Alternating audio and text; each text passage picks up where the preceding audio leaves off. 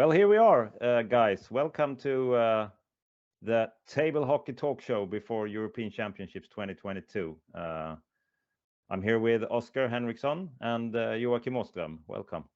Hello, thank you. So, how are you guys? Just fine. Sitting in the northern part of Sweden in the rainy city of Umeå. Yeah, I'm fine. Had my last exam before the summer earlier today, so it feels great. That's good. And then you're all set for table hockey then? Hopefully. Yeah. I'm excited. That's great. We all are. And Joakim, you are the chairman of the Swedish Table Hockey Federation and a good representative for Sweden. Of course, since we all are Swedish, it would be easiest for us to start this show with talking about Sweden, the Swedish squad, and of course, about you. And before we get into your table hockey career and your expectations for the tournament and so on, we have learned that you actually have another ice hockey background, not as a player, but as a referee on the highest level. Tell us more about it. Yeah, I have 20 years as an ice hockey referee in every level in Sweden, from the lowest to the highest. A couple of years in the SHL league as a linesman, and then a couple of years as a referee in lower divisions. So I have been a referee in a couple of games with the guy who has named the latest version of the table hockey, Peter Forsberg. It's he's a special kind of player. I think he's the most competitive ice hockey player I have ever met. Is he aggressive? He's aggressive and really hard. You don't small talk to him during the games. Outside the rink, you can small talk to him. It's quite nice outside the rink, but when he plays hockey, he did everything to win. So. And what stage in his career did you actually meet him as a referee? Mostly when he was back in Sweden on one of the lockout seasons, and then a couple of friendly games when he was recovering from injury and played with friendly games with Modo Hockey. But I have also been referee a couple of games with the Henrik and Daniel Sedin when they were young. They were junior players. I remember they played a camp for the junior Swedish team, and they hold the puck 2 minutes in box play. So they were also a nice memory from their ice hockey career. Real good players. Back to Peter Forsberg. We have all seen, especially in Sweden, when he was young, losing the SM Swedish Championship final against Malmö, and he broke the stick against his thigh. Yeah, and he actually on live TV threatened the referee with a punch. Yeah. Maybe not okay, but it's nowadays it's a fun moment from his career. I think he was 18 or 19 years old, and he has carried his team to the finals and lost the last game. So he was quite frustrated. How was he? Has he said anything offensive against you? No, never. He didn't talk to the referees at all when he played, when I was the referee. He just focused on the game. Yeah, that's good. We all get older eventually, don't we? Yeah. So how would you, you have this background, and then you, at an adult age, came into table hockey. There are some winners and some people with strong winning mentalities also in table hockey, I guess. How would you compare it to people like Forsberg and other elite ice hockey players? Are there similarities, differences? Yeah, the mentality can be quite similar. Very many table hockey players really want to win every game. And the competitive moment is really present in table hockey. I used to say that it's harder to drop the puck in a sudden death in table hockey than it to drop the puck in SHL. You get more complaints about how you drop the puck. Yeah, and what would you say? I mean, who's the worst?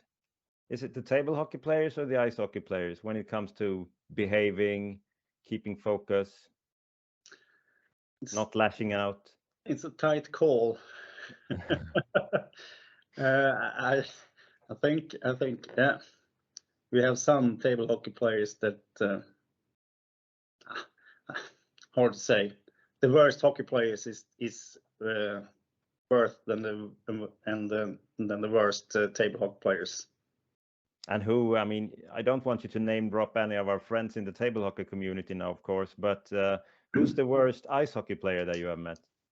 I think it's Niklas Åström, also a Modo hockey player.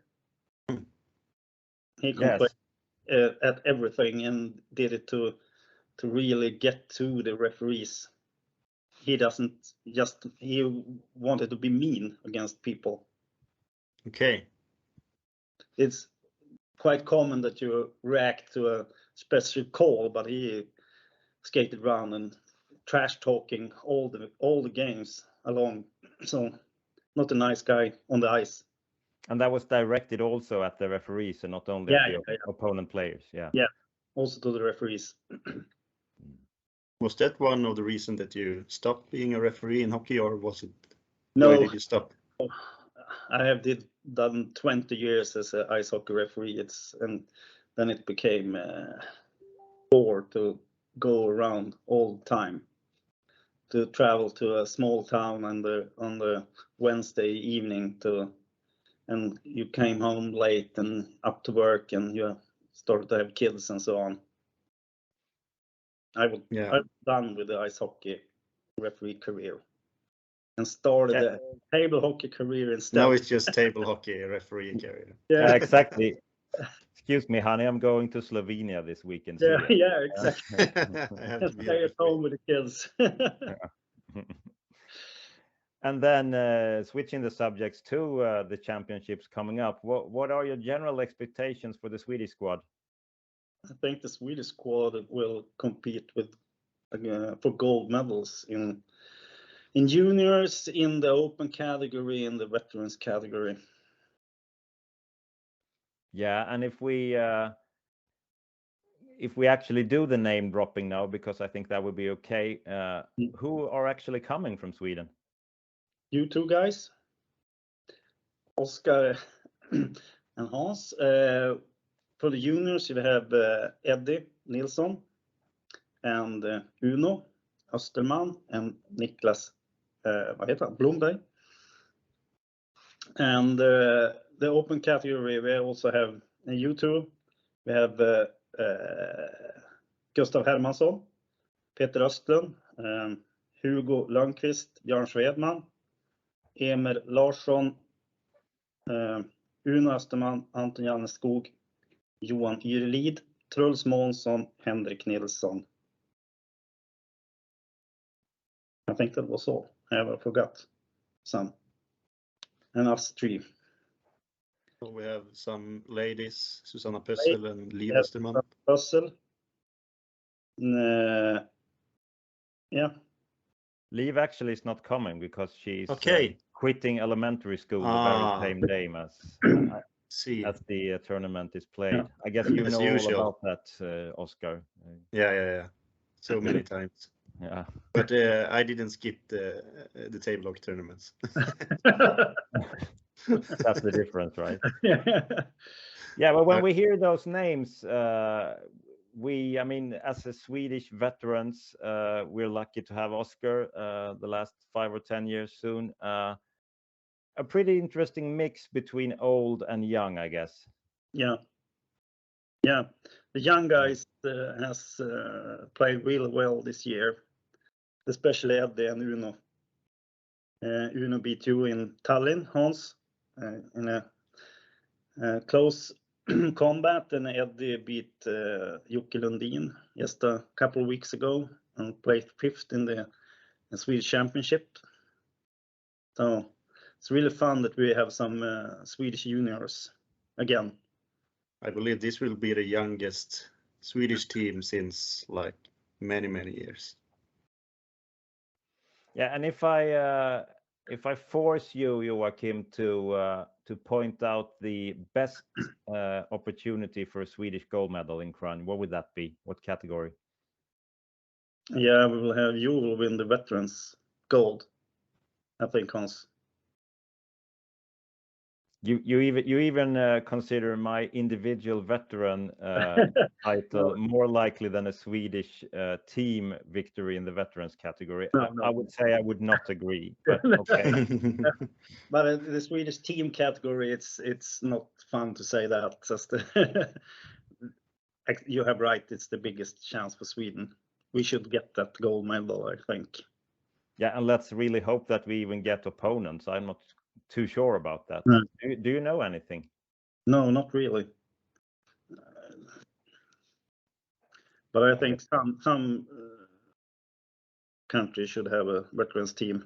But I can check now on the Scorpion site. It's actually up already on Scorpion. Yeah. I saw a list. Edgar Zeiss is participating in the open category, so that's he good is. to see. Yeah, I saw him on the list at least. They must have given him a wild card then, because he hasn't been qualifying in Latvia, I guess. No, I don't think he have played any tournament since World Championship. So. But he's top 25 in the world still. Yeah. Well, That's veterans, Sweden, Latvia, Estonia, Germany, and Slovakia. They actually have team veterans. Yeah, five teams. That's good. That's good to hear. And except for the veterans category, then who do you think will be most likely to be some kind of an outsider, maybe in the Swedish squad, maybe being coming from down under and surprising the world? I think maybe Johan Yrlid can surprise the world. He placed 8th in the Swedish Championship, almost from no place. He's a debutant in the championship. What do you think, Oscar? Yeah, I think Yrlid is someone that he hasn't played very much, especially not international tournaments. So I don't think people even know who he is. So he will surprise many people. Yeah. And all the old junior guys, Ed and Uno. They are developing all the time. So during this season, they have like exponential development. So it will be interesting to see next week. Yeah, and we of course are very happy in Sweden. I mean, being the dinosaurs of table hockey, and now after so many years being able to put up a junior team again, it feels great. But then another question. I mean, since Lars Friedel is not coming, who do you think will be leading the Swedish squad at the banquet? Yeah, I think Lars is the winner even from home. So let me think. Maybe Gustav Hermansson.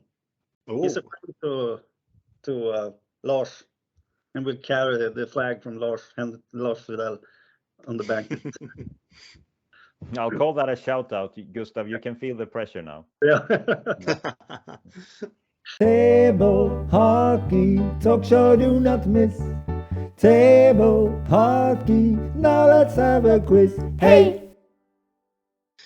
And the first question for you is, name the 3 table hockey players.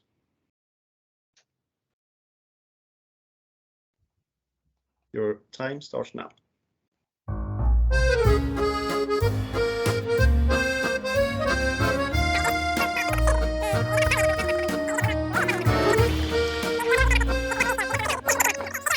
I should see number 2. Damn it.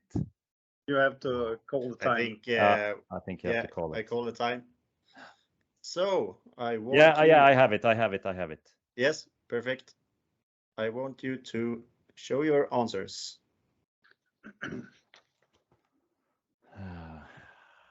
know if you see this. Okay. Number 1, size. Number 2, Petr Östlund. And what is number 3? It's Uno. I just wrote Uno. the first Yes. And Jocke, can you say what's on your paper? My paper, Edgar size, Petr Östlund och Uno Österman. You both answered the same. Yeah. So what is the correct? Well, you both was right. 3 points to both of you. Let's say I wouldn't have been satisfied if I missed number 3. I think it was pretty hard, but you did it well. I think number 3 was the hardest one for me. Number 2 maybe was the easiest one because of sweating the sweat. in his face. Yeah. Sweating Petr Östlund. Yeah, for me, actually, it was the opposite for me. Obviously, number 1 and number 3 was quite easy. It was something with those eyes. I really reckoned them. I understood that they have been staring at me so many times, but I just couldn't point out who they actually belong to. And I mean, as we know, Petr Östlund, he's so much more than just his eyes. So it was interesting and hard, I think. Perfect. Well done. Thank you. So let's end this up. Thank you, Joakim. Thank you. Thank you, Joakim. And of course, maybe a little internal since we all are in Sweden, but best of luck for the competition. Yeah, thank you. See you guys. Bye. Have a good Bye time. bye. Bye.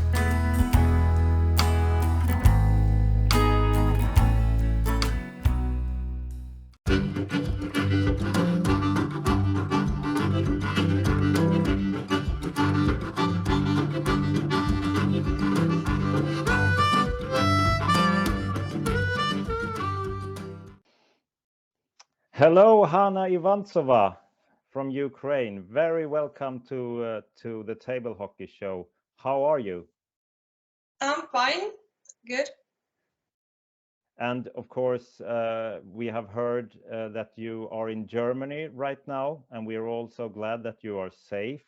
There are terrible things happening in your home country with the war, and me and Oscar, and I'm sure I'm speaking for the whole of the international table hockey community, of course, are thinking about your country, your countrymen, and all our table hockey friends daily. What can you tell us about when did you leave, actually? When did you get out of Ukraine? So actually, I'm glad that I'm in safe too. And when it all starts, when the war starts, first week we were in Kiev, but then we decided to remove. And it was on 3rd March. It was 3rd March. And we decided to go out from Kiev because it started to be more unsafe there. And after 2 days, we drove in Germany, and there we found our friends, and they was so friendly with us, and we are now in their apartment, but hopefully everything will end and I will came home and will live there. Yes. Where in Ukraine is your home? In Kiev. In It's Kiev. Kiev, yeah. And it's what about the? I mean, you are safe in Germany. We're glad for that, and I have understood that you are staying with Shalomayev, also a known table hockey player, or at least you are in the same city or the same area as he is. I'm in Baden-Württemberg, but with Shalomayev, with our friends, the other friends. So. Okay. That's good. And what about the? I mean, there are so many table hockey players in Ukraine that we all are worrying about right now. How are they? What have you heard? Almost all of them are good. Some of them left Ukraine. Actually, it was kids. One of the kid wrote me that he is safe in Germany too. Yes, and the Ukrainian that who are still in Ukraine, they are, how I know, safe, but not all of them. Heard that players who lived and live now near the Russia territory, they was felt so hard about it because all the time they needed to move and so on. But as I know, everybody is alive and they are trying to move from the places where is so many things that can make them feel bad and to hurt them. Yes. That's good to hear. If we go to your tournament in Germany, just a couple of weeks ago, you became quite historical, actually, as the first female winner of a World Table Hockey Tour tournament.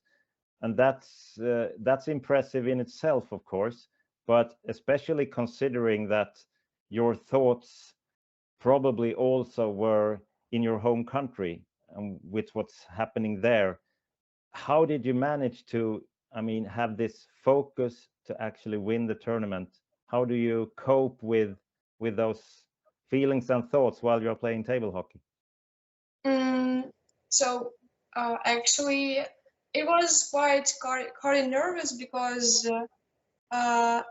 sometimes you can't just feel relaxed when something happens in your home and with your friends. But I think that it helps me psychologically. Psychologically, everybody can remove their mind into something else, into the different thing. And also, you need to do this to put your mind into something else, to not to feel nervous all the time. And I did it, and I tried not to be in the bad use. So I just focused on table hockey. It's hard. I don't know how to explain it, but it needs to be with everyone, in everybody, to focus on something else. Yeah, it's impressive and as you say, important to actually have something else to give your attention to. So I guess table hockey could be more important than ever in those days. It helps me. Table hockey, when I'm playing it, I just focus on it and try not to be nervous. How long have you played table hockey? I remember I was seeing you when you was just a little kid. Yes, actually I'm playing it for 7 years. Yes, and my first tournament was in 2016. Yes. Okay. Feels like yesterday for me. Yeah, and before we're going to talk a lot about Germany and about the coming championships in Kranj. But before we do that, life isn't only about table hockey. And as I've understood, you're quite into art. Tell us more. Yeah, it's true. I'm into art. What kind of art? I believe that I'm not into art. Means to be creativity, to be creative. I'm into drawing. I'm into singing, and it also makes me feel better and happier when I'm doing it. And it is part of myself, like drawing and so on. If I may, Hanna, I would like to show the audience a gift that you gave to my daughter to leave, that Shalomayev brought to Tallinn. it means a lot to us, and it's a very beautiful drawing. I want to Okay. show it now. Let's see if camera Oh, can catch it. wow. Impressive. There is an expression, you know, about the picture can tell more than the 1,000 words, and I guess that's true in this case. You're amazingly talented. Thank you. Thank you. Very, very beautiful. And if you think at the bigger picture with art, would you also consider table hockey as a form of art? Maybe. I think table hockey can be also part of thing that makes me feel happier. And also about if you compare drawing with a table hockey game or with playing table hockey, do you see any similarities, any differences? You need to work with your arms, yes, and to give somebody to make something be alive. When you're playing with that gamers, you feel like you are the leader of that game, the leader of the team that you play. And the same situation in drawing, when you're drawing, you are like a leader of that thing that you're making. You making something new or so on, and something is the same some ways. So yes, it can be. What's most fun, table hockey or drawing? Oh, it's hard. It's hard. They are both good. They are different in some ways, and in some ways they are the same, but they are both good, I can say. In different ways. In different ways, yes. And it's good you don't have to choose either. I mean, you can do a lot of things in your life. Coming to the tournament then in Germany that you won, when we were writing in Facebook Messenger before this, no, it was in WhatsApp actually, never mind.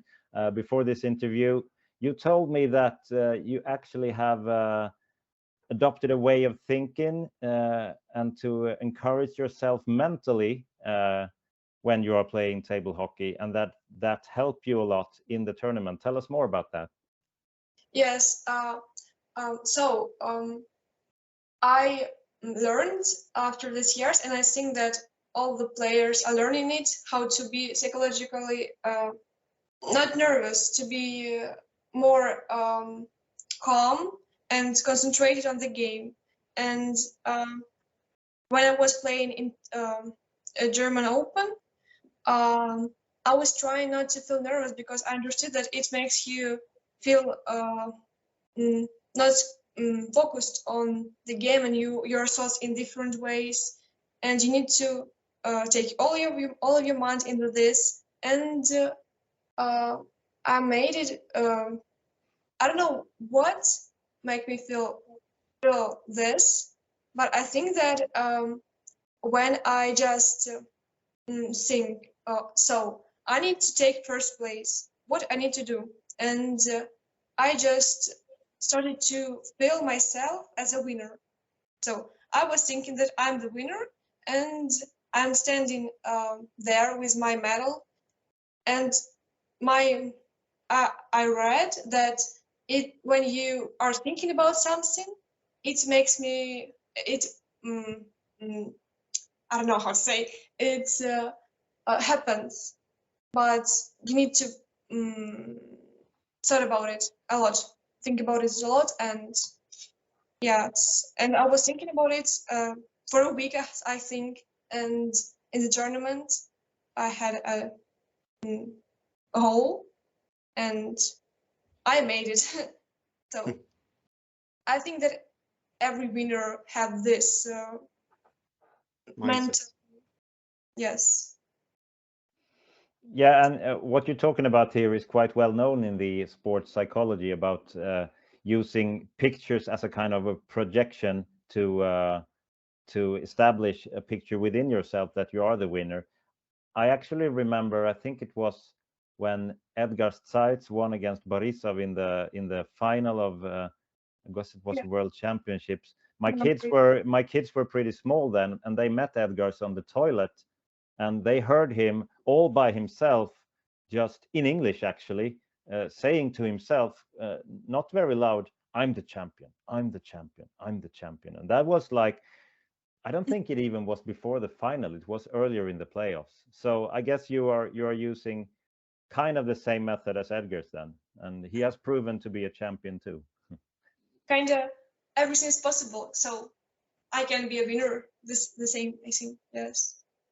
And how, I mean, we all want to see ourselves as winners, of course. Not everyone can succeed.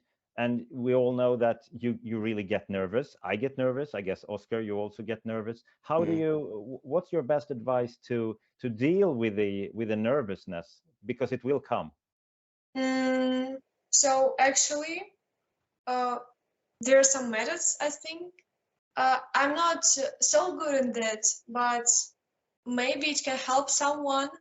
At first, you need to understand that if you won't be a winner, for example, you also need to think that you will be a winner, but in the same way, you don't need to be nervous if you won't be a winner. So you need to understand that, yes, my goal is to take first place, but actually, if I won't win, nobody will kill me, for example, and it makes you feel more calm. So just saying this first place and, for example, second place, they are after the game. Even if you took second place, you feel relaxed. And how I understood, usually you took the first place because you feel calm all the game when you're playing all the game. I don't know, kind of this. So it's hard to explain, but it works for me. It's worked. Yes. Interesting. I think many people can learn from this also. I hope. Yeah. But in this tournament, German Open, you had a quite impressive results. I remember I was following it online, and I saw you had 4-0 against Pavel Plesak, who is a good player, obviously, and there were some quite big wins against him, and then you ended up in the finals against Miettinen from Finland. A tight game it turned out to be, and I mean, he's one of the elite players of the world table hockey, and you ended up with a game 7. My question there, what was your mind before that game? Were you thinking that you were about to be the first female winner of a tournament, or were you just thinking like to put the pressure on yourself? I want to win. Do you understand what I'm after? So I was like how I said, I was putting a pleasure, yes, into myself, and yes, it's, as I remember, I was in that time I was a little bit nervous, but then I just, when I started to play with him, I think that I just I wasn't thinking about everything. I was just put in the game, and I don't know, it's quite hard to explain. So actually I was only into game, and I can't remember, because after that game when I won, I just wanted to sleep because my mind was full. But the main goal was always with me. Yeah. And maybe that's the key to winning generally, that you have to be in the moment and not thinking about consequences, history, whatever. Just be concentrated on what's actually happening on the table hockey game. Yes. But tell us more about that. I mean, what was the game 7 like? So, yes. So firstly, I ended first game with 1-2 or 1-3, and I just was trying to understand what I'm doing wrong, and my player Petr was so good in the ways, in the attack, in defending, and I was just for a short time I was like, how I will win him, because I was doing everything and everything was bad. How to say bad? Yes, and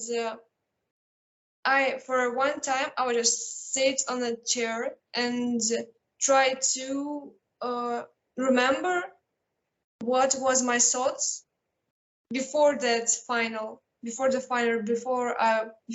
whole game, and I just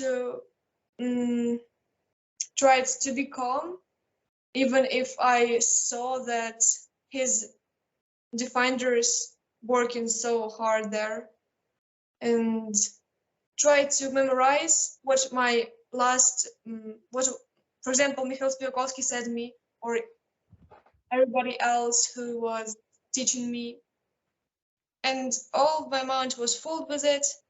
And I think this is the last two games. My mind was only in the game. Just I wasn't thinking about my friends who was like trying to help me with their how to say, I don't remember. So my mother, for example, who was on the championship and watching how I was playing, just tried to feel nothing like that.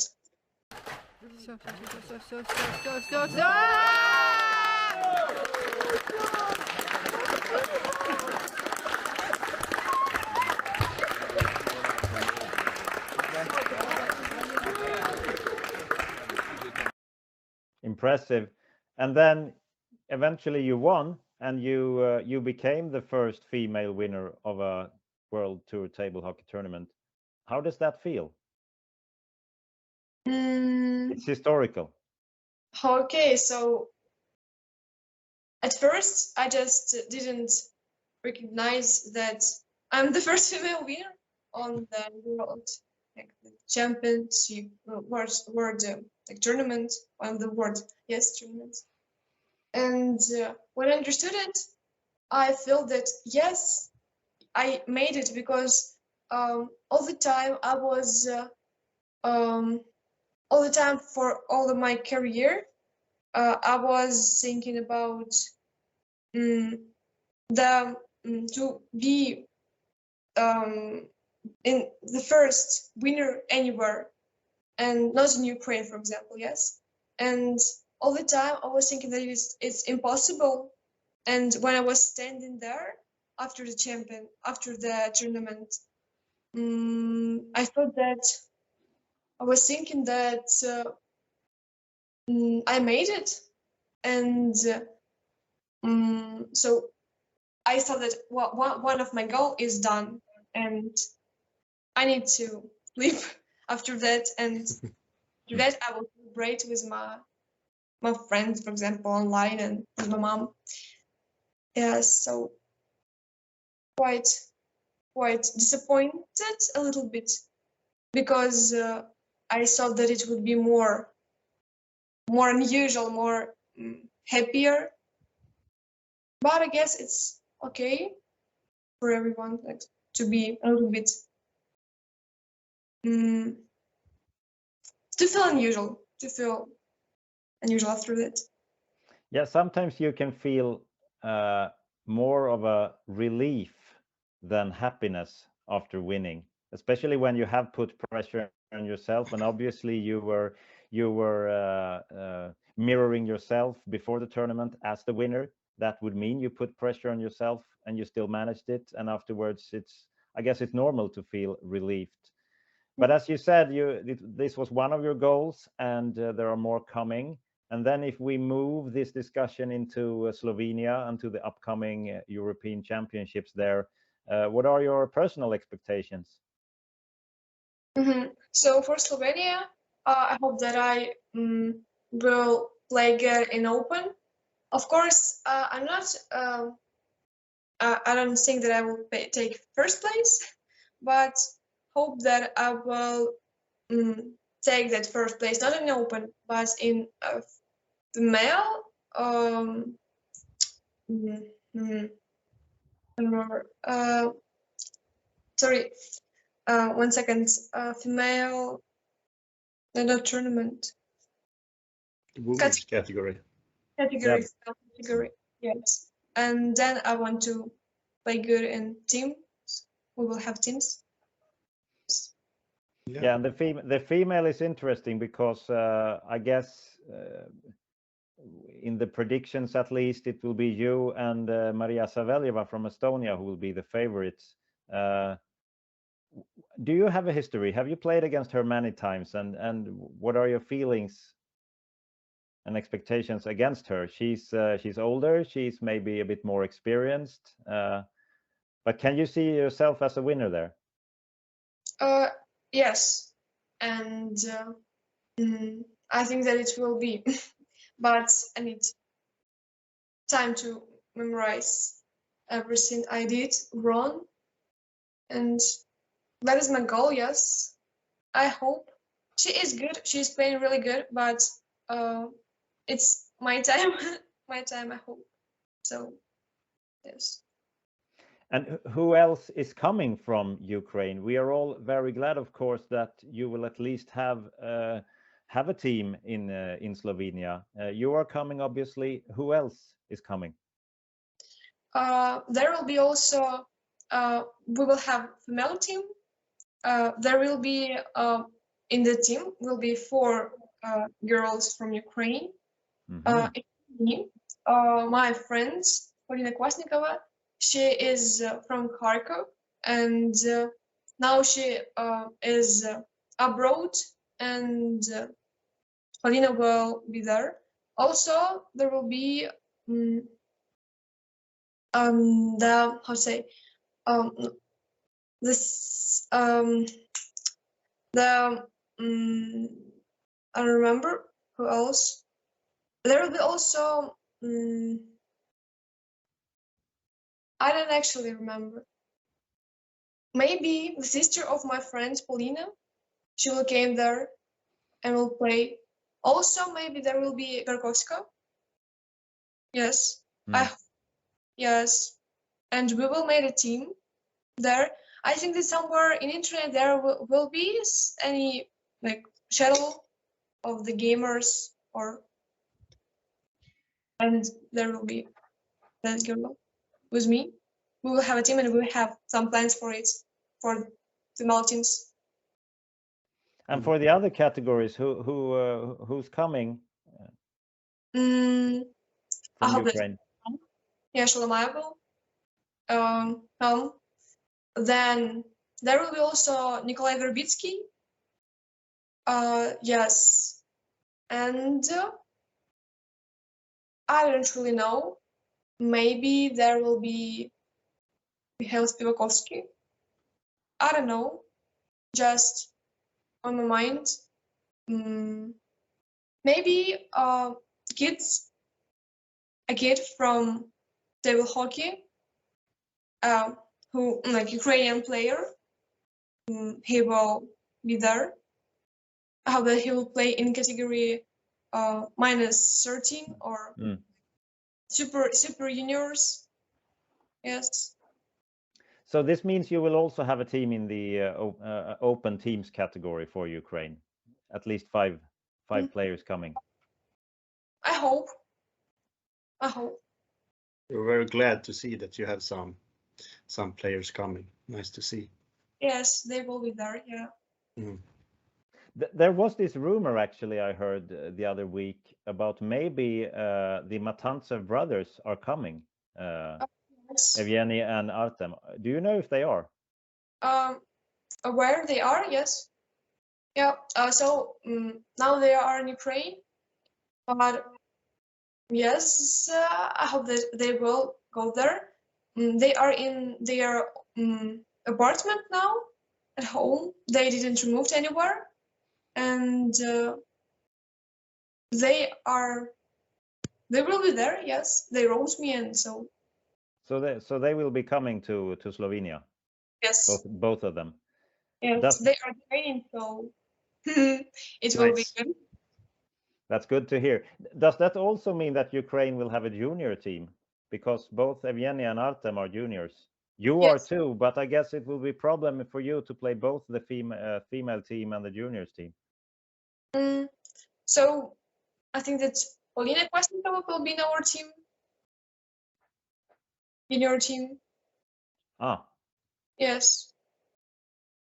It's lovely to hear that you are actually coming. So many people from Ukraine. We look forward to seeing you there. Of course, it's when we record this. It's not more than a week actually before the tournament is coming up. Who do you think in the Ukrainian team would be the favorite, and who would be the surprise? So the favorites. Okay. So I hope that Zhenya Matantsev will play good because he's training now at home and he has plans for Slovenia. Also, I think that my friend Polina, she is playing only half a year, but he has so many ambitions, and actually she can she can play good, and everybody will see a new gamer. So let's go. How much do you train nowadays before the championship? I'm trying to train every day because I need to be ready. Okay. Do you train like 1 hour or just a couple of center moves, or how do you put up your training? So my program is I'm playing for around 1 hour or 1 hour and a half, and it consists of everything. So I'm doing everything to be good in everything because I think that I have theory and my hands know what to do, and I'm only just try to like memorize everything. And I'm doing it every day. I'm trying to do it every day. Yes. We have to step it up, Hans. Yeah. I don't know, 1.5 hours of training. I guess I would have to, if you define training as standing alone at the game, not playing games against an opponent, 1.5 hour for me, well, maybe in the 90s. For me, it was like 3 days ago, maybe, but not every day. Table hockey talk show, do not miss. Table hockey, now let's have a quiz. Hey! Who is the highest ranked lady in the ITF World Ranking? Second one is, which country does she represent? And the third one that is maybe a bit tricky, what is the name of her club? So 1 minute starts now. Yeah,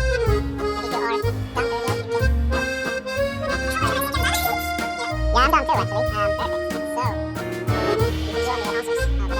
Perfect. So, You go first, Hanna. Yes, it's so like I just can't memorize her club. Sorry, but I have. Yeah, you can tell me also. Saveljeva. Yeah. And Estonia. I don't remember the club, sorry. And you don't remember the club, yes? I don't remember, sorry, I just can't remember, and I won't remember. And Hans? Well, yeah, Saveljeva for me too. I don't know if you see my answers here, and Saveljeva. Estonia. And then I don't know. I just followed some kind of impulse and wrote SK Ruha. And I don't actually know if that's a table hockey club or a football club or whatever, but my answer is Ruha. Probably SK wrong. Ruha. Yeah. So let's check. Of course, it's Maria Selvia from Estonia, and the club is SK Raua. Oh. I will remember. Yeah, sorry. But you was right on that one also. Well, not literally right. I was But writing you knew the name Ruha, of but it. but you are the referee here, Oscar. You have to. I can give you half a point for that one. So Hans gets 2.5 points, and Hanna gets 2 points. Yeah. So thank you very much for talking to us. It was nice to have you here. Thank you for that conversation and for the interview. I'm so glad to hear you too. And Yeah. see you. See you soon. See you in Slovenia. Good luck with your training, and once again, big congratulations for your victory in German Open. I'm quite sure it was the first one, but not the last. I hope. Have a good time.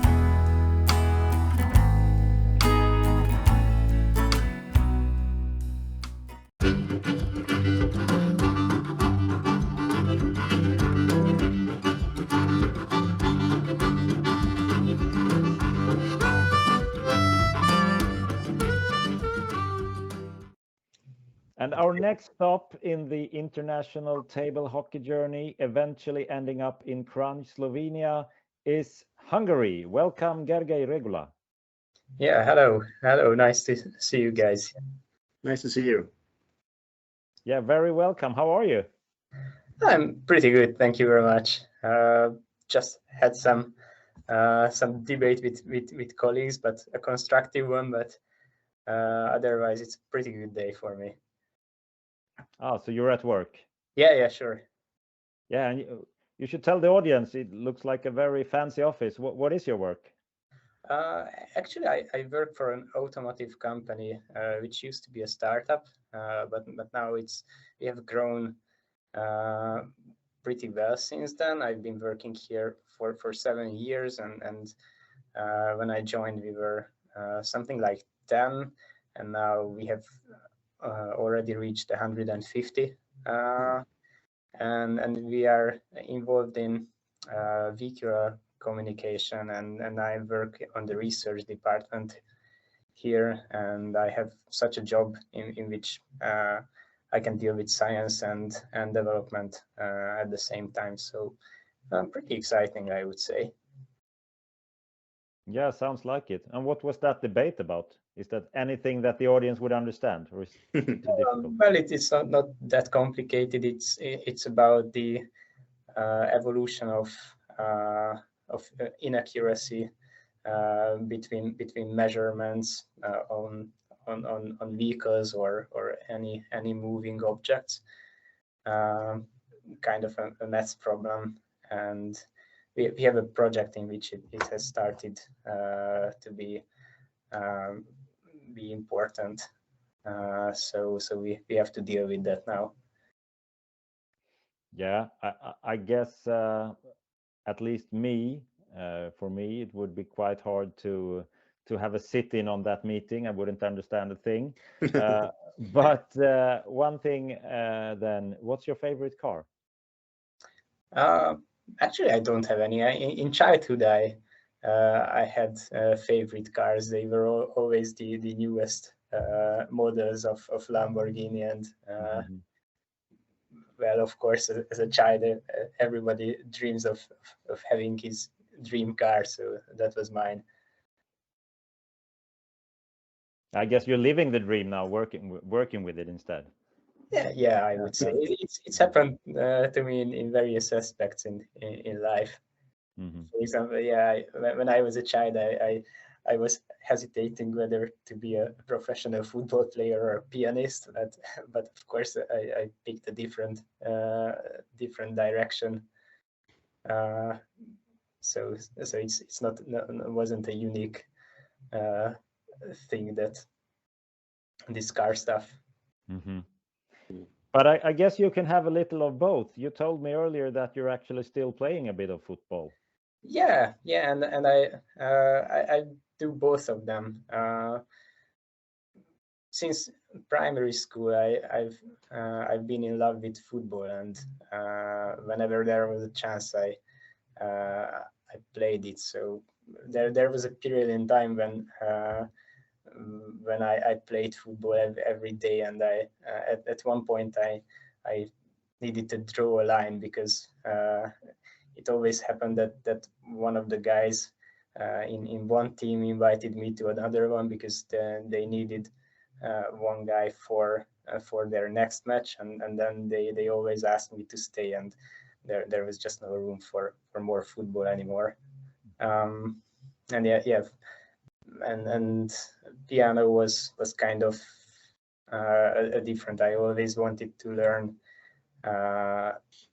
that specific instrument, and since then I've been playing it. But actually I'm wrong, because there was like a 7-year break, and after that I bought a digital one, so I can play even at night without disturbing my neighbors. What is your biggest talent? Football, piano, or table hockey? I would say I used to have the biggest talent in football, but I was always a little child, so physically it probably wouldn't have been the best idea for me to start a professional career.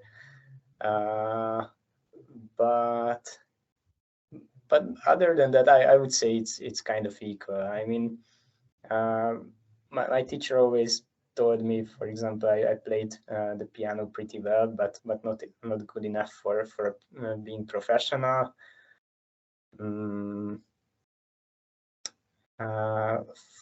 Football, I guess it would have been the same.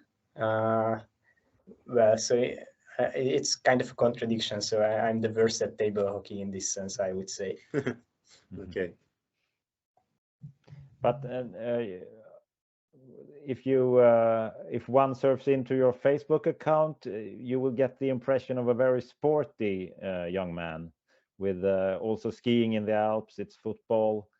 Yeah, that's true. Even though I don't ski more than 2 weeks a year, but I'm able to imagining and waiting for the winter holiday to go skiing again.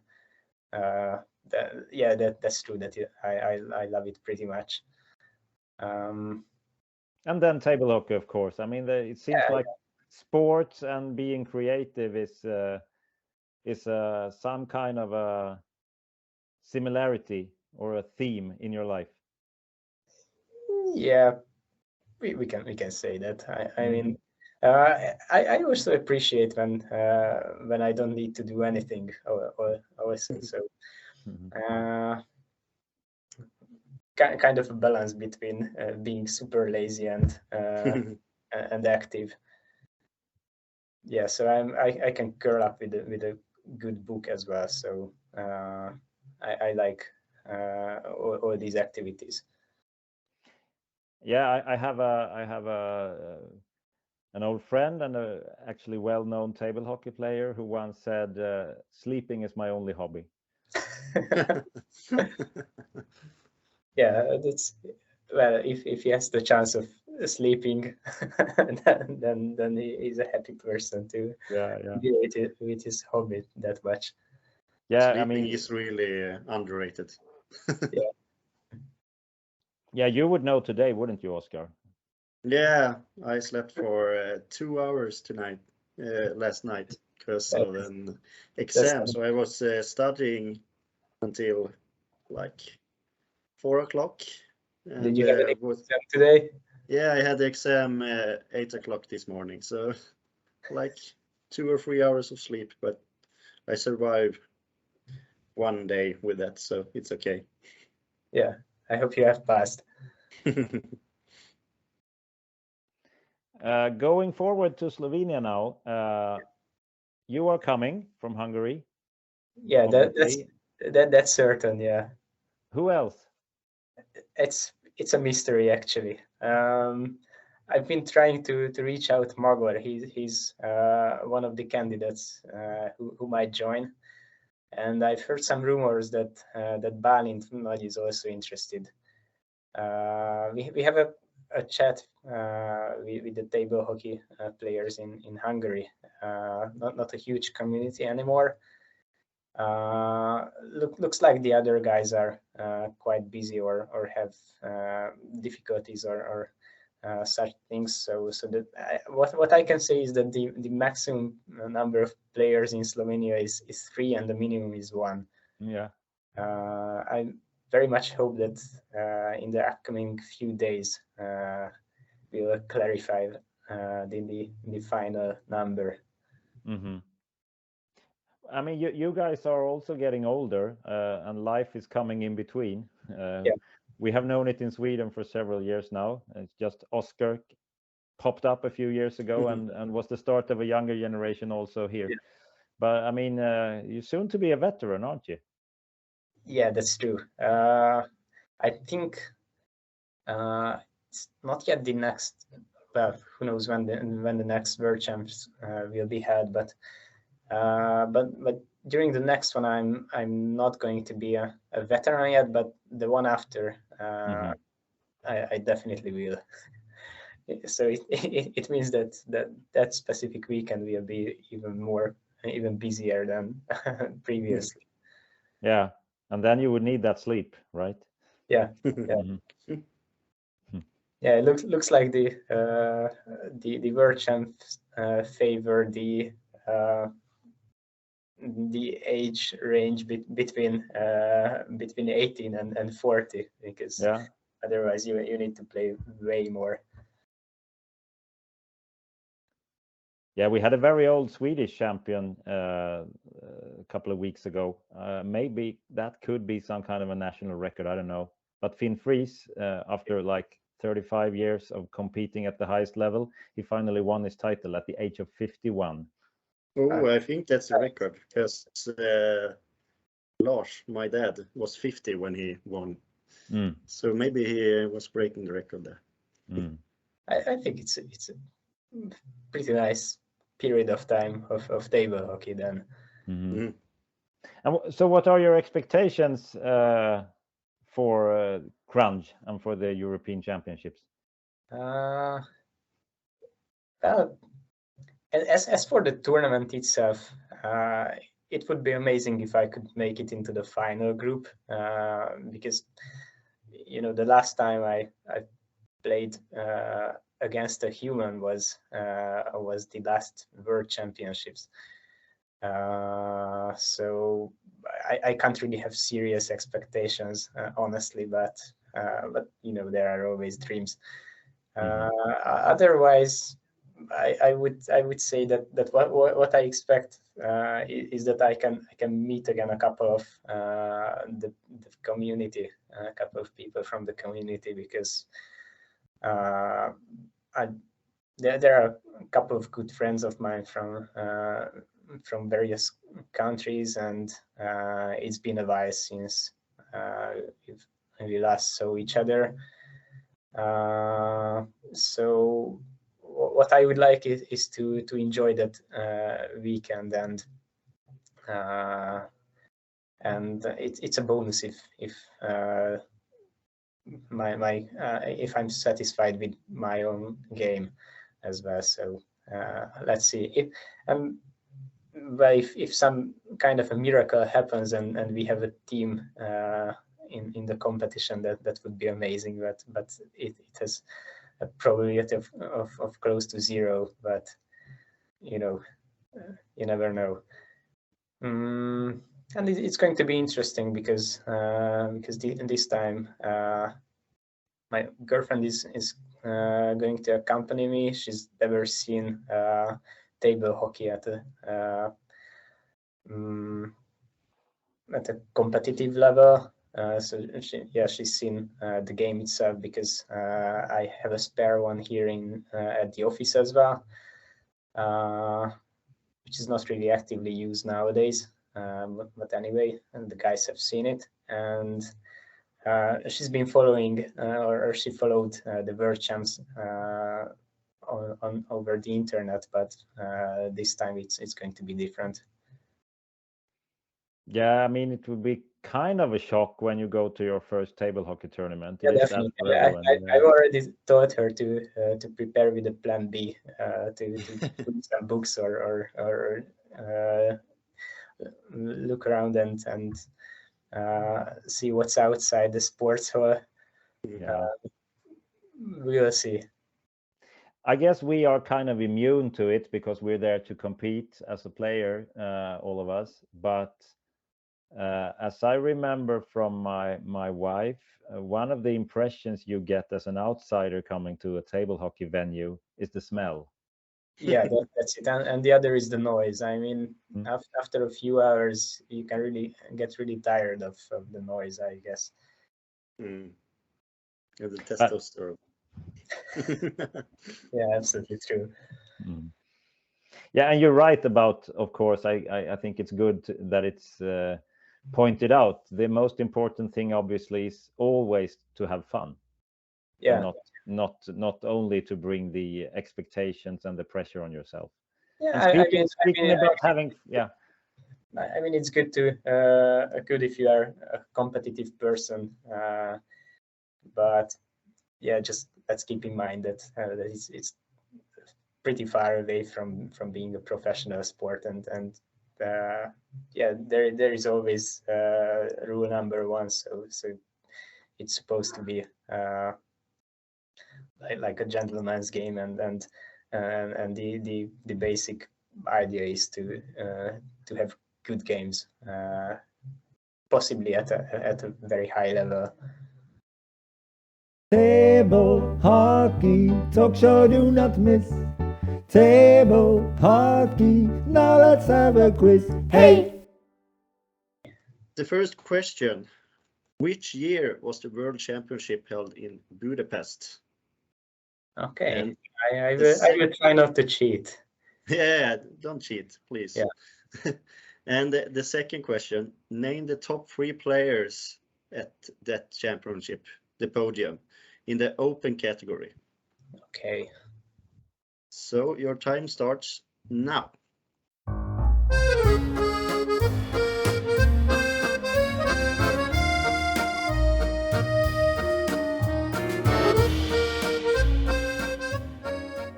Okay, I've written 2011, but I'm pretty much sure I'm wrong, because perhaps it was 2009 or 7. Yes, 2011. And what is your answers on second what one? I'm sure about is that it was Ronnie who won the tournament. And if I recall well, then his opponent in the final was Giannis, and the third, I guess it was Edgar's, but I'm just 50% sure in the second and third. Yes, super, thank you. And Hans, what is your answers? Yes, I don't know if you see them here now. Yes, 2009. 9. Yeah, I'm quite sure it Ronnie. was 2009, and I know that Ronnie beat Giannis in the final, obviously, because I was there to see it. Yeah. Actually, that was the only competition where Ronnie changed his center moves, if you remember. He was doing what we in Sweden call little boot and backwards spjass. Yeah, I don't remember that specific moment, but what I remember it was that he was desperately avoiding even trying to shoot from the left wing directly to the goal, and I think in the last match he won it by such a goal. Yeah, Memorable. yeah. He what had was your last the third Edgar's. one? Edgar's. So you also wrote Edgar's. Yeah.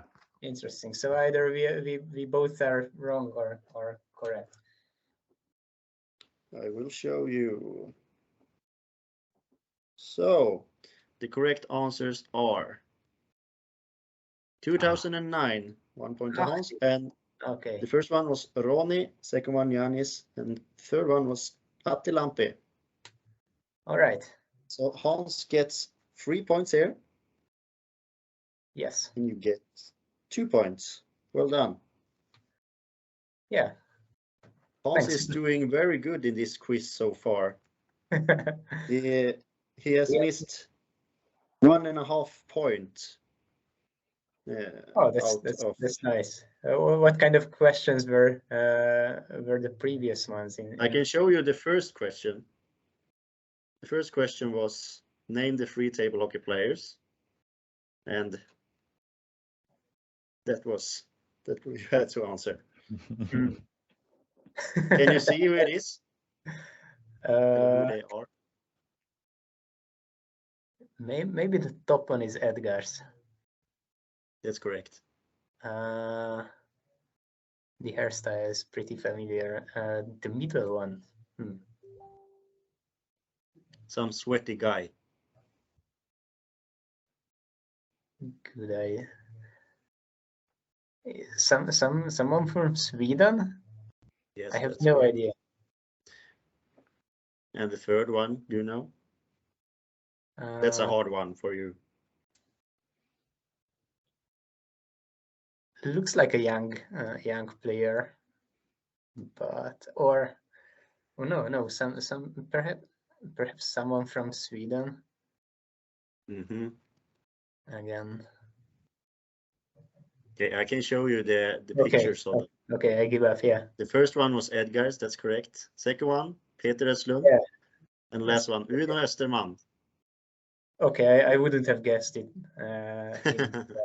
Yeah. He's also getting older. It's not just us. Yeah. Okay. So, thank you very much for joining us. Yeah, it was a pleasure. I didn't hesitate much when I received the question from Hans. So thanks for inviting me to this. Yeah, of That's course. fun. And see you soon. Yeah, Like yeah. in 1 week very or much something. looking forward to it. Yeah. Thank you very much, Gergely. And we I guess we are all of us curious on what car you are arriving in. I want to see the Lamborghini. Won't be that spectacular, I would say. I'm sure you know how to make an entrance. Anyway, take care until next week. Perhaps crash the entrance or something. Yeah. Have a good time. Thank you too, and have a nice day. Bye. Yeah, likewise. Bye bye. Bye.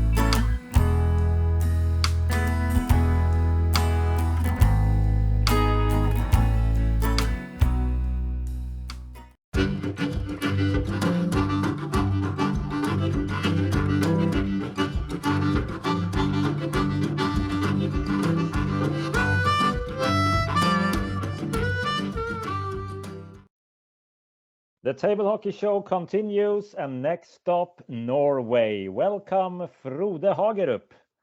Thank you. Was that a heart? No, it's a new Norwegian celebration sign.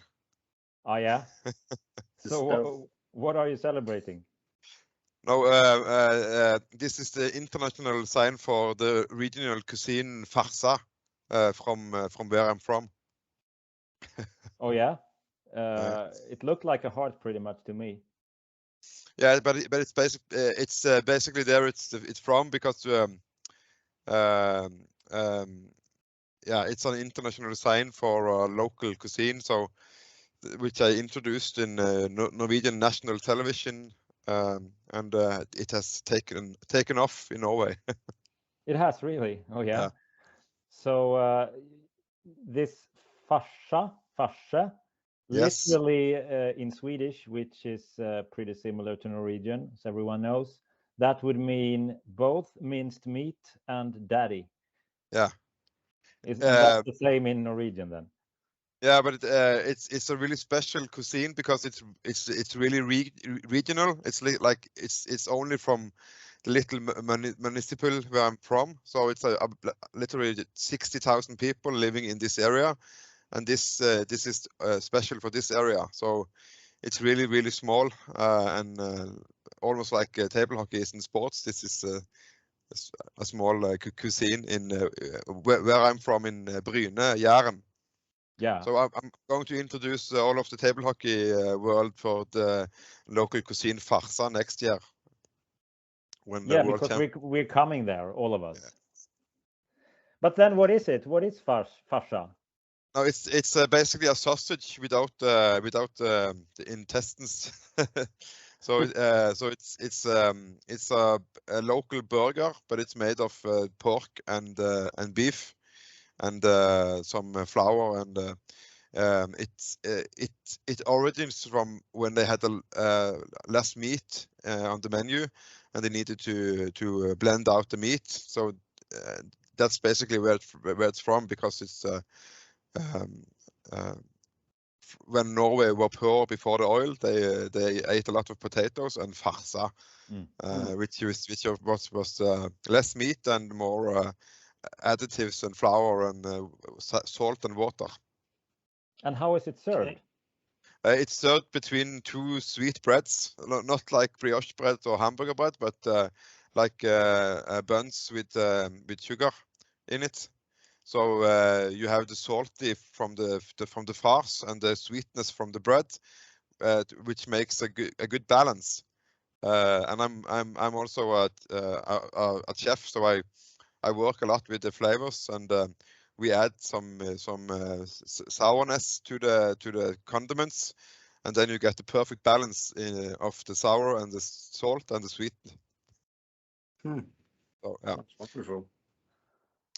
For sure, we're going to try it, Oscar, aren't we? Yeah, of course.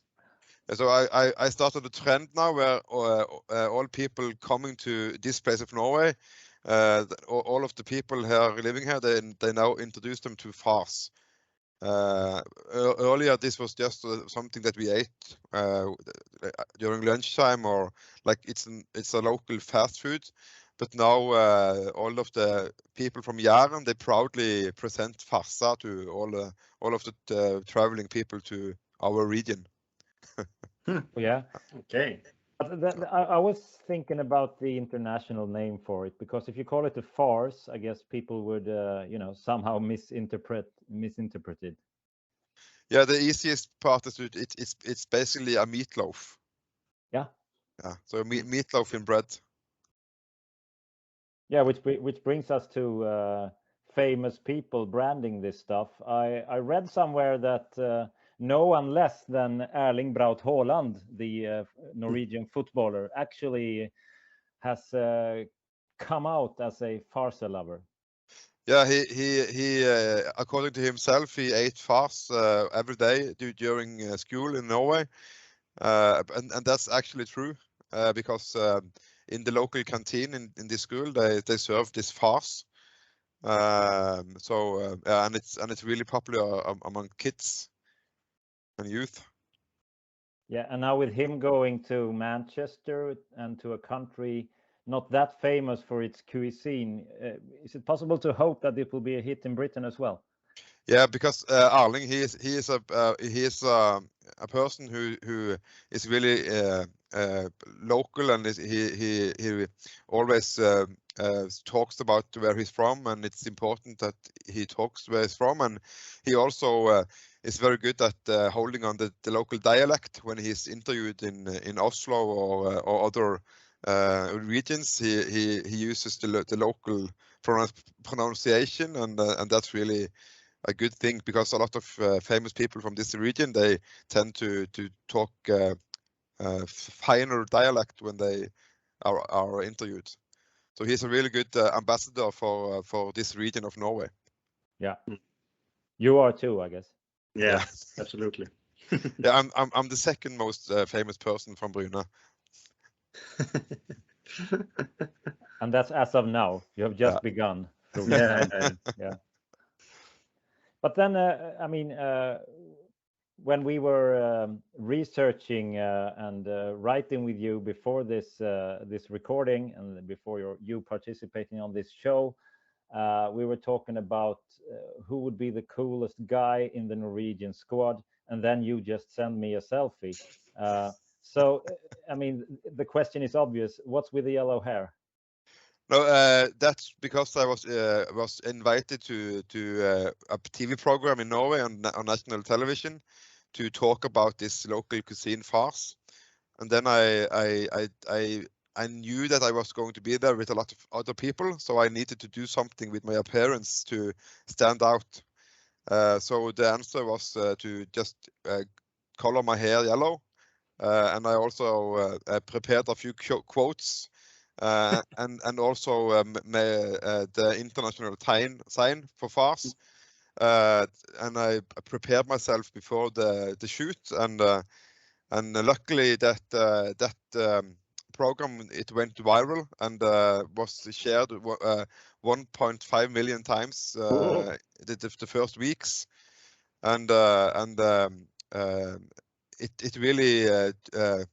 It was really a big hit in Norway, and with the yellow hair, it's very easy to recognize me, and I have the nickname the Farce King, which is basically a parody on Burger King that we made 5 years ago. So now everyone in Norway they yell hey, the Farce King when I walk past them. We will do that as well next week. Bring the crown. Yeah. Which brings us to the table hockey tournament that we're actually all going to. So who will be the Norwegian king, and who will you bring with you? We are lucky in Norway that we finally have a top player now since Tore Li. So Magnus Klippen will be the one to watch from us. He is top class, and I think that if he had traveled more to play, he would be possibly a lot higher on the rankings.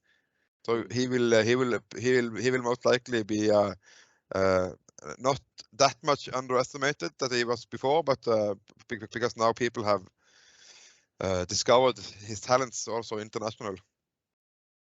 So and also his smaller brother Øystein Klippen is also going, and it's Andreas Fjermestad and Daniel Nygaard, which also are our youngster. He actually lives in that house there. He's my neighbor. Okay. And I'm also going like because I'm more like an old pump, as we say.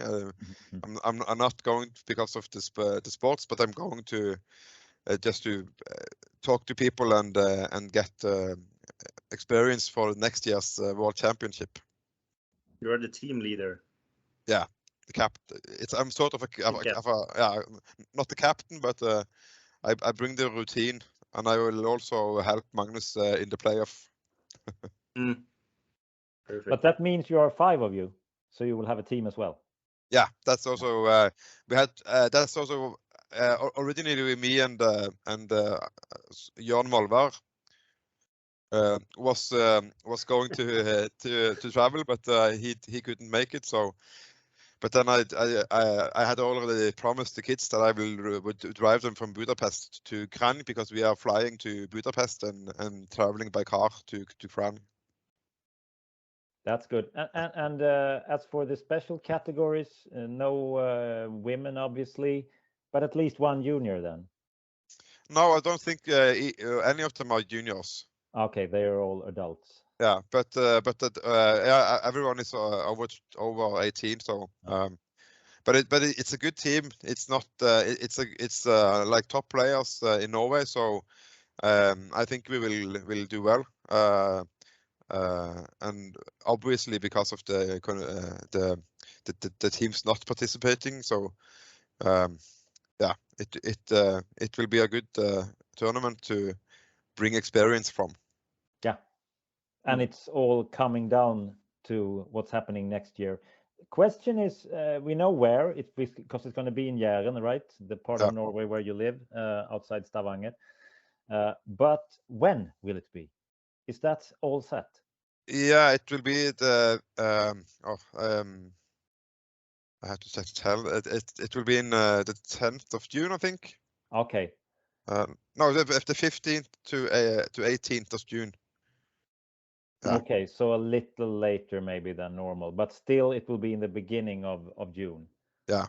Because there was this discussion, and maybe this is not the right time for it, but just to make you understand why I was asking the question, there is this discussion about maybe moving the European and World Championships to August in the future. Yeah. How would you feel about that? I think it would be better. It's easier to organize also. So but for us, as a table hockey is more of a traveling sport that you pay your own expenses. So for me, it has always been easy to combine it with the vacation. Mm-hmm. So I think it's important that it is in June or in early August. And I would not like it to be like late August, because it's good to have it in the ordinary vacation times. Yeah, of course. Yeah. And I guess the problem in Sweden, which Oscar can tell us everything about since he was more or less a junior yesterday, you will have this clash between the dates of table hockey and school ending. Yeah, it's always the last school days at the same time as the championships. So it's sad that you have to choose some of them. Yeah, I think it would be easier to have the last weekend of June. So, but I don't know. We just took the same dates that I had earlier, and we also got a good location deal, and it was a good match on the venues. Of course. Yeah. Interesting. What else can we expect except from the food thing then? No, the fun thing is that when we arranged the World Championship 10 years ago, me and my twin brother was basically the main organizers, and we introduced some new things, that picking up people at the airport and having the tournament in a hotel venue, so that you can eat, play, and sleep on the same place. So I think we introduced a couple of new elements that some people have copied afterwards, which is really cool. And we will hopefully do that this time too. But like a good example is table hockey trophies. When very often you get ice hockey trophies with ice hockey symbols and ice hockey figures. But now the 3D print technology is booming in also Norway. So we're going to make a 3D magnified trophies of a table hockey player. So Okay. Yeah. Cool. So and also the logos and will be matching, and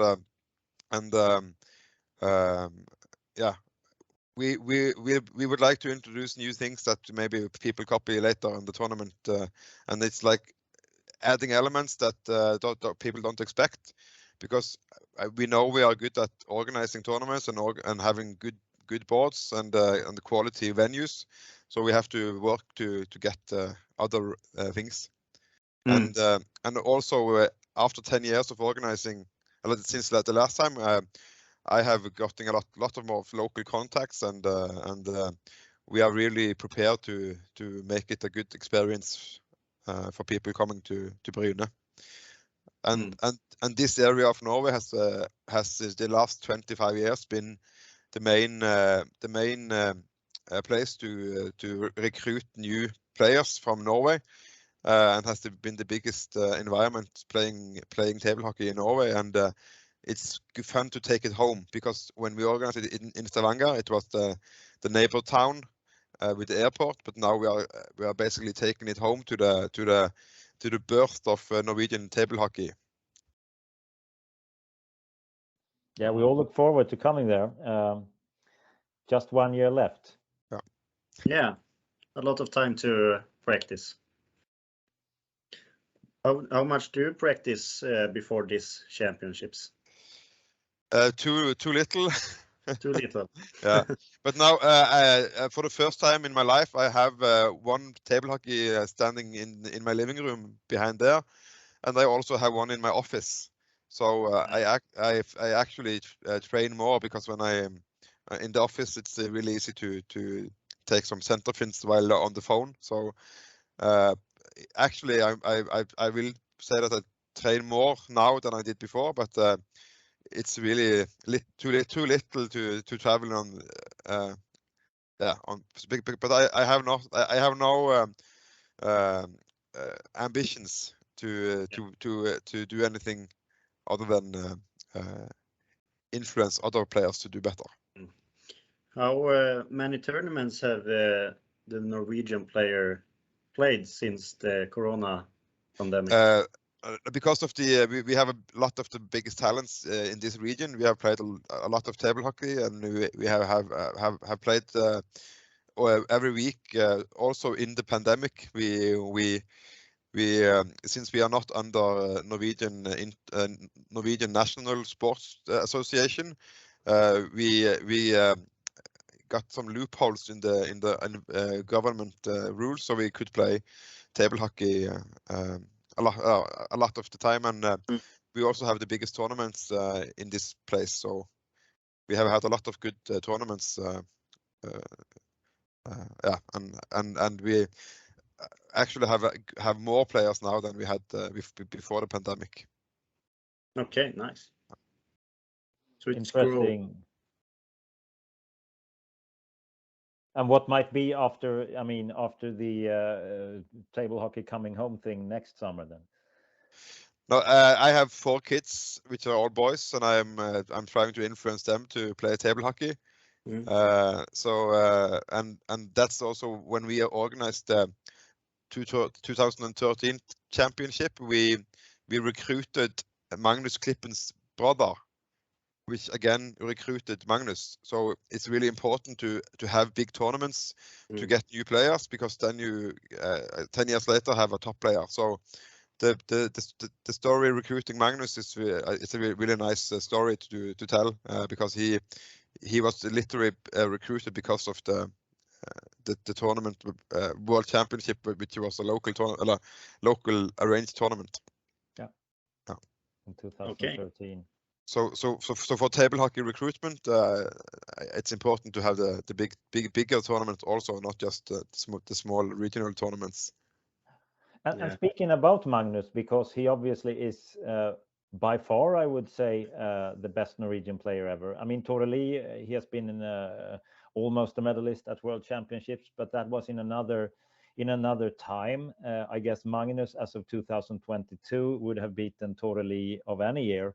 Yeah. But how good is Magnus, would you say, at his top compared to the very best players in the world? I have been out of the international environment for a couple of years, so I'm not the best person to say it. But he is the only player in Norway that I have experienced which plays the defense like the top players in the world. Yeah, so he's not a flamboyant player with a lot of combinations and tricks. And he's more a cynical and a nice player. And Norway has always have had sportsmanships and nice players playing table hockey. So, and Magnus is top class in that also. Yeah. Table hockey talk show, do not miss. Table hockey, now let's have a quiz. Hey! No. Are you ready? The first one. There are only 2 players that have won the European Championship more than one time. Name those 2 players in the open category. And the second question is, how many times have each of them won? 1 minute starts now. Yeah.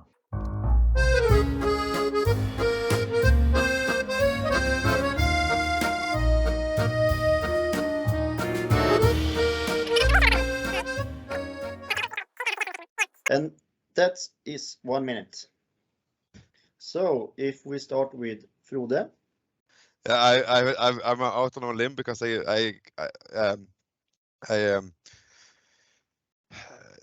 didn't come up on a name which I was thinking about, but I have Nuttunen on the first, and I have Jakob Lindahl on the second, and I have 3 times on both of them. Okay. And Hans? I'm not sure that Jakob has actually ever played the European Championships because that's quite a new invention. Yeah. Of table hockey. So I have written, if you can see it, Ahti Lampi and Edgar Zeitz, and that both of them have won twice.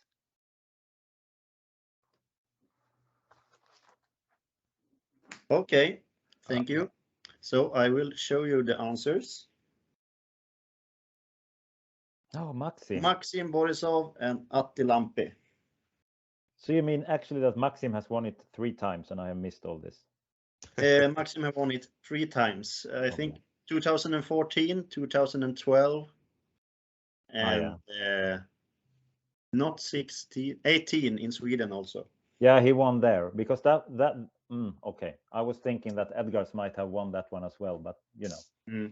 Congratulations for Maxim, who is now a famous FIFA player, as I understood, or formerly known as FIFA, because it's going to change his name, I read. Yeah, I've seen that. He looks like he has talent for a lot of different kind of sports. Yeah. So what is the point then? Hans gets 1 and 2 points because Ahti have won it 2 times. And Frode, I'm sorry, no points this time from Nuttunen and Lindahl. So that's the quiz for this time. I really like this part of our show, Oscar. Well done, the quiz. Yeah, I think it's interesting to see. It feels like Hans have a lot of knowledge because you have scored a lot of points on these different questions. Yeah, I'm grateful. I really am. Yeah, and it was really good to have you on, Frode. Thank you for having me, and I'm looking forward to seeing you all in Kranj. Yeah. Yeah, and it's coming up pretty soon. So I guess this is the way to end it. Until then. The burger. Have a great time. See you. Take care. Have a good day. Bye-bye. Bye-bye.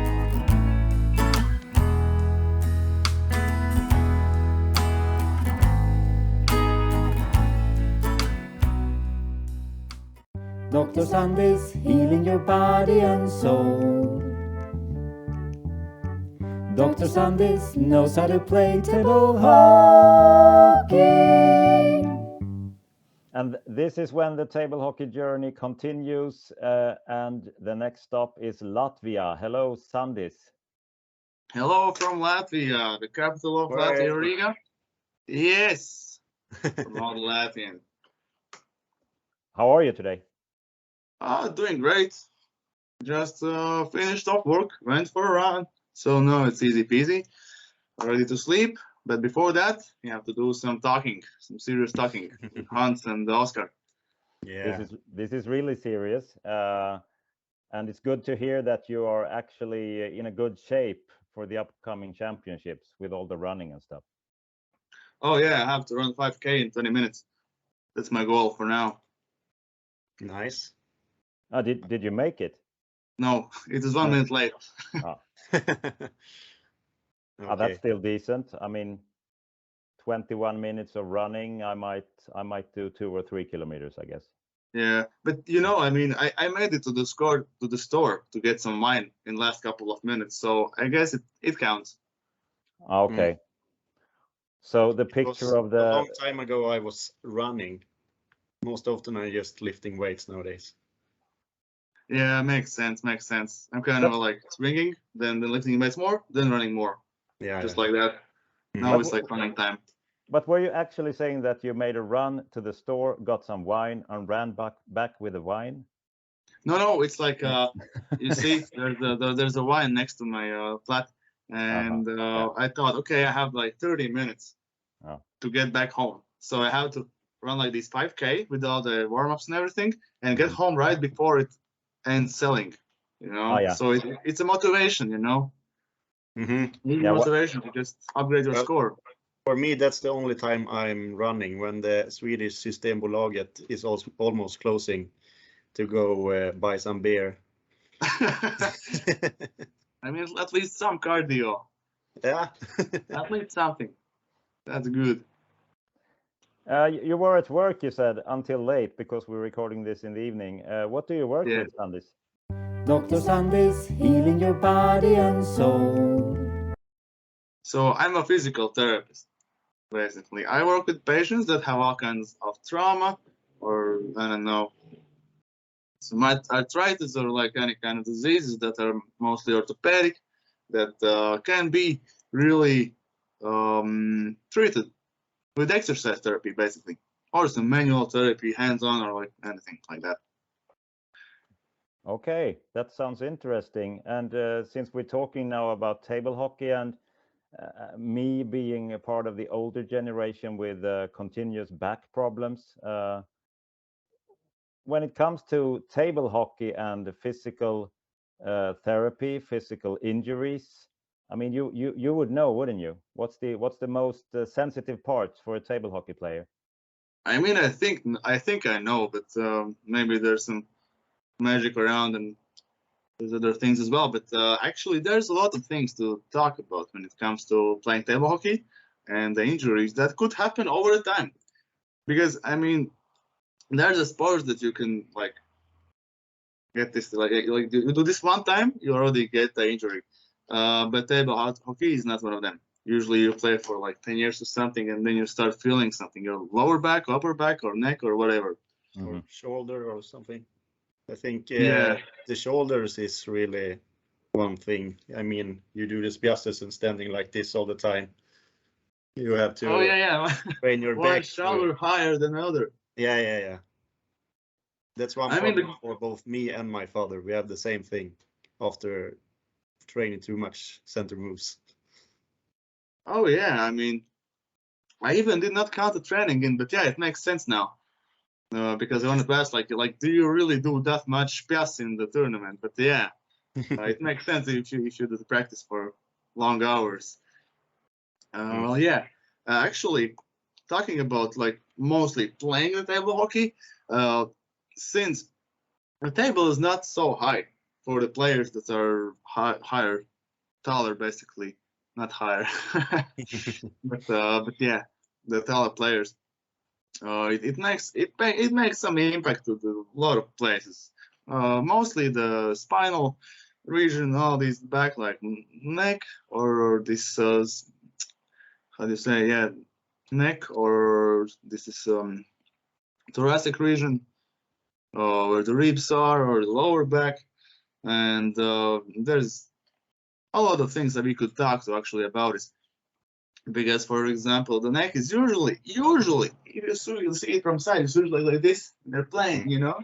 You see, it's like so everything back there gets tight as hell. Everything here gets loose as hell. So there's no balance. That's one thing. The second thing is the upper back, the chest portion, basically. Because, well, I mean, we don't play backwards. We don't play our hands back. When we play in front of us. So the shoulders are always going forward, always like this.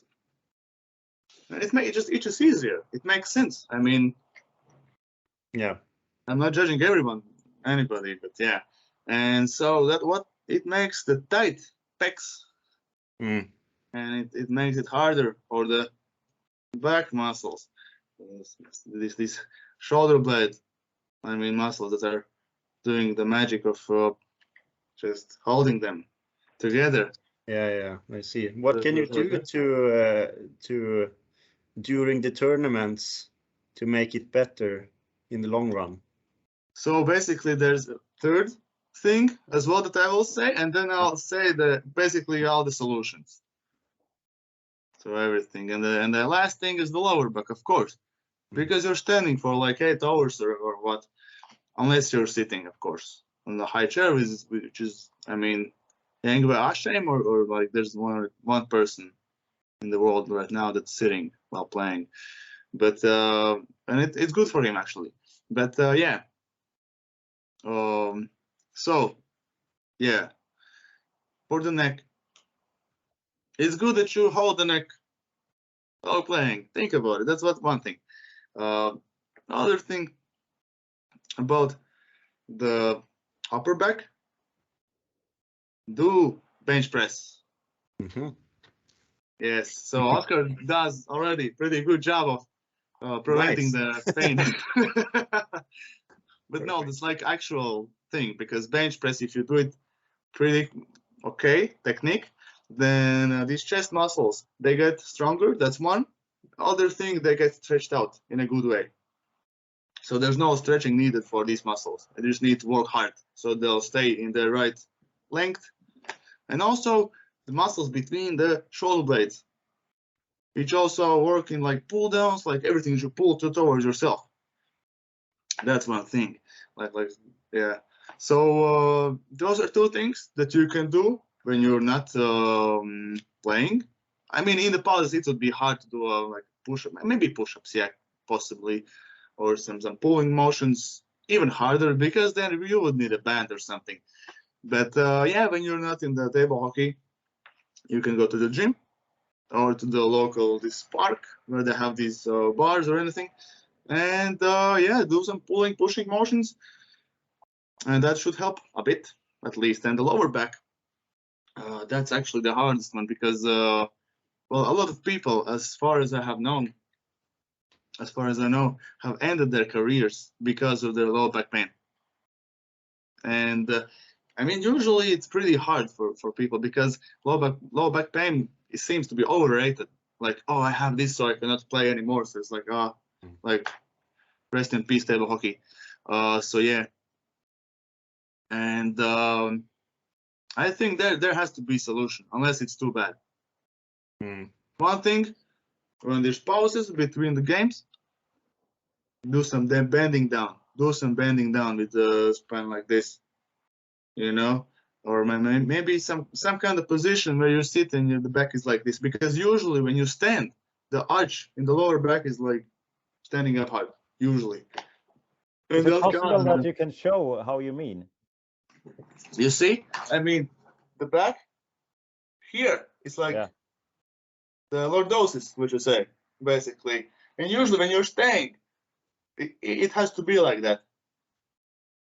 And for people that are sitting in their jobs, for example, which is most of the people nowadays, it's even worse, because their front, these flexors, they get tight. And so when you stand, the back is like this. It's even more extended, and these lower extensors of the back are working even more.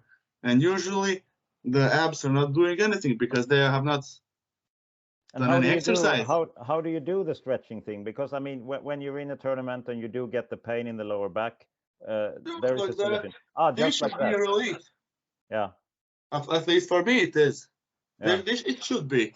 I mean, if you're playing table hockey like this, and you're so high, so tall, that you have to like bend down so much, then it's the opposite. Then you maybe even would like to get on the stomach and maybe do some hyperextensions or something like that. What do you think about activate the core, doing like the plank or something? I mean, yeah, it's not a bad idea. A plank is not the best idea though, because you're already like in this like forward leaning position. Plank is also forward leaning. So it would be the best to do some kind of other, like maybe side plank, maybe bird dog. The hardest versions of it is very hard, or something like dead bugs when you're on the back and legs and hands are up and you just do some.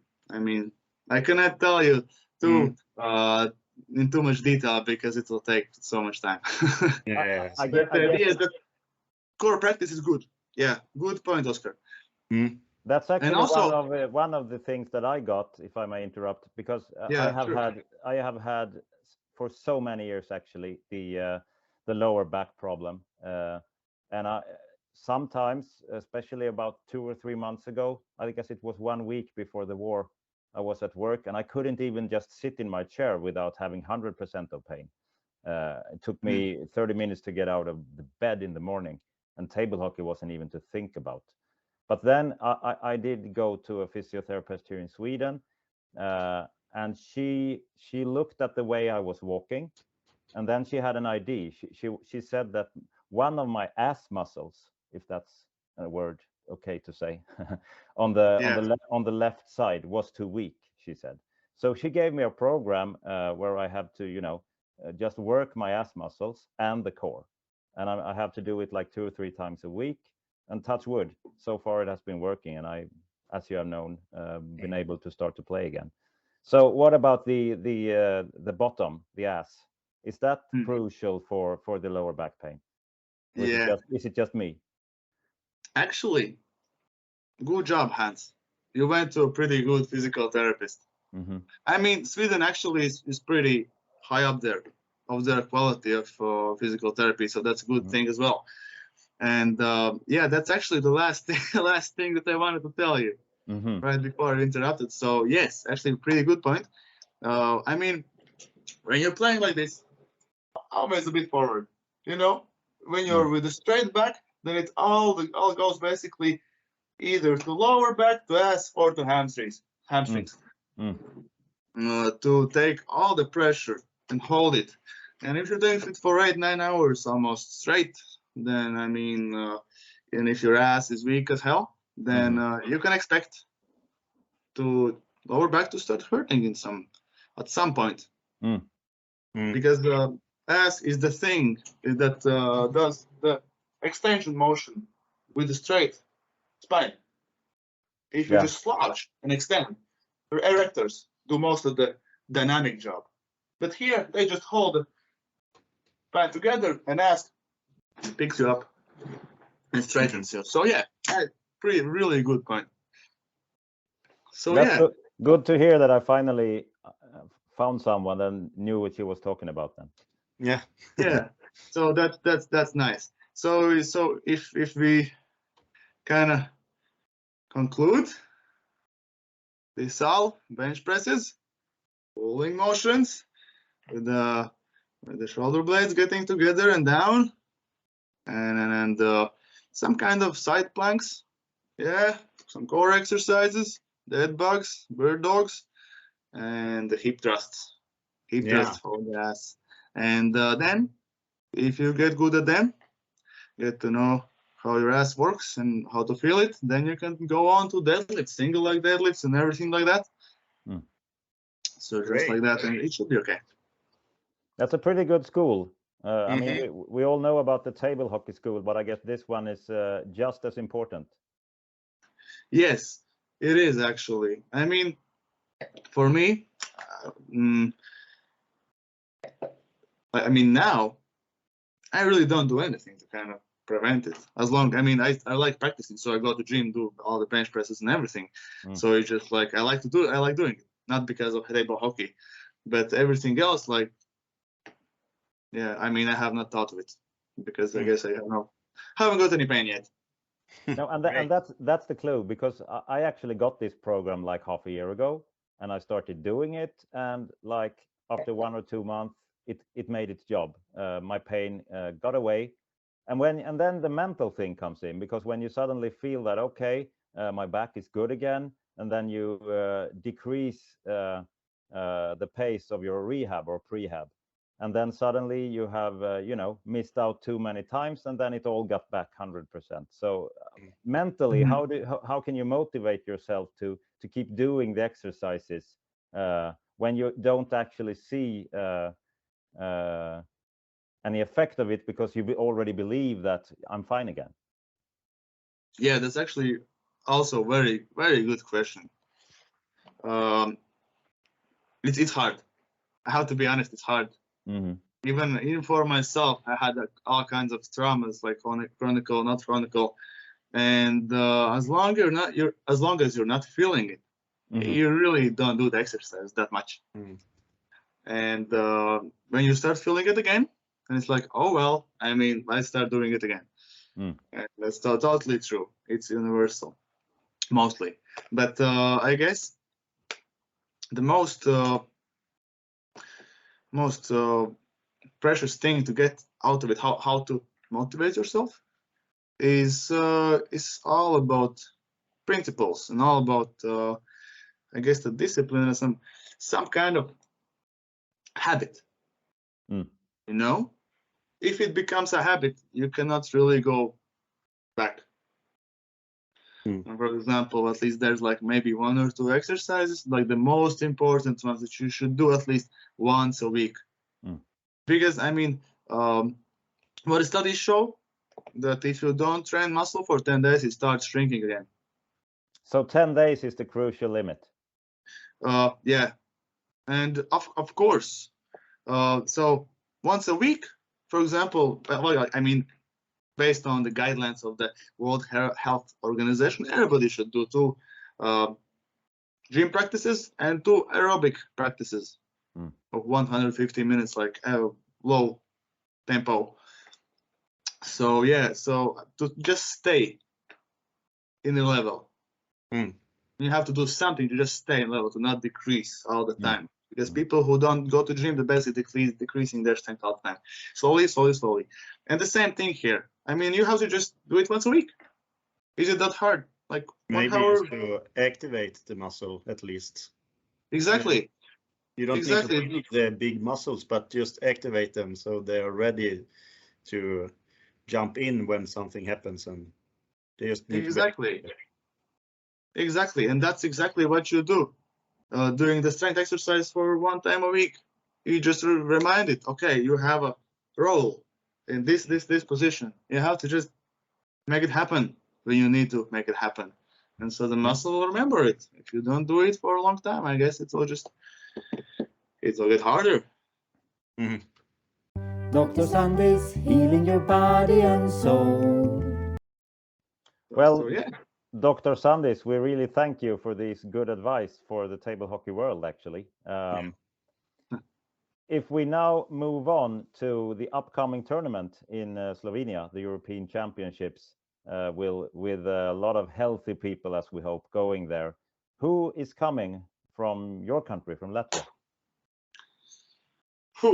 So, with whom should I start? The Open? Yeah, because tell us. Because I myself, I'm not too sure who's coming, but I'll open up my browser so I can see. So let's start from the most known players. Edgar's sites. So Edgar's is actually coming. He is actually, yeah, he is. I mean, at this time, most likely, he's coming more of as a coach. I mean, you've seen his performance couple of last championships. It doesn't look like he's like too much of like going hard to get the gold all the time. At least from my perspective, I don't know. But I mean, he's still doing a good job. And last year, his kind of almost last dream goal to complete like this whole like goal of this and this and this. And he got the last gold with us in the world teams, so that's nice. And now he has to wait till 40 to get the next gold. Veterans. But yeah, he's pretty good as a coach as well. And I mean, I think he'll play for sure in the teams with us. And also in the Open. Yeah. I think he will, yeah. But I mean, about his motivation, I'm not sure. You can ask him when he arrives. Yeah, and I can ask myself, because I've done this a couple of times, and of course it's individual, but you shouldn't believe that just because I haven't played that much and just because I haven't practiced in the nearest time before the tournament, that doesn't at all mean that he's out of question for the medals, because he has that experience and still it was just 1 year ago since he was in the last big championship. If he gets that feeling, you know, the pure joy of just coming back to play, and if it gets to him mentally and comes to concentration, he could still be there. I mean, you never know. I mean, I was just looking today at the participant list of the Open, and I mean, to be honest, if he wanted to win, even at this point of no practice, almost, I'm not sure. Maybe he's practicing, but as far as I know, he still could win everybody, just like that, if he really wanted to. And I mean, he's one of the gods. Let's be honest. And who else is coming? The next one is me. In this list, at least. Yeah. Our own regional. Reiners. So yeah, Reiners Kalnic. Yeah, he's coming as well. The world number one nowadays. Yes. So the world number one is gonna come to the European champs as well, and I mean, he's pretty good. Even when he thinks he's not too good, he's pretty good. So for the last tournament that we had, I had practiced a lot, and I mean, almost every other weekend we were playing playoffs for like 3 or 4 hours with Reiners, with Raivis Miglnieks, and I was beating him a couple of last times, or even the last time, I guess. But still, when we got to the playoffs, he still won. Even though he thought he maybe not as good as me at that time. So, I mean, he's up for the top 3, in my opinion. Yeah. But as better as all, I mean, better than all the other times, most likely, if he doesn't get some kind of physical, no, but psychological cramp. June of 10th or 11th. So yeah. What about the other? So, I mean, Raivis Miglnieks. Yeah, he's a kind of a dark horse, I guess, because he hasn't played with any of you, and he just went to Czech Open, and he won there. It seemed like no challenge except Anze Bozic. So they won 7 games. How old is he now? I mean, me being the oldest guy around, I think everybody's still a kid. Yeah, he's still a kid. He is. He's like, I guess, I don't know, actually, 21? I think it's 21 or 20, something like that. Yeah, he's just a kid. Says Oscar 22. But yeah, I mean, he's good as well. He still has some things to improve, but as you saw, he still beat me in our last playoffs, which was in Latvian Cup, for the 3rd place. So he's not bad. I mean, he always plays very tight, very good defense. Yeah, it's all about his offense. If he can get the technique back fully, then it's no options for most of the other participants there. But yeah. So what else do we have? Any good? Old Smuggers. Let's talk about him. Old Smuggers. I mean, I really don't know what he's doing.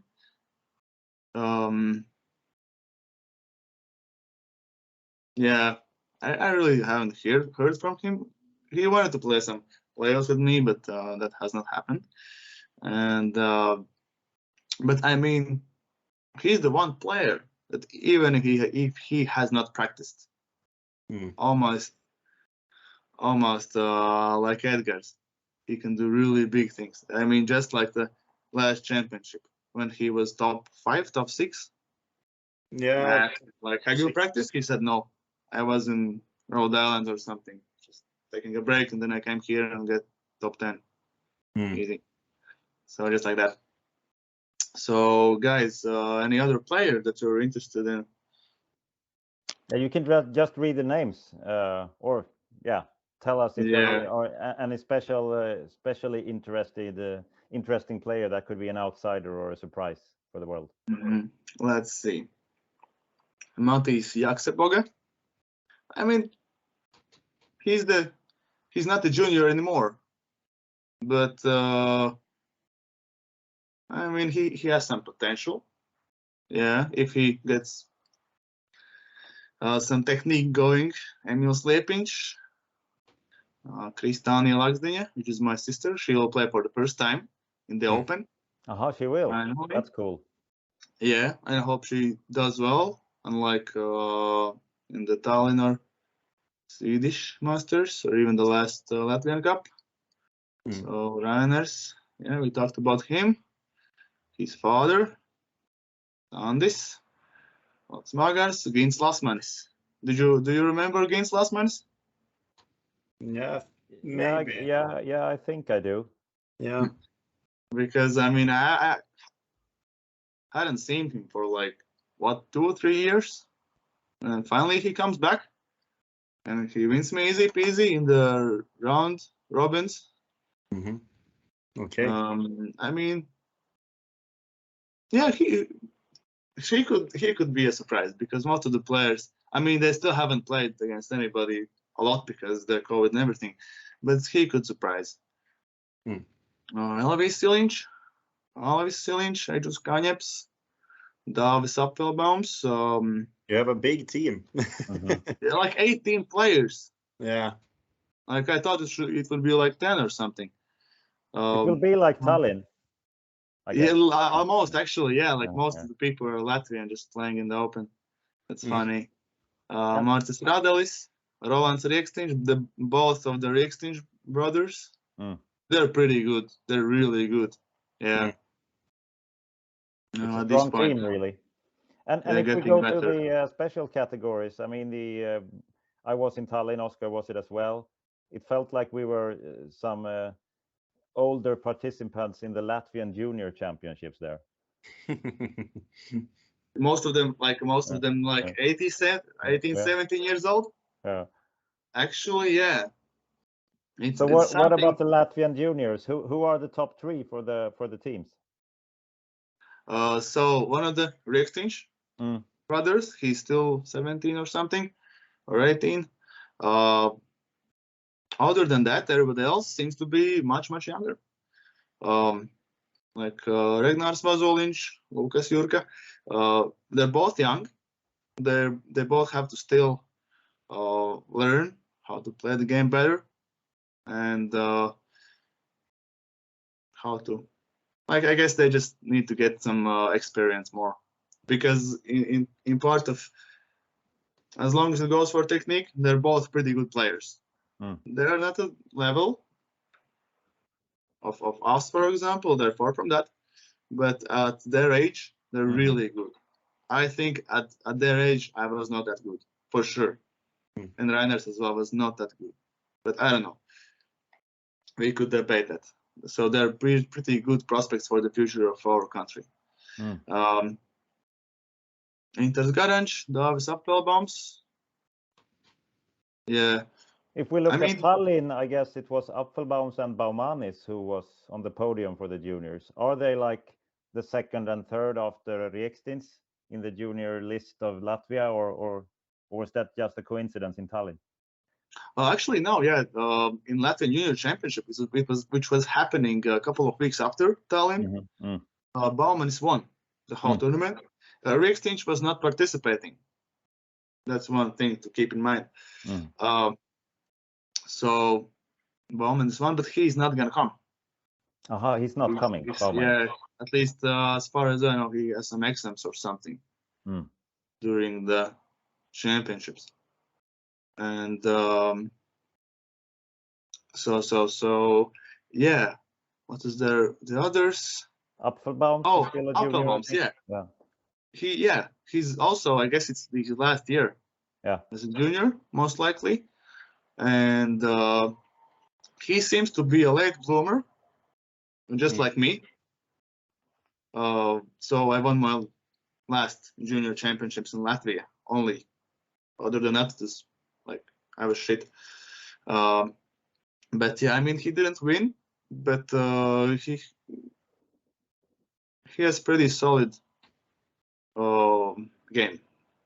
Yeah. I would And what say. about I mean, the Latvian ladies then? You would know, since one of them is your family member. oh yeah. And the ladies,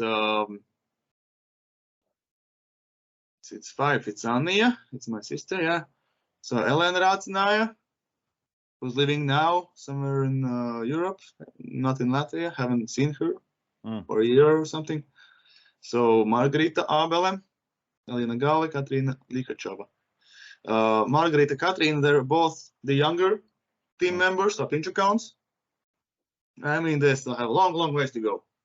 Let's not talk about them. Elena Gale is like already, I mean, I don't want to say veteran, but she's playing for a long time already. And I mean, for now, there's no favorites in our team, in our women teams, actually, what I think. Although my sister got last 2 championships, she got the highest place. I don't think she's the leader of the team, because the last couple of tournaments for her were pretty bad. And also in the Latvian ladies championships, she finished 5th. 5th. It's like, what the hell? But I don't know. I mean, she also has like these big exams this year. And maybe when she finishes them, it will get some psychological pressure off, and she'll get better at playing, because there'll be no outside stressors and everything like that. Because she's good if she gets her mind to it the right way. But yeah, too bad the lamb comes over. Yeah, she's not coming. Yeah, she's not. She's still taking care of her kid. And I guess good luck her with that. The thing called life. Exactly, and hopefully she'll come next year. Yeah, we have the same with Caroline Eriksson from Sweden. She has 2 kids. Otherwise, she would have come. Wait, so 18th to 2018, she had her first or second child? Caroline, yeah, first, I guess. What was 18? No, 16. Sorry, 16. No, 2016. No. So long. I think they're Eskilstuna in Sweden. Yeah, that was 18. Yeah, 18. Maybe I think that was the first one. But okay, it's crazy. I thought she had just one. There are 2 now. Yes, So 2. we pretty soon we'll have a minier team of Sweden again, and we hope. Then about about the Latvian veterans then. Obviously, Kalnins is coming. Yeah, he's coming. And so what else do we have? Sandis Krasts, Jurka, Saldis Karainis, Egils Belshevits. I mean, Egils Belshevits is like a big profile, right? He's like shooting everything at the net, even from the goaltender. I mean, if you're not ready, then you might lose to him. But Saldis Karainis, he's actually pretty good, in my opinion. Because last 3 games I lost him like 6-2 or 5-2, and I don't know, maybe it's just me. But he seems to be good at his Spiasanaka and like all the technique, because he has been practicing. And his defense is also some kind of mindfuck. Sorry for the bad word, but yeah, at least for me, it's a mentalist.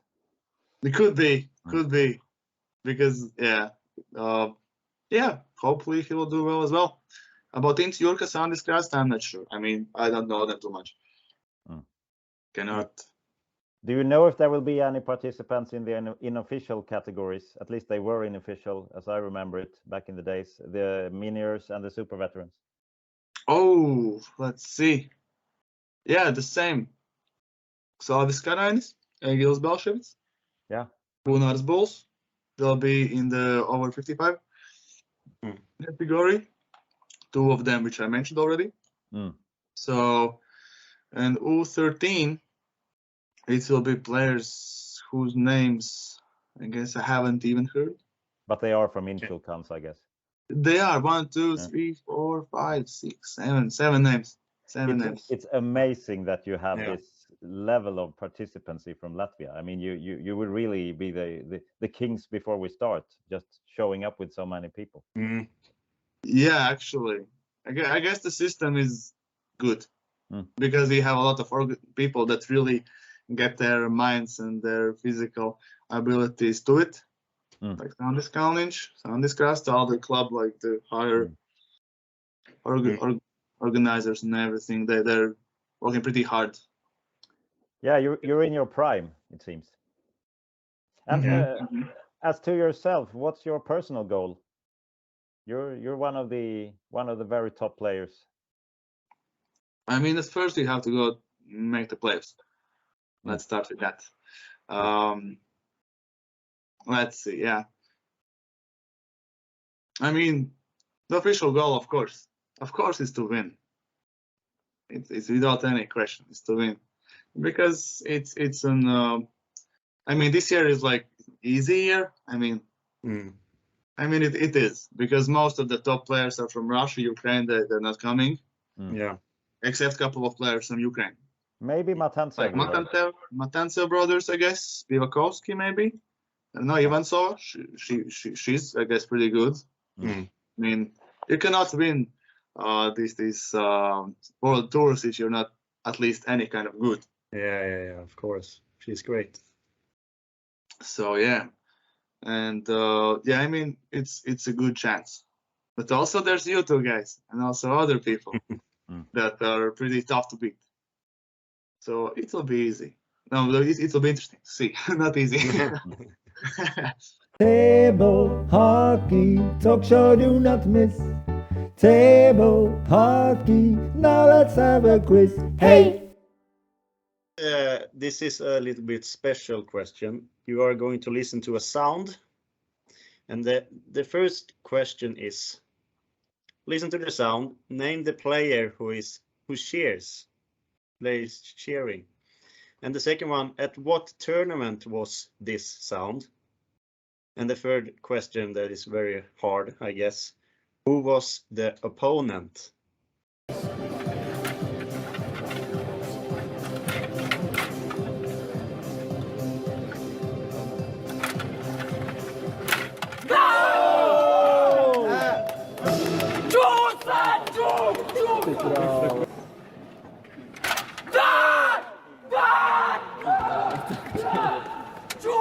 The video. Okay. I think. Okay. I think I know. But I mean, I could be really far off actually with this one, because I think I have not watched a lot of videos of people playing. But let's see. You never know. You can start, Sandis.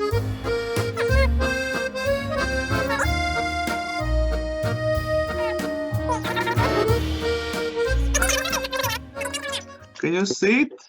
Yeah, I saw the first one. Yeah. Yep. Grasimov. Yeah, what is the EC? European Championships 2016. 16, yeah. Okay. Yeah. And Ivanov. And Hans?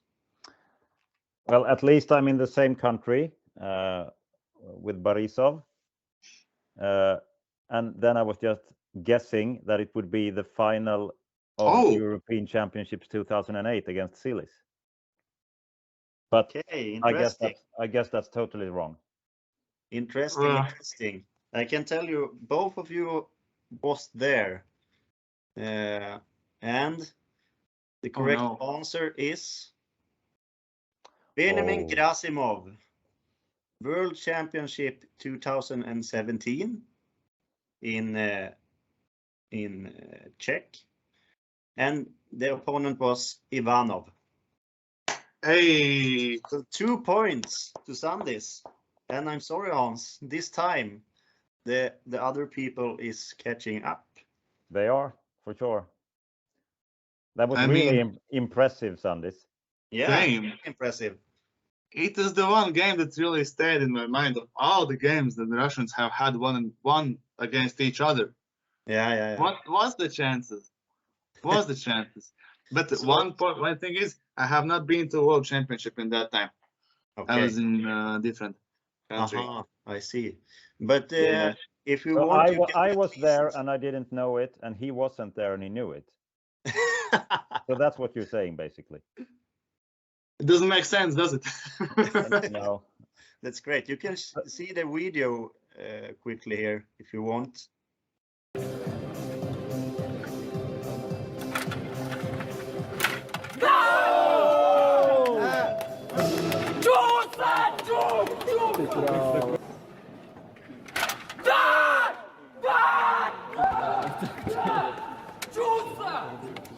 Damn.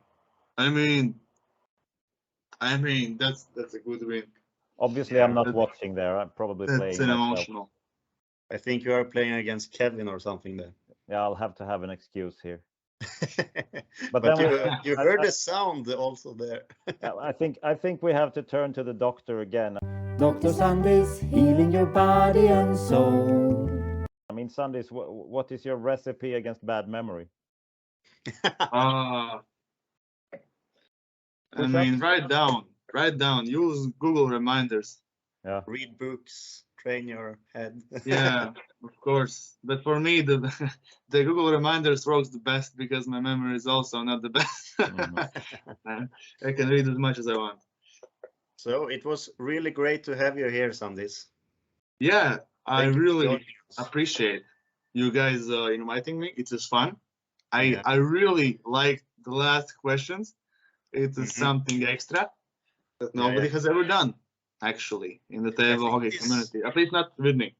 Hopefully, a kind of new thing in the table hockey online community with these talks. Yeah, and hopefully you will get even more of these kind of these pre-game studios, or what can they be called? Because it's really good idea, and people watch it, and it will invite even more people into the community, and it will only make things that better. So all the thank you, props to you guys. Good job. We have to think about what to charge the next time, I guess. Yeah. you can make the video and play it on the Patreon or decide where you have to pay to watch it. Yeah, for sure, we'll do that. Thank you, Sandis, for joining. It was a pleasure having you on. Yeah. Thank you very much. Then see you at the European Championship tournament. See you at the Alps.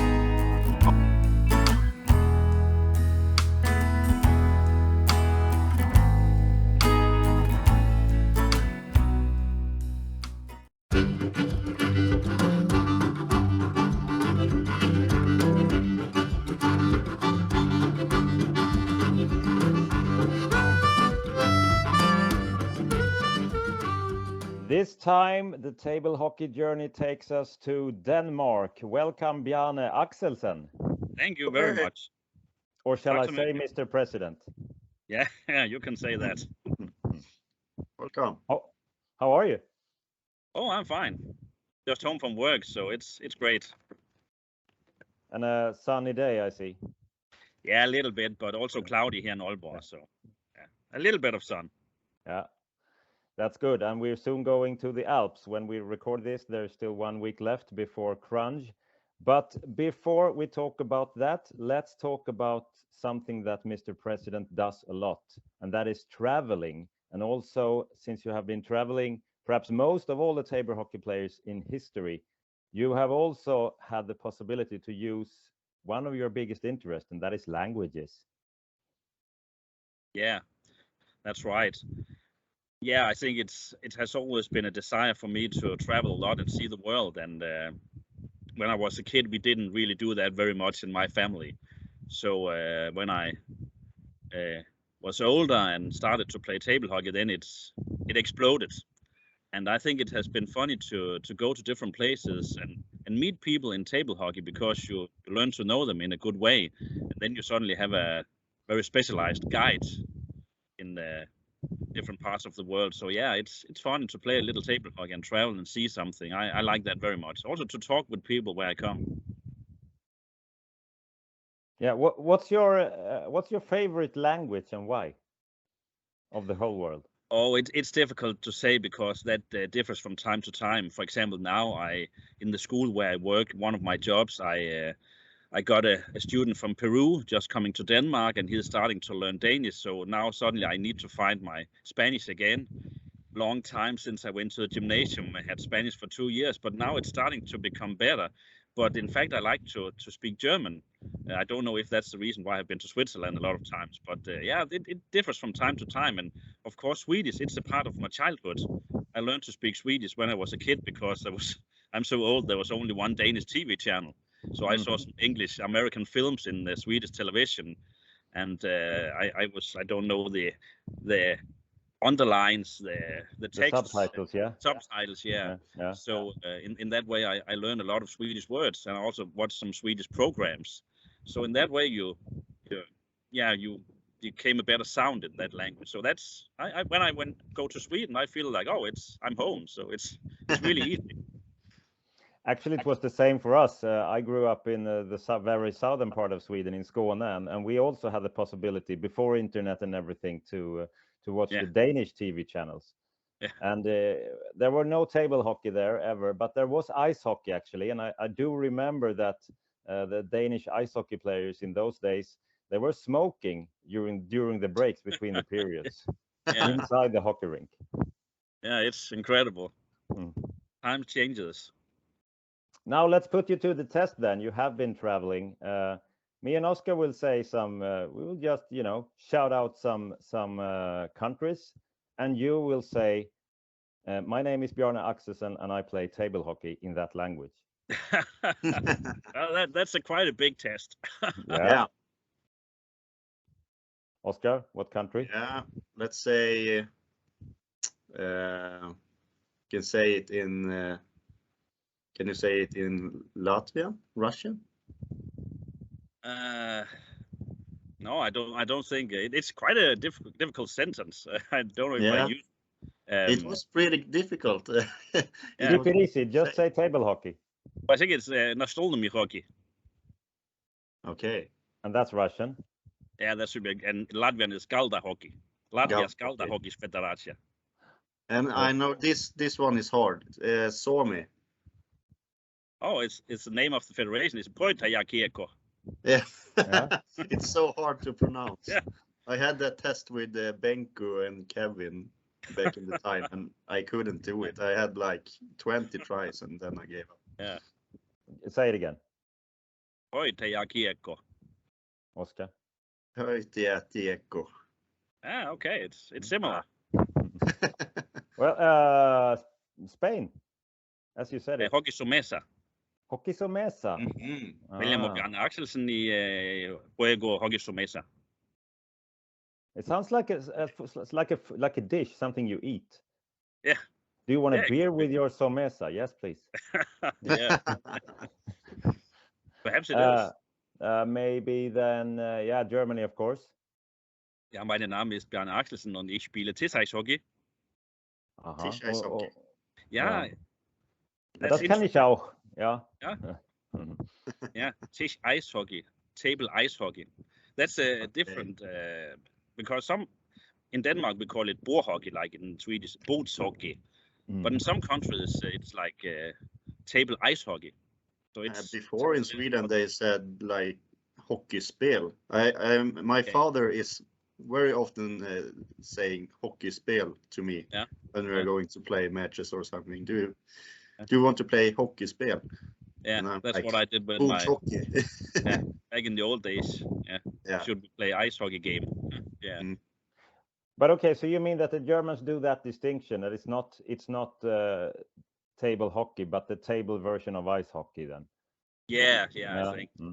But is it true? I mean, since you know Germany and the German table hockey community, when I was like younger than Oscar and we had some interactions with that generation of the German table hockey community, I was telling them to do Mittelstürmertrick. Would that be a word to use? Yeah, but it's funny that you're mentioning this because they didn't really like that trick. So nowadays you see some German players, they are quite good at the center move. But back in the old days, du hast andere Spieler als diese, du brauchst nicht die Center zu brauchen. So now it's different. It's good to see the development when younger people, they enter the federations. Yeah, and don't they in Germany nowadays actually have like the Swedish word for it? They actually say centerfints with German pronunciation. Yeah. Okay, but this is too easy. What kind? Slovenian? We're going there. Namishno hockey. Namishno hockey. Yeah. Ooh, Chinese. Chinese, yeah. Chinese. I can say everything. Yeah, I don't know if one of you can say Chinese, but I never met a Chinese table hockey player. Göran Agder did. We heard. Yeah. Or did he? But he played it in the Tiananmen Square. I read in the Swedish Bordshockey-Bibeln, as you might have seen this publication that Stiga brought with the games. Was it that picture when he's just sitting on the ground? Yeah, I think so. Yeah, he just put the table hockey on the ground and played. But imagine what it could bring to table hockey if China suddenly decided, let's play table hockey. It could be like crazy. Ukrainian, is that? I mean, isn't that the same Ukrainian word? And Stolnum hockey. But it's a little difference. Yeah.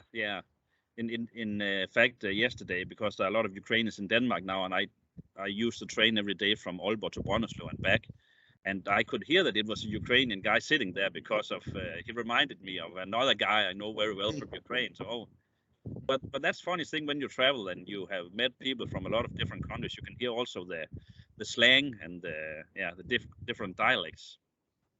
But it's not only you bringing Denmark to the world, it's also the world coming to Denmark, and especially coming to you, I've heard. Tell us more about your projects, actually, with the integrating cultures within your work. Yeah, I'm educated as a teacher, and I stopped that job because I became the leader of the radio station, a local radio station in northern Jutland, northern part of Denmark, in 2005. I think you should show your chest for the audience. Yeah. But then I wasn't teacher for many years, and then I got a job again with the adults, foreigners coming from mostly Syria in 2014, which led to another job in 2015 with kids in what we call modtager class. That's a receiving class in the Danish system. They are not existing anymore, by the way, but that's another story. So many of them, they come and they don't have a lot of money and they don't have so many interests, and it can be difficult to go to a team sport. So I tried, of course, to show what table hockey was, and many of them, this is funny. So they started to play table hockey, which means that now to the tournaments we have, of course, many young players, but it's players from Congo, from Somalia, from Afghanistan, Syria, Ukraine, Poland. So yeah, it's quite funny. It makes a sort of an international atmosphere, which is good because we don't have so many players in Denmark. So it's good that we can attract young players all the time. Yeah, and that they get a way into the Danish community. That's obviously the $1 million question when it comes to integrating new generations into a society. But then you mentioned a few more countries here. What's table hockey in Arabic? Yeah, it must be something with taula, because taula is table, but hockey taula. Yeah. I think it sounds reasonable. But then we also heard the story, or saw the story actually, on Danish television, where you didn't have to learn Arabic because you had this, what was she, 10-year-old girl who learned Danish like in no time. Yeah. That was Jude Saleh, which was a crazy story. It was one of my pupils in one of these modtager class, receiving classes, and she was 10 years old, and of course she did a lot to learn, but it was also quite impressive that in 10 weeks she learned to speak Danish, so I could speak with her. I didn't have to use English or Arabic or anything else anymore because I could speak with her after 10 weeks. So this was an amazing story, and I told it to a person I know, which works for a local regional TV station in Denmark, a part of TV2, and then one morning, I think it was Thursday morning at 8 o'clock, I had some lessons, and at 10 o'clock, I had 53 calls on my phone. I think, what is happening here? So they wanted this story in both Sweden and Norway and Turkey and a lot of TV stations. It was a young Norwegian player. He told me, he was sitting and training in a center, and suddenly I was in the Norwegian television because of this girl from Syria who learned to speak Danish in 10 weeks. It was quite amazing. Yeah, it's an amazing story. Yeah, but that's what you see.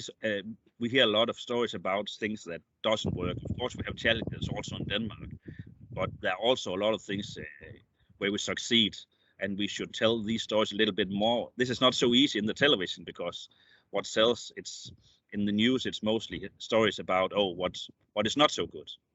So yeah, but this story made all its way through, so it was really great. Yeah, it was super heartwarming. I remember it as yesterday, but I guess, how old is she now? Yeah, she must be 18 years old now. So. It's 8 years ago already. Yeah, it is. Yeah. Okay. Yeah. Times. Yeah. Time perhaps flies. it's 17. Perhaps it's 7 years ago. Yeah. Wow. Then about Kranj and the European Championship coming up, who is going from Denmark, except from you, of course? Yeah, it's not a big team. It's only me this time, and this is it's a big team. No, it's one of the big challenges because it has always been very difficult to make people travel to international tournaments from Denmark. Sometimes we have brought some young kids to Norway Open or Swedish Masters and so on. For example, we had one of a very good very good player, Anze in 2018 in Sweden. But then afterwards, now I don't want to play anymore. So it's a big challenge for us to make those young kids understand that it's a different level in Denmark, and if you go to an international tournament, you meet all the best. Then you should prepare to lose a lot of matches, but learn, and then you will become better. So it's a challenge, and many of our young kids, they don't want to. They want to play if it's in Brønderslev or Aalborg or perhaps 25 kilometers from here. But even if we organize a tournament in Copenhagen, it would be impossible to bring them. No, it takes the entire weekend. So it has always made me sad because when I watch your country and some other countries, you always bring up players. Okay, I know that you have also had a period with not so many young, but now you have Oscar, and there are a lot of young kids again. So it's really great. I hope one day before I die that Denmark will have a revolution of table hockey players, because that would really be great. But still, I think you should be really in a positive way held accountable for what you're doing locally in Denmark, because that's what table hockey is all about. It's actually those local training camps and those local tournaments, getting people together. That's the table hockey that counts. I mean, the real wannabe elite players who go to Kranj or wherever, I mean, yeah, that's also fun, but if you take it to the roots, you really are table hockey, I think, in a way that at least I'm not. Yeah, but that's right, and we are happy about that. We can still organize tournaments, because you also see some countries where they don't really have any tournaments anymore, and after all, we managed to have tournaments with 20 or 25 players. So it's quite a good atmosphere with different nationalities. And when they play against each other, they don't think about where they come from. They just have fun, and they compete like they really want to do the best that day. And that's funny. That's always a good day, which we end by going out together and eating pizza or something. So it's good that we have an active environment in Denmark. But of course, it would be good for me that we were 10 players who wanted to go. That would give us a team to play in. But that's the way it is. I agree that you need to appreciate what you can, and then the other thing, that's not possible right now. That's the way it is. I saw some video from the Danish tournament. You played instead of 5-minute matches, you played first to 9. In some yes. How does that concept work? Yeah, we had a tournament in 2013 where we played to 9 goals. That was crazy because I played the final that World Tour against Václav Pígl, and it was really 2 hours we played. But I think for him and for me, it was the time of our life, because he's really a table hockey maniac like me. So it was so funny, and he had what do we call it? Like his head was hurting, so he got a break, and we could continue after that. But now we have some tournaments where we play to, for example, 4 goals. It could also be 5 goals, and we also have tournaments where you can choose the goal distance. It's a funny thing. It started because there were some people complaining about each other using too much time and so on. And then we started, let's try to do this and see what happens. And in fact, it was possible to have a tournament in the same amount of time. Of course, some playoff, they will end before others. But then again, it was possible to organize those tournaments. We also have another special rule. For example, if you have a tournament with 24 players and we start with round of 16, then number 1 can choose between 15 and 16 so that he can choose one of those players in the playoff, also in the quarterfinals and so on. So we can sometimes adjust a little and make it a little bit more funny and add some tactical elements. Yeah, that's cool. Well, I mean, when you take away the timer of a table hockey match and go first to 5 or whatever, would you say that? I mean, obviously you only did it locally, but would you say that the maybe sometimes unsportsmanlike way of taking your time was that factor erased then? Yeah, I think it was. And of course, the first thing we did in 2013 was obviously not a good idea if you want to organize tournaments with 100 players. But it could be possible to organize the European Championship with smaller groups, the best players promoting from these groups to some other part of the tournament, and then some playoff for example, I don't know, 64 players and so on. It could be possible to playing to a goal distance, because the thing about discussing 5 seconds, it's not necessary to discuss anymore because you have to make 5 goals. And if you make goal number 5 to win 5-4 against Oscar, it's like when you won the semifinal in the Swedish team championship. You make the goal and then you shout instead of, okay, I make a goal to 1-0 after 1 minute. And then there are 4 minutes left and then you can shout, but it's not the same. So making the deciding goal, that's funny. I don't have any memories about that. I have a blackout. I don't know what you're talking about actually. But I remember it was quite fun. Yeah. So it's the emotion gets out when you make the deciding goal. It's like playing a sudden victory. I really like that, and we use it quite a lot. And then we decide before the tournaments what should the goal distance be, and sometimes depending on who comes, then say, okay, we would also choose between different goal distance, because there could be a match, for example, where the highest seeded player choose 4 goals, and then in the next match the other one chooses 5 goals or 6 goals or so on. So it adds some tactical elements which are also funny. Let's see if we have the possibility to try it. Maybe not in Kranj then, but going there again. What's your personal ambition with the tournament? Well, I don't have any ambitions with the results.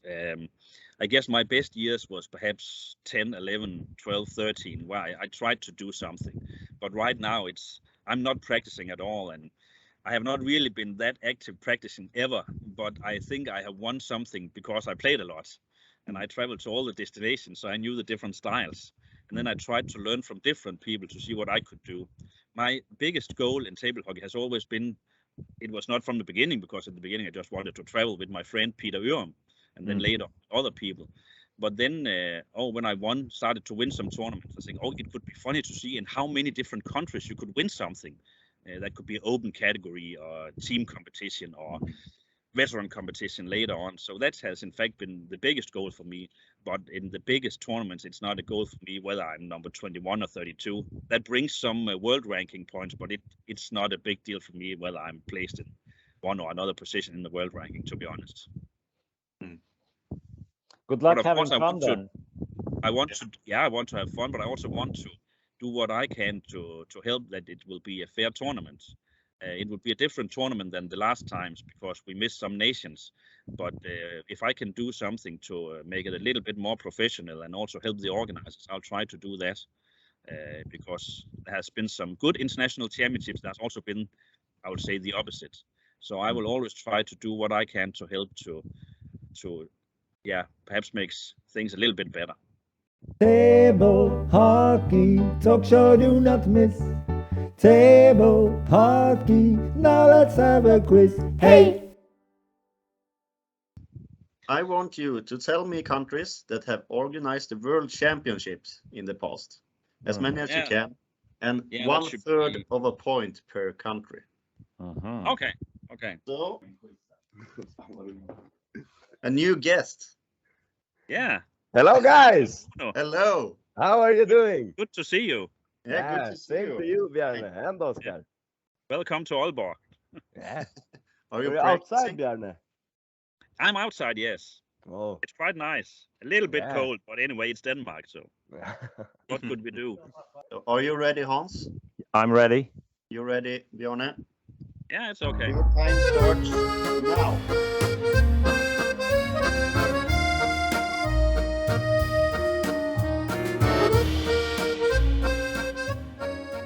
It's Czech Republic, France, Germany, Latvia, Russia, Hungary, Finland, Norway, Belarus, Estonia, Sweden, Okay. Switzerland, What did you say after Hungary?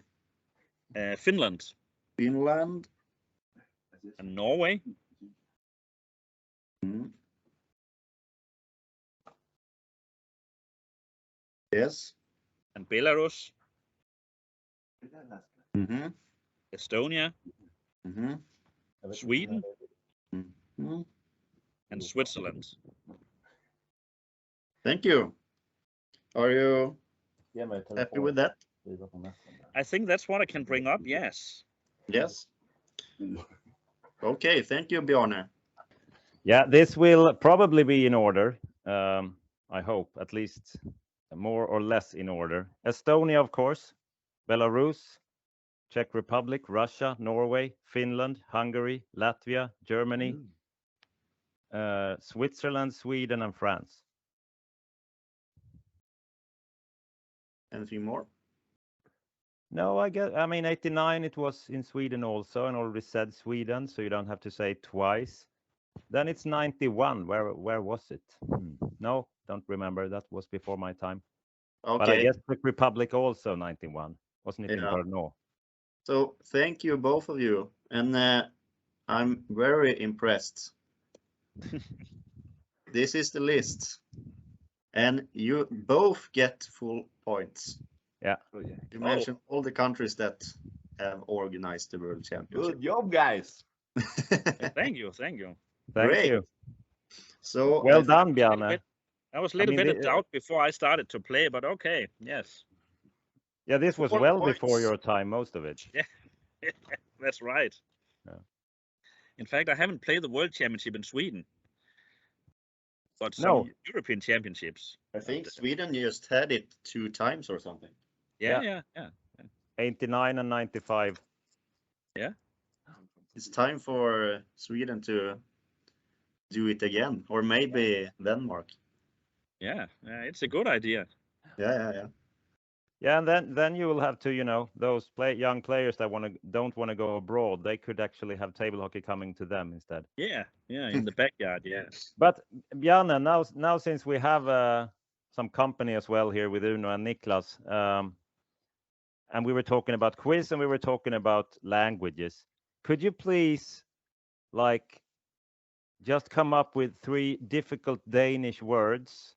And then we'll have a quiz for me and for the boys and for Oscar. And the first one who knows the answer shouts the name.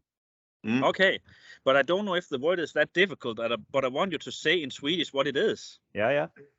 But at first you will have to say your name, I guess, guys. Yeah. Men du, kom, hör du med här? So now I'm sitting outside and probably you can hear there are a lot of nature here. So I want you to explain to me, it could be in Swedish or in, perhaps Swedish is better. What is in Danish solsort? What is the name in Swedish for that one? Solsort. Solsort. Hans? Ja? Ja, alltså sol är ju sol och sort är ju svart. Okay, I'm talking Swedish here now. Sol is sun and sort is black. So I guess it's, I don't find the English word for it, but when the moon covers the sun and it gets all black. No, it's not that complicated. No, you can tell the Swedish words. It's a bird. It's a bird. Yeah. Skata. Now it's easy. Sol. So in Skata. Swedish, what is? Huh? Kråka. Solfågel. Solfågel. Jag tror inte det heter sånt. Fiskmås. Det är inte en koltrast. Koltrast, ja. Solsort. Ja. 0 Ja. poäng, 0 points. Yeah. Okay, this one is easier. Yeah. A Danish word. What is the name in? You could also say it in English or in Swedish. It doesn't matter. Yeah. What a Danish word? Lossepladsen. What is that? Lossepladsen. Wait, say it again, Bjarne. Lossepladsen. Någon plats. Ja, men det måste vara Hans som säger lastplats in Swedish. Nej. The spot where you unload a lorry. That is not wrong, but I don't think that's the right word. No, okay. I think the Swedish word starts with S.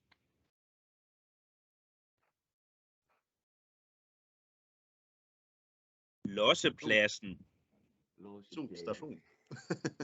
Ja, sop. Ja. Sopstation. Ja, sopstation. Ja, precis. Var det det? Yeah, exactly. We have a winner. Men var det Ogge som tog den?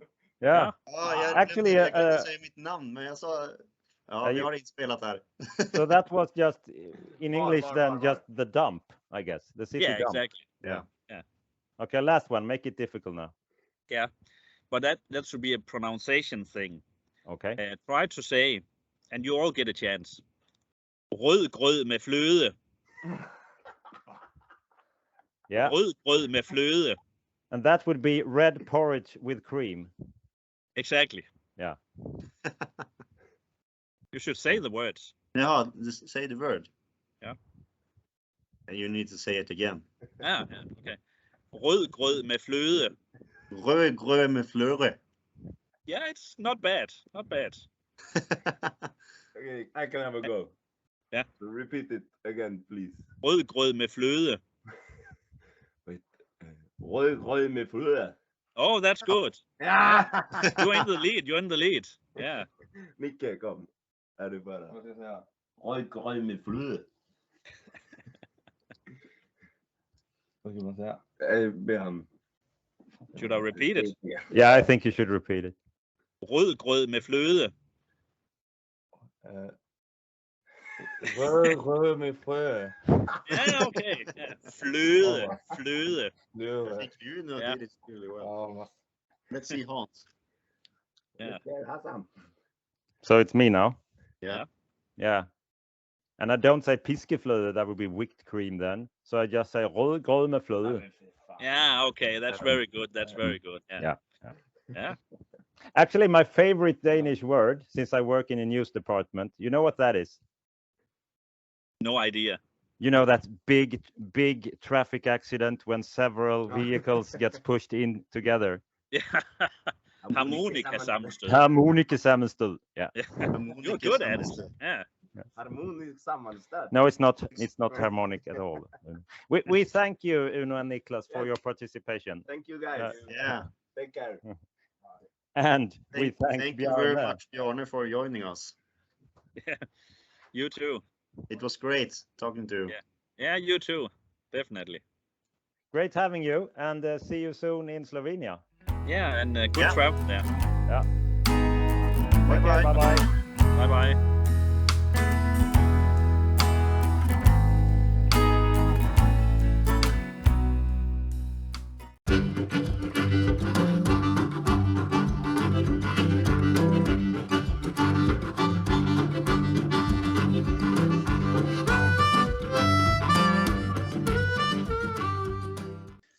Great. We're going to Finland and to Vesa, Huotelin. Welcome to the show.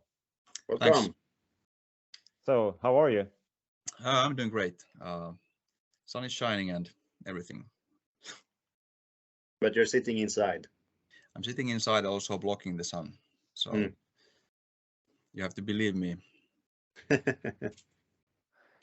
We were actually just a couple of minutes ago when we were recording this, doing many interviews at the same day. It was no sun in Denmark, I can tell you. Okay. But it looks very professional where you're sitting. Looks like a pod studio or something. Well, it's my working room and gaming room and whatever home studio thingy. So trying to do all my whole life here. So Do you have your table hockey over there also? It's not in this room, but often it is here as well. So. So it's another part of the man cave where you have the table hockey game. Yeah, it's downstairs. So yeah.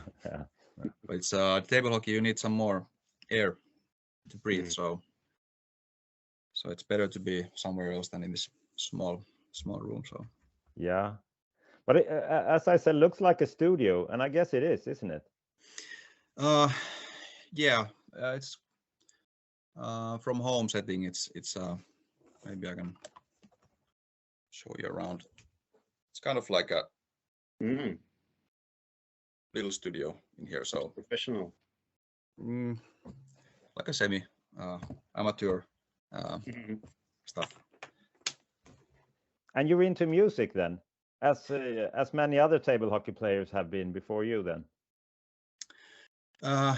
Yeah, I think not that much for the last maybe 10 or so years, but I have kind of started to come back to that hobby again. I used to do all kind of band related stuff when I was in school and high school, and also back in the days in the Finnish military, my weapon was a guitar. So I played in this military band as well, and so we did this some Finnish pop music in a band that we had back then. But since maybe 2010, I haven't really been doing that actively, at least in any group or anything like that. But at home, I'm still recording some ideas, and now maybe at some point trying to put something out again. But let's see how it goes. Isn't music like table hockey when it comes to quitting? That's nothing you do. You just take a break. I would say so. I would say that music is always there in a form or another, but it's also something that you can do like passively. I would say that I have learned a lot of music just by listening to it for the past years. So I think in that sense you never quit that really. But yeah, table hockey, it seems to be so as well. So everybody that has left somewhere, they suddenly reappear in weird circumstances, and it's always fun to see old faces in there. Yeah. What kind of music is it that you're doing? Somehow wouldn't be surprised if it was this like singer-songwriter stuff, you and a guitar. Well, yeah, it is something like that. So our band was doing some kind of like a pop rock country kind of thing, and as we call it here in Finland, like iskelmä. It's more like stuff that a bit more older people listen to. But yeah, maybe something like singer-songwriter, man and a guitar kind of thing, if you can label it somehow. Sounds beautiful. Yeah, and it never goes out of style either. Yeah, definitely. So I mean, one guitar to Kranj. I don't know if I have any room in my luggage. Let's see if I can put anything to the in the plane anymore, but maybe someone else has guitar in there. Somebody that's traveling by bus or. Yeah, and I guess there are several people who are actually watching this, so we'll call it a plea, and we'll do a shout out to the table hockey world, at least the European part of the table hockey world, to please bring a guitar to Kranj, and Vesa will take care of the after party. Oh no. But to be a bit more serious about the connection between music and table hockey, as you might have remembered, the Canadian philosopher Lou Marino was actually talking about that in the good old table hockey movie from Canada. Yeah, I have seen that. What's your take on it? I mean, table hockey and music, are there connections? I think there definitely there is connection. At least I would say that jamming along with some kind of riff or some kind of, like when people are noodling around with the guitar, just, playing something. I think it's pretty much the same thing as passing around the puck I mean, just doing something. I don't mean like practicing center moves or practicing certain trick, but just passing from player to another, this kind of random stuff. I think those two are quite close to each other in that sense. Many of us have seen your old YouTube videos, and it looks really beautiful when you are doing that different tricks, and it feels like a good song when you're watching it. Well, yeah, it's nice to hear. Yeah, I think it definitely does something similar in brain. Just playing some guitar and doing something on table hockey.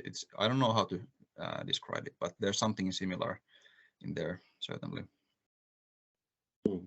Yeah, and your game style somehow could represent the kind of creativity of music and of table hockey. To create or to find your own sound, you will need to like find different ways and different paths than people have done before you. But then also, in order to become, a selling artist, you will probably need to steal from what other people have done before you. And I guess you could see that in table hockey as well, because when you let Vesa Huotelin loose, you wouldn't be playing center moves and the standard stuff. But once we might be playing against each other in a team final or a team semifinal in Kranj, I'm quite sure you will try to do a spias against me in order to win.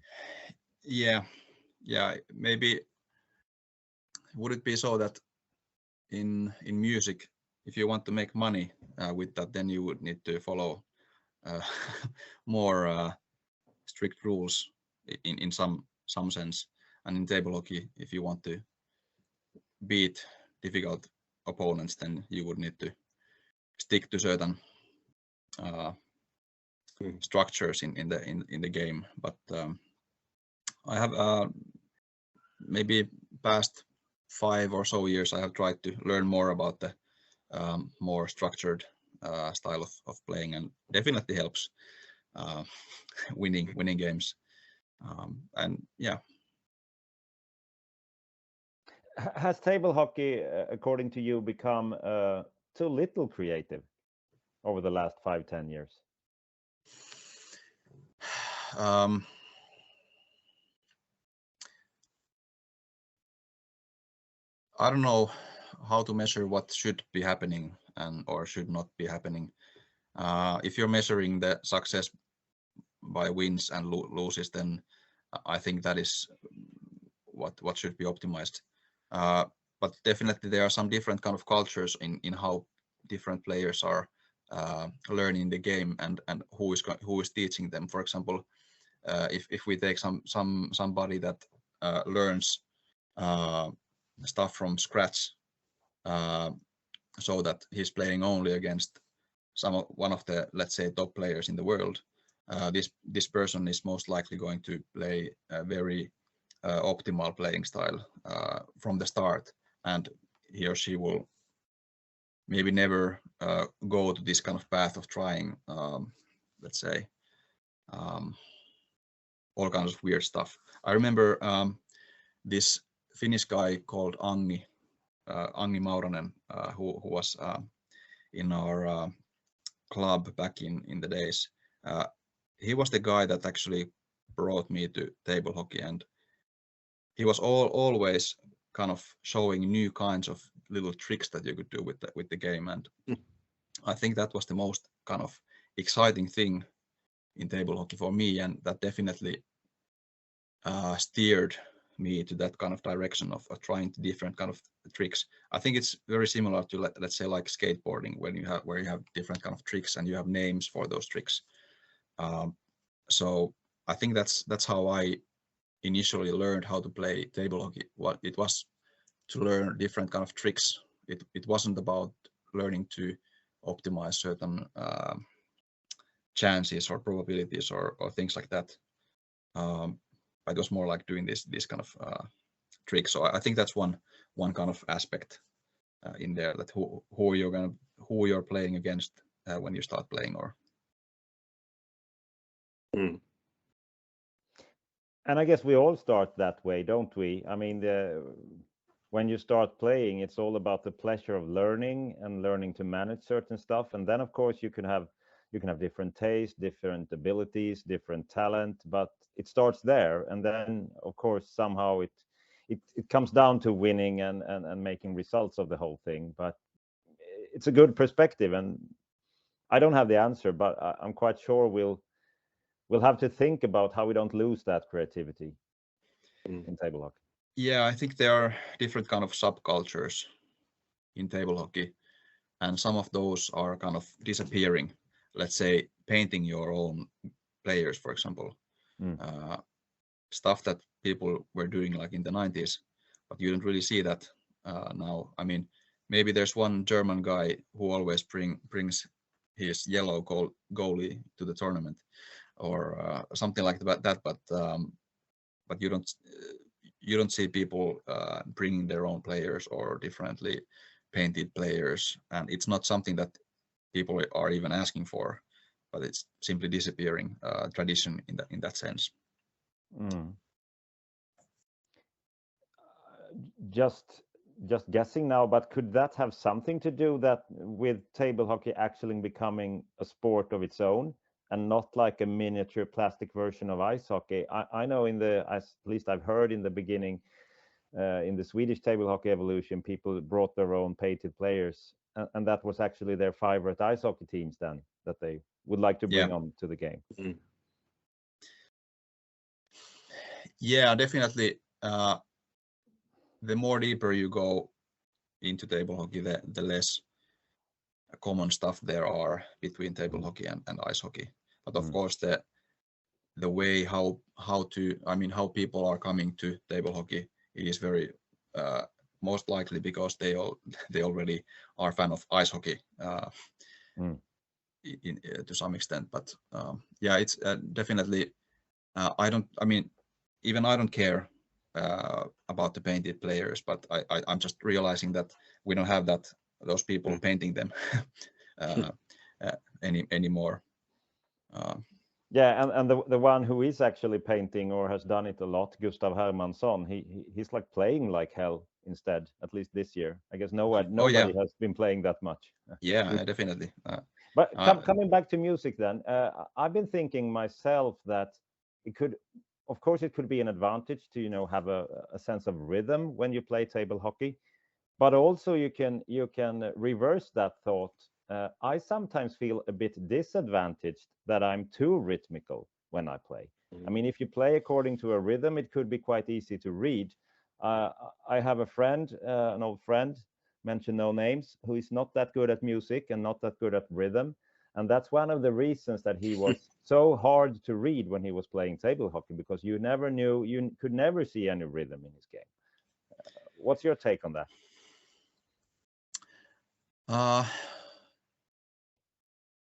That's a difficult one. I would say that, yeah, I understand that if you are rhythmically somehow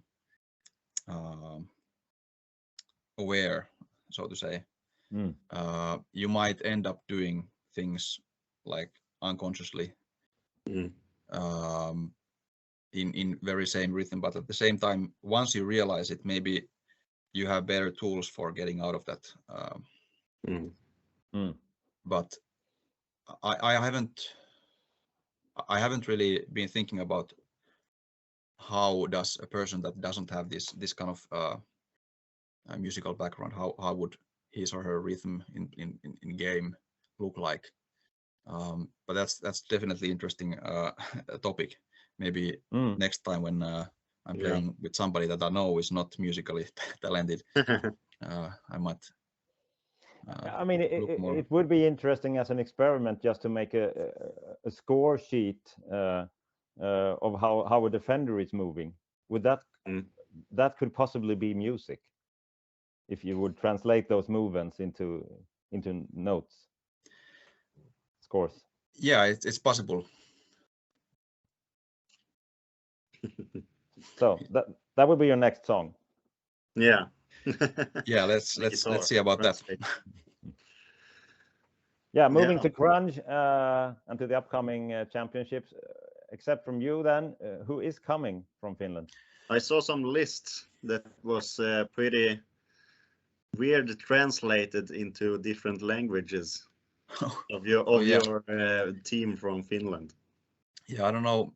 Was it Intar's Facebook had this kind of translator translating Finnish names into English or something like that, and that was quite wild translations. It was great. Yeah, we saw it too in Swedish actually. And you were Vesa at the hotel. Yeah.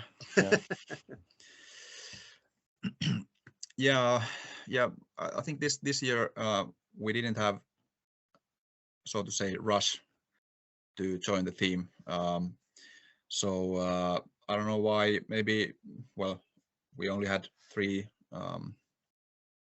national tournaments, and also it might be that some people are still kind of afraid of traveling, or not really sure, but quite many cancellations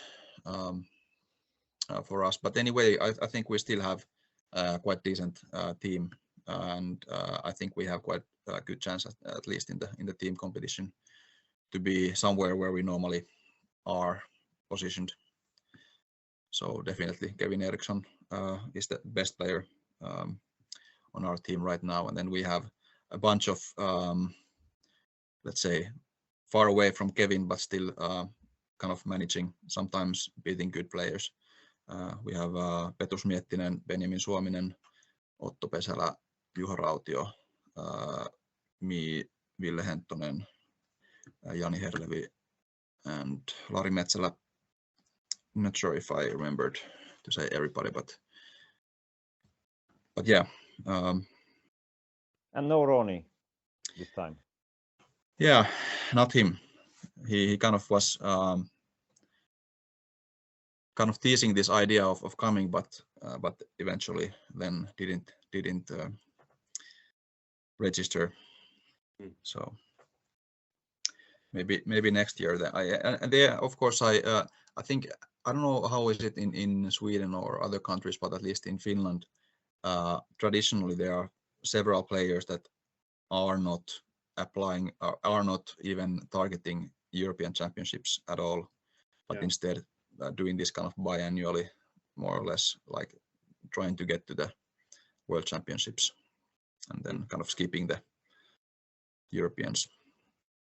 Why do you think it's that way? I don't think it makes any sense. I mean, it's basically this kind of well, one thing is that World Championships is World Championships. It's just a title, and even though we know that these competitions should be equally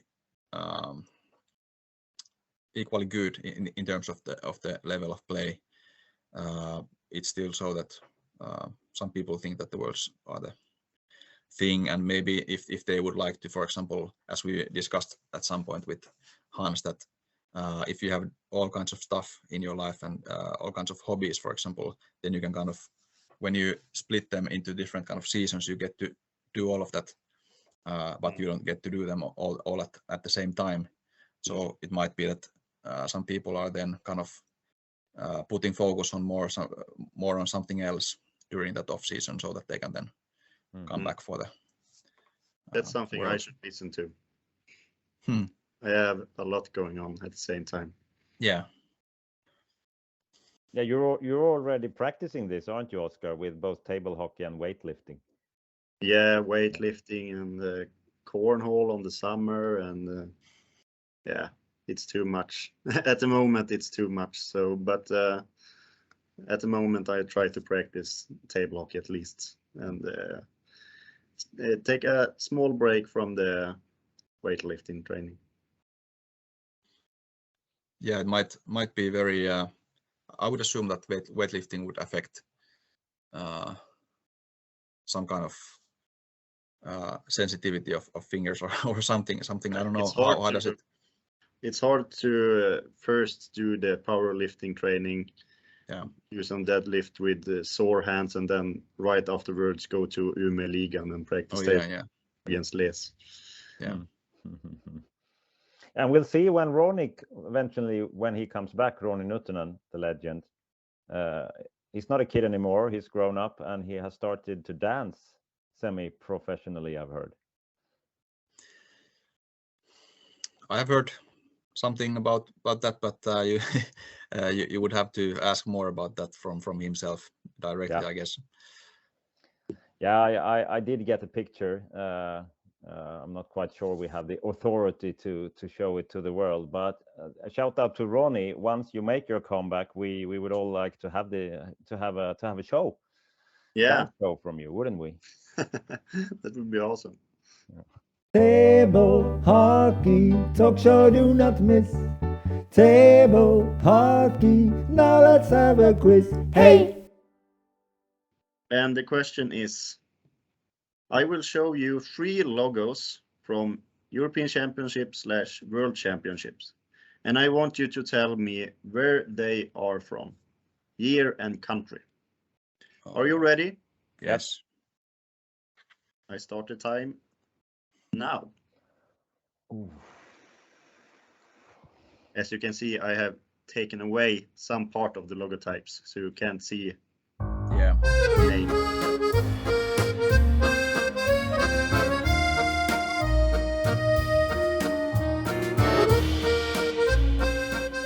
I wasn't able to really get the first one. But the second one, it could be Moscow 07, and the third one could be Kranj this year. Okay. But, I wasn't really 100% sure of any of these, so might be wrong. I see. And Hans? I'm thinking the same way. Number 3 was Kranj 2022, I thought. And number 2 was St. Petersburg of 2015, I guess. And then I just, guessing wild that number 1 was in modern days, first European Championships of Skalitsa 2006. Okay. Thank you. So I will show you the answers. The first one is Latvia 2014 in Riga. That was a special time when Ukraine should have it, but due to circumstances, Riga took it. I have to say that I had this in mind, but because I didn't see the Ukraine flag, no, I thought it wasn't that. But anyway, yeah. And the second one was in Czech Republic, Liberec. And the third one, you both was right. That's the upcoming European Championship in Slovenia, in Kranj. So 1 point to both of you. Thank you. I guess you were closer to a second point, Vesa, there. Yeah, but it's you don't count that. You both thought it was Moscow in the middle, right? I think Hans thought it was St. Petersburg. Yeah, yes, we thought Russia. Yeah. It was the colors there. I mean, it's the Czech colors as well. Yeah, but in that formation, it's like It's pretty hard. I'm not that good with the flags, I must say. Yeah, it's pretty hard to see when you take away some part of it. Yeah. So definitely. it's like you can recognize it, but it's just something that needs to be added.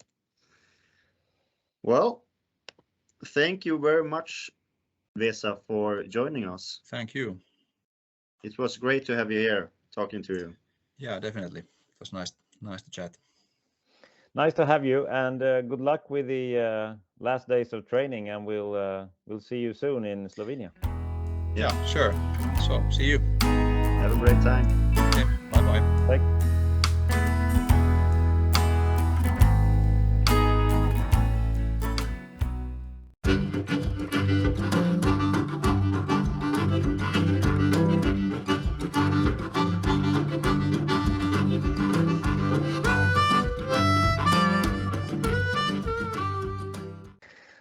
We are finally going to Slovenia, to Anze Bozic, not only a Slovenian table hockey player, a well-known one, but also the one of the organizers of the upcoming European Championships. Welcome to our show. Welcome. Yeah, that's correct. Thank you so much for having me, guys. Great having you here. Yeah, thanks. Thanks for the invite. So, Kranj, we haven't heard so much about it before we learned that it's a table hockey metropole. But just one question, as you know, as a Swede, we are quite well known with alpine skiing. At least the older ones of us who remember Ingemar Stenmark in the 80s and 90s. I do remember him and others competing in Kranjska Gora. I guess that's quite near Kranj then. Sounds like it. Yeah, it's about an hour drive away, so it's quite close. Yeah, okay. And the city of Kranj, would it? I mean, it's still situated in the Alps, or at least near it, right?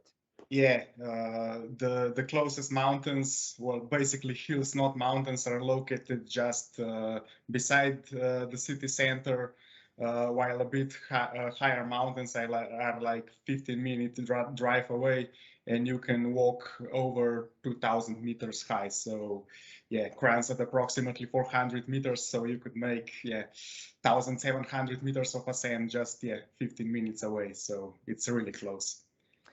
So we're actually playing at quite an altitude. I don't think so, but yeah, for you who are probably used to the sea level, perhaps. So cardio will be an issue.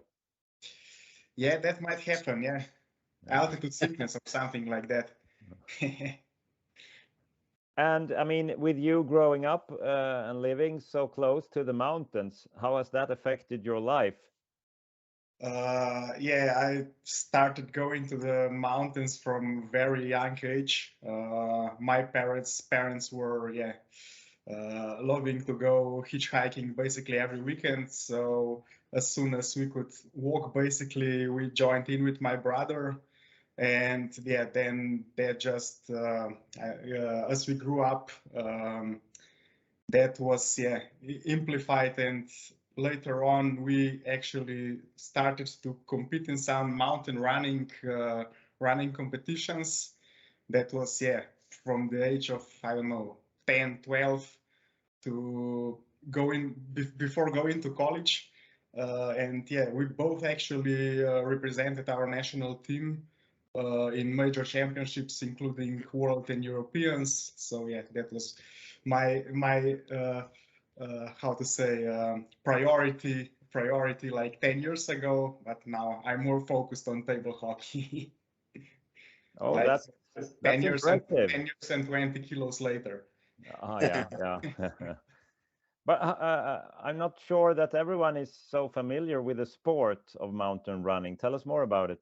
How far is it? How hard is it? It doesn't really matter. Each organizer decides for themselves. For major championships, approximate distance and altitude gains are prescribed, but there's actually no limitations, and races can range from, I don't know, 2 kilometers to 200 kilometers, and from basically pretty flat to steep ones, which I don't know, where you can make 1,000 meters of ascent in 2 kilometers. So it's quite diverse. Okay. And I guess many of you guys who have been competing at a higher level of mountain running are also some kind of cardiological phenomena. I mean, I heard, you might know of Nils van der Poel, the Swedish skater. Who actually has some kind of a parallel career in mountain running, or at least some version of it. At least the best athletes are. I think that's regulars probably not, but if you want to do it on a top level professionally, I think you have to have some characteristics to do it, like you mentioned for Van der Poel. Yeah, he did extremely well at the recent Olympics, if I remember correctly. He won like 2 gold medals. something And like world record with like yeah. or I something. think so, It was crazy. And then a little cheeky afterwards when he published a manifesto of his training program and gave it to the guy from the Netherlands who finished I on the saw podium. Yeah. How much did you train during your peak?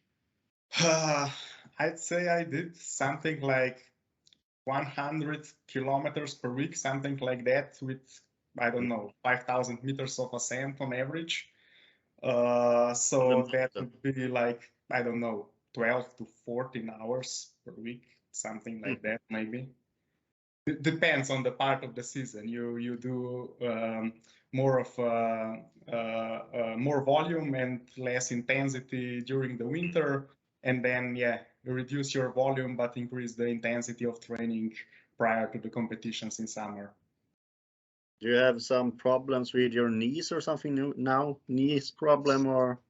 No, not really. I think if you don't put on too much weight and you progressively increase your workload, then it's not too problematic. But yeah, if I don't know, now start to train as I did before, I think I'd be injured in like a week or so. Okay. But when you train for mountain running, are you just running or do cycling or swimming or do some other cardio stuff? Yeah, you also try to cross train to relieve your joints a bit, and yeah, I especially loved cycling. I'm not much of a swimming fan, so yeah, cycling was the number one option for me. Okay. But that was many hours, you said there, 10 to 14 hours a week. Yeah. It's almost Van der Poel level. Yeah, I don't think so, but I think it was like 8 hours a day or something. yeah, wasn't it? Crazy. Yeah, but at least close enough. How many hours do you put into table hockey?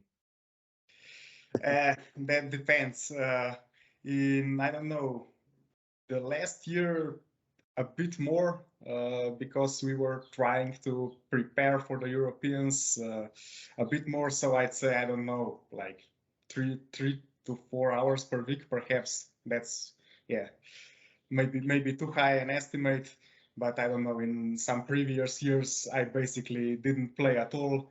I only went to the national tournaments we had here. So that was, I don't know, 8 tournaments per year, and that was it. But in recent years, we've revived the table hockey scene in Slovenia a bit more again. So yeah, we're trying to play a bit more in the recent years.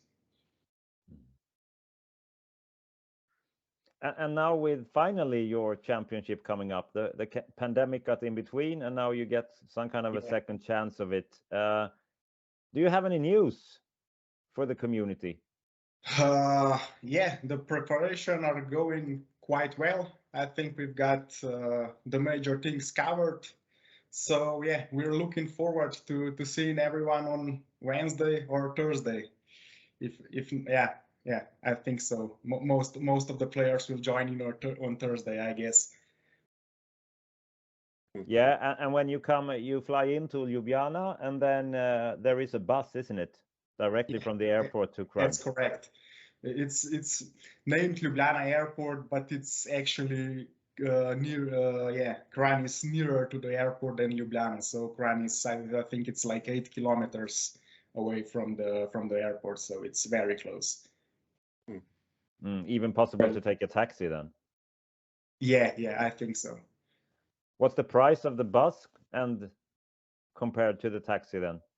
That is difficult to say. I'd say that the bus would be approximately €2 per one direction, and taxi would probably like 5 to 10. It's hard to estimate because I think I've never ridden a taxi in my life. So. But if you are 4 people then coming with the same flight, it would be economically almost the same if you just share a taxi then. Convenient to share a cab, yeah. Yeah, that's good. And when it comes to the venue, it's an ice hockey arena, isn't it? As far as I could see on the pictures. Yes. It's an ice hockey arena, but during the summer, ice is removed or covered. and it's mainly used for like a celebration events. A lot of proms from near high schools are held there, and yeah, we scooped in and organized the tournament in between. Is there anything said about the playing system? I'm quite sure that a lot of people are updating your website daily to see if that link is finally clickable. Yeah, that's probably true. We've been in discussion in the last days, waiting for the final number of participants for all tournaments, because yeah, the official registration closes today. So I think now we're pretty much covered, and yeah, we're discussing the playing system with Mihailo Shalomayev and Igor Saveljeva, who I'd like to thank massively for their input. They've prepared extremely detailed Excel table for all tournaments, and yeah, we've agreed on the schedule for Friday now, and I think Sunday and Saturday are not as problematic. So yeah, it's expected that the Excel file, or at least the described schedule, will be available tomorrow, I think. And tomorrow will be Saturday, because we're recording this on Friday. So Sure. when people finally see this, they will have this link clickable for themselves. But just curious now, I guess there will be more or less the same schedule and the same method used in previous championships, plus 30 top 32 for a playoffs, I guess. Yeah. It will be comparable as it was last year in Tallinn in World Championships. Yeah. And then about Kranj as a city, I mean, table hockey is such a strange thing, because you travel around the world, and if you don't stay, like we both did after Tallinn, where we met at the Baltic market and everything.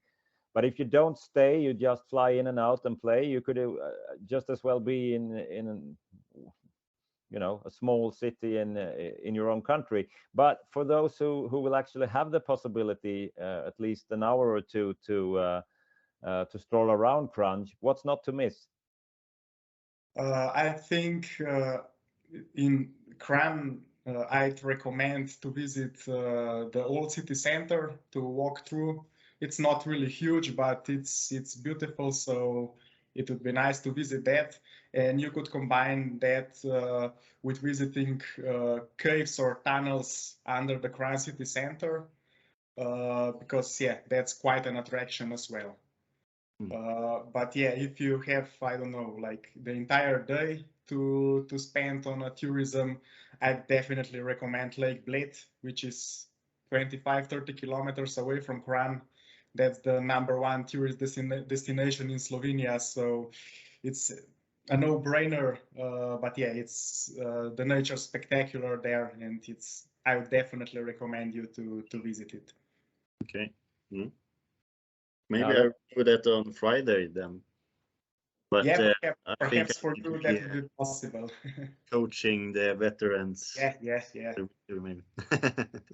Yeah, and that's the thing. I mean, okay, you're not playing on Friday, but as a traveling human being, of course, you would go to the lake. But once you stand there and all the guys are playing, I know where my bet would be you stay. Yeah. Then it's exciting to watch all the games, and when you get in that atmosphere, you of course you would like to be there. Yeah. And as for the Slovenian squad, Anze, we are hoovering a little on Scorpion these days, and it turns out you will actually have also a junior team, I saw, and a veterans team and everything. We will have all the teams except the veterans team. We could no assemble the team of 3 veterans. So yeah, you probably saw it, and it was Slovakia, because it's the name of the country is quite similar. Yeah, sorry, but still, you would have team of every other category. Yeah, that's correct. And Nice. we're quite satisfied with that. And yeah, we managed to fill all 16 spots we have available for the open category. And yeah, that's quite nice. That's cool. And who are the top ranked players of Slovenia? You obviously. Yeah, I'm the top ranked, and then there's Bernard Terjavec, Jakub Zaloka, Robadic, and Nate Škrlep. We're the top 4. Yeah. And then we have, I think, in the open category, there's 8 players who are all related, and their surname is Škrlep. So yeah, it's quite the probability is quite high that you'll play at least one of them. Mm-hmm. Table hockey talk show, do not miss. Table hockey, now let's have a quiz. Hey! 1. Which year was the Stiga Playoff Peter Forsberg edition on the market? And the second question, which of these 2 sponsors was on the middle circle logo in 2015? Your time starts now. 1 minute.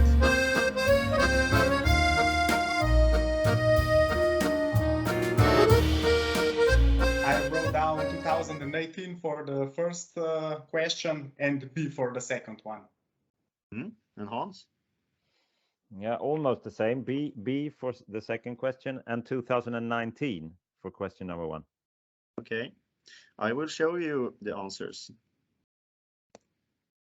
2018 and A was the correct answer. The Actavis logotype was on the middle of the game. I think that was on the market at 2014 and was used like 14, 15, 16 or something. So yeah, I remember Skoda from the older tables, and I wasn't sure whether that was before that or that time span. So yeah, it was quite a difficult question. You got 1 point right, and Hans 0 points for this one. Got to step up.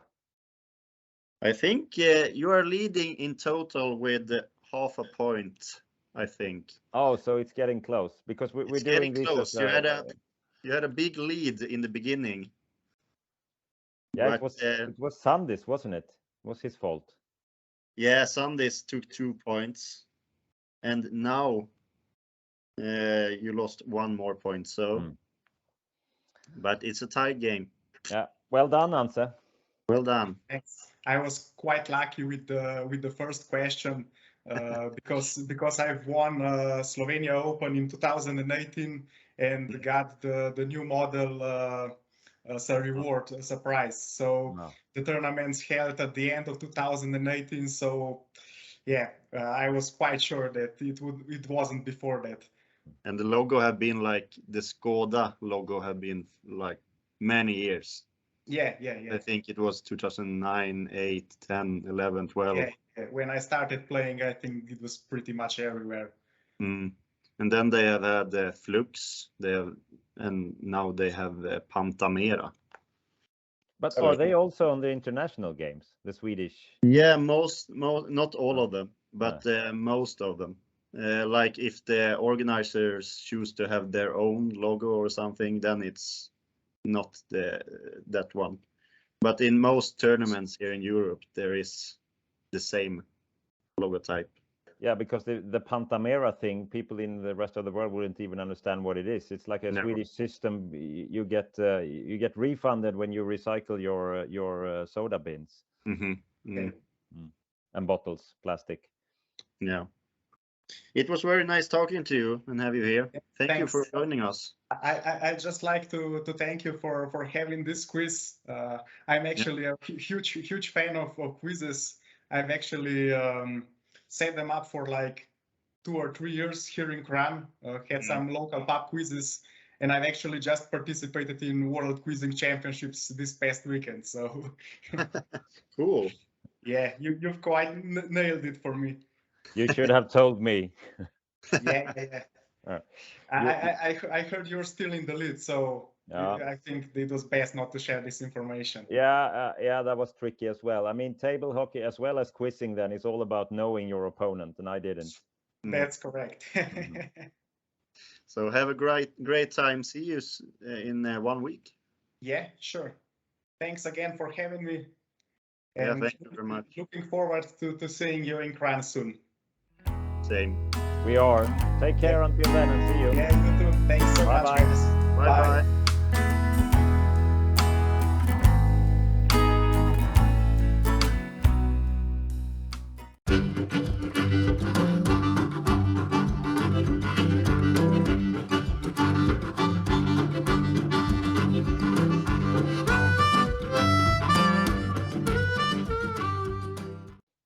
And from Slovenia, a short trip just over the Alps, and we are landing in Germany. Welcome, Linus Restel. Hi, guys. Welcome. Thanks. How are you? Yeah, I'm pretty fine. It's now weekend, and I'm glad that it's weekend, and yeah, I'm fine. How are you? Yeah, I'm fine. I'm fine. Talking table hockey the whole day. So it's great. It's good that you are so well trained for this, Oscar. Yeah. All the cardio that you're doing all the time, isn't it? Now I just practice table hockey and talk table hockey. I was practicing table hockey this morning for like 2 hours or something. And you have not been practicing today, we heard, Linus. No, I don't practice that much. I have to say I just practice when I like to play, but it doesn't happen that often. And I only have got one training partner here in Germany in my house, and it's my father. And it's not fun to play against him that often, I have to say. So, yeah, I just train sometimes when I've got enough time. Yeah, and today you said you had an exam with 3 different subjects. Sounds very hard, actually. Yes, I do dual studies, and I had 3 subjects today in my exam. I had controlling, statistics, and investigation and financiation. So yeah, it's the hardest exam in my whole studies. So I'm glad that it's over now, and I hope that I came through this with 50% at least. Yeah, we hope so too, and it sounds good for the economy of the International Table Hockey Federation in a couple of years. I'm sure we will have an accountant if we need one. Yeah, if you need a controller, I'm there. Perfect. That's good. Besides from table hockey, we have heard some rumors that you are actually active in another sport as well on a quite high level. Yeah, I count at the darts. So I'm a marker. That's the name for this, and I mark on stage for the biggest or for the best darts players in the world. And yeah, so counting in darts is one of my strengths also. For how long have you done that? Oh, I started that in 2018. So I had one test, you can say, not on a stage, just yeah, on a floor event. And I tried my best to count the right numbers. They said it's okay. They can read my numbers also, what I write on the board. And yeah, so I got invited in 2020 to Hasselt in Belgium. And there was my first big tournament on a stage. And yeah, it was like an introduction, because I just had a few games because they had to test me. So if I do mistakes, I cannot go on stage. Yeah, but I said it's okay. And now I had 2 further tournaments in Munich and in Leverkusen. And there I also have been on stage for the whole time. So I did all the games I usually had to do also. And yeah, of course, there happen also some mistakes, but as long as you can correct them, because I once had a mistake that it was, I think the score was 3-4-7, and the player scored 1-7-1. So yeah, I wrote down on the board the wrong score. Okay. So I had to correct it, but yeah, if you correct it in time before the other player throws, it's okay. And it just happened twice to me, and it also happens to the best marker, so it's okay. Okay. What is the similarities in the atmosphere at the dart tournament and the table hockey tournament? Oh, there are no similarities, because the darts crowd in Germany is very crazy. Okay. They are out and they are drinking alcohol, and I think table hockey should be without alcohol. So yeah, you cannot compare the crowd, because I think there was in the arena where I've been in Munich, there were like 4,000 people, and they were all singing, and I almost could not hear what the caller on stage says, because I have to hear what the caller says. And so the score that the caller says, I have to write it down on my board, and I almost couldn't hear it sometimes. So yeah, I cannot compare the atmosphere. Are you also playing darts yourself? No, yeah, I played for a hobby, but yeah, not really good. I think the best players in darts play an average like 100 or 90, 80, and my average is like 40. So I'm not that good at darts.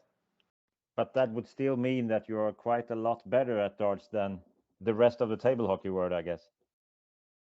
Not really, because I heard in Sweden at the Swedish Championships, I heard that Erik Norén, for example, plays darts, and he also plays good averages. So I think he would beat me 6-0. Okay. I'm not quite familiar when you're talking about an average and a number. Could you explain that for the audience? Is that like a handicap of golf or something? Yeah, you throw 3 darts always. So we have got 3 throws when you throw once, you can say. And yeah, the highest point that you can get is 60 points when you hit triple 20. And yeah, as an average, when with 3 darts, the players play 100 points. So that's the average point amount that you. So maximum would be 180, but nobody has that as an average, I guess.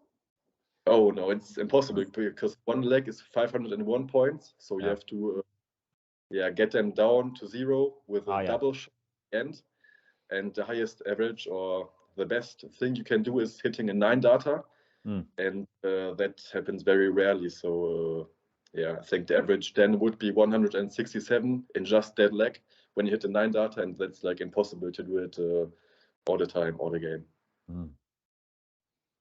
And then, as Oscar said, if the audience and the atmosphere is different between table hockey, do you then see any similarities between the players, the competitive level of it, the concentration? I mean, yeah, I think you can compare it very well, because yeah, for many people the darts players are like stars. Maybe you know players like Michael van Gerwen or Gowan Price.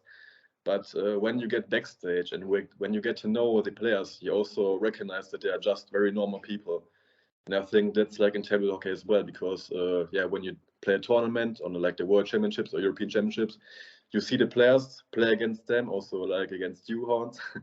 And where then after the tournament, when you meet at the bar, you see, oh, he's just also like a normal guy. And I think that's the same in darts, that you make friends and colleagues, and yeah, that on stage, of course, when you play against each other, you're maybe not friends because you're rivals and you want to beat each other. And yeah, but after the game, you see that everybody's nice, and yeah, you can have a drink with them together.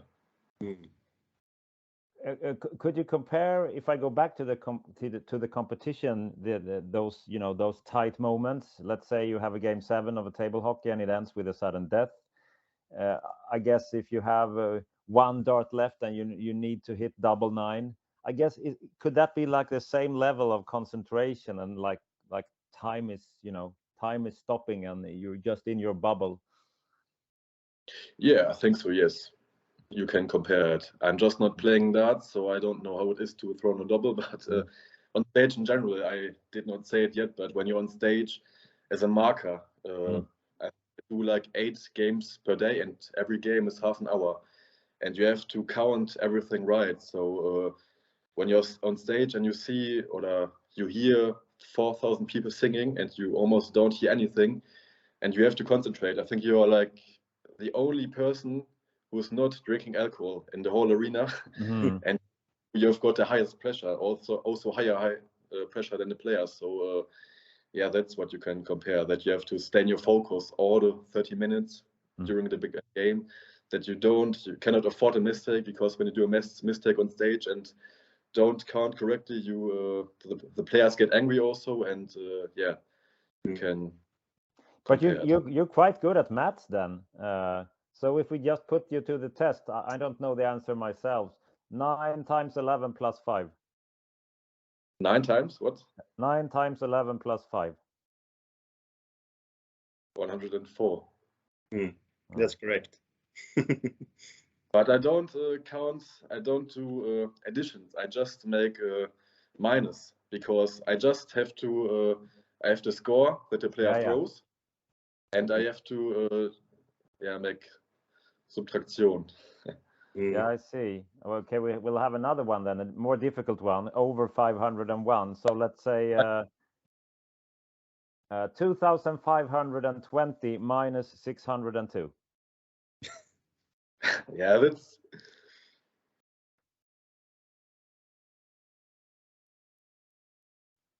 Yeah, it's very high pressure now. It's even higher than on stage, I have to say. Yeah, of course, and the lagging internet as well. I'm that good because when you play darts, the points start at 501, so I don't go higher than the thousands. No.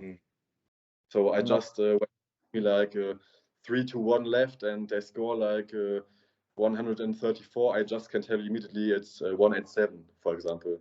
But when their points are higher, it's also difficult for me because I don't do that. Frame. Yeah. Yeah, never mind. I have already forgotten what I was asking. So,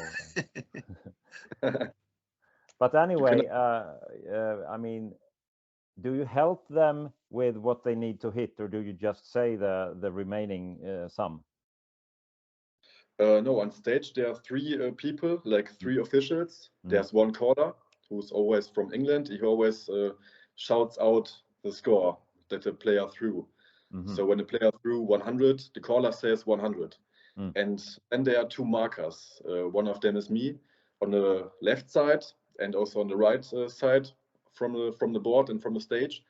And I just count for one player. So I write down on the left, I've got one board, and I split it into 2 halves.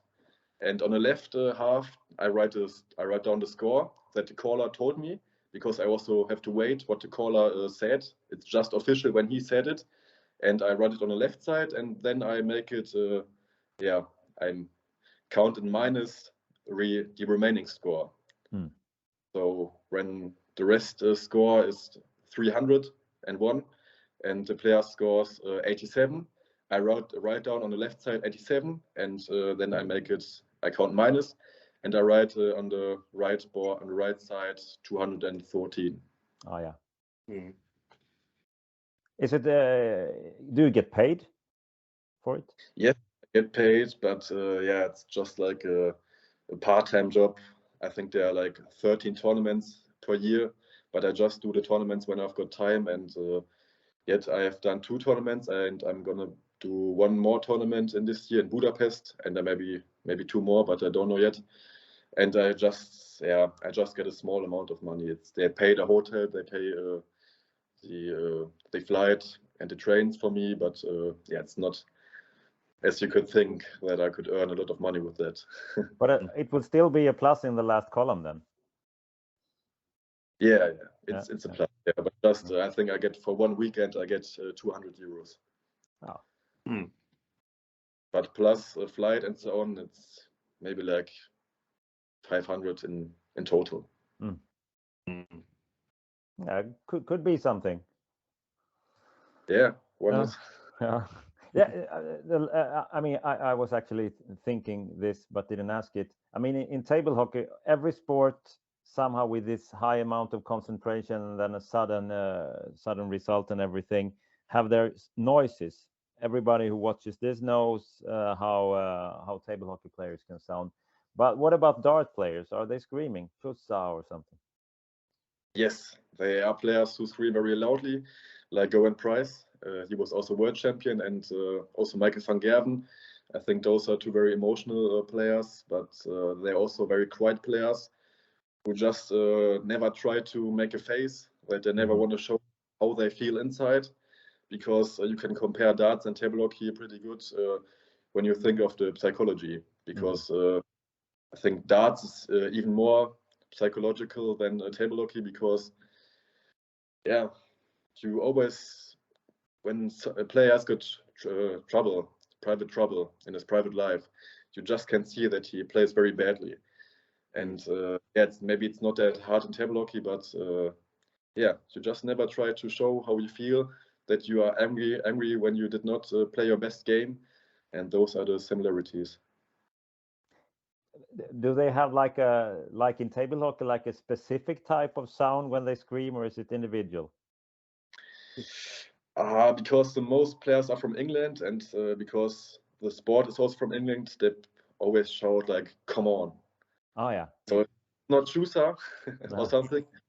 It's mostly "Come on" or "Yes, come on." That's good. Maybe you can introduce them to our lingo. Yeah, why not? Choose while counting. Yeah. Oh, that would be, I would be out immediately. But yeah, I also spoke to one darts player in Leverkusen. I spoke to one Swedish darts player. It was Dennis Nilsson. I think he's the second best Swedish darts player, just behind Daniel Larsson. Mm. And I also told him about table hockey, and he also knows it. I think he lives in Kårstad, and he was even thinking about coming to the Swedish Championships. Oh, okay. That could be a talent. Yeah. He was very engaged because he just tried, oh yeah, how can I do it? And and I think he also one of the strongest men in Sweden in 2003, maybe.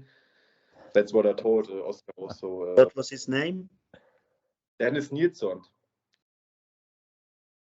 I think I told you also in Örebro, but yeah, I remember something about it. It was a long time ago, 2004 maybe. It was the strongest or the second strongest guy in whole Sweden. Like strongman or powerlifting, or? I think powerlifting, but I don't know. Maybe I switched. In powerlifting, it's so many different weight classes, and it's etc. But in like strongman, where they crown the world's strongest man and Swedish strongest man, then I think I know every name of them. Okay. Yeah, maybe he can start again. When he starts playing table hockey, he can meet you, and then you can get him back to powerlifting also. Yeah. It sounds like a new guy for the Swedish club of Umeå. As of what you are describing, strong man. Yeah. Big guys. Yeah. Like Petr Östlund, he also looks like Petr a bit. Yeah, but that's actually what I was thinking, and he looks like Petr. Is he sweating the same? Oh, I think nothing can beat Petr with that. So, Linus, you are coming obviously to Kranj. Who else take part from Germany? I think we are 10 players from Germany. It's my rival Valentin Dietze, my German rival Valentin Dietze. Then there are also Sven Aderholt, Frank Bruneske, the oldie, Eike Romper, but also Sven Aderholt, Hermann Petrusch. Then for the ladies also Annika Grip, her father Gunnar Grip, and I think should have been everyone. No juniors, no more. Yes. It's Johannes Brunner and Till Dior also. They're all two juniors. That's good to hear. Johannes is a good junior. He needs some practice, international practice, and Till Dior is improving very much and very fast also. So he's now at a much higher level than he was maybe like 2 years ago, and that's also a name you have to remember in your back minds, because he's coming and getting strong also. Till Dior. Yeah, nice. Good. And just to back up a little in time, a few weeks ago, Hanna Ivantsova made quite a tournament in Lahr in Germany, in German Open. You were not there, I think, but she turned out as the first female winner of a World Table Hockey Tour tournament. What has her participation in German tournaments meant for German table hockey? Has there been some kind of a revival, or at least it's I mean, it's a huge thing with a female winner, and she's obviously most of all a very good player. Yeah, we are very thankful that we get the opportunity to play against her because yeah, the circumstances were not the best, and it's usually sad that she is now in Germany because of everybody knows. But yeah, we appreciate that she likes to play with us and also against us, and we always just yeah also can get better through this when we play against her. So we are very thankful and appreciate that she plays with us. How has your results against Hanna been this spring? I Pretty played even? against. Yeah, I don't know. I played against her in Munich at the Feringer Cup, and I think I beat her in the final 4-2 maybe.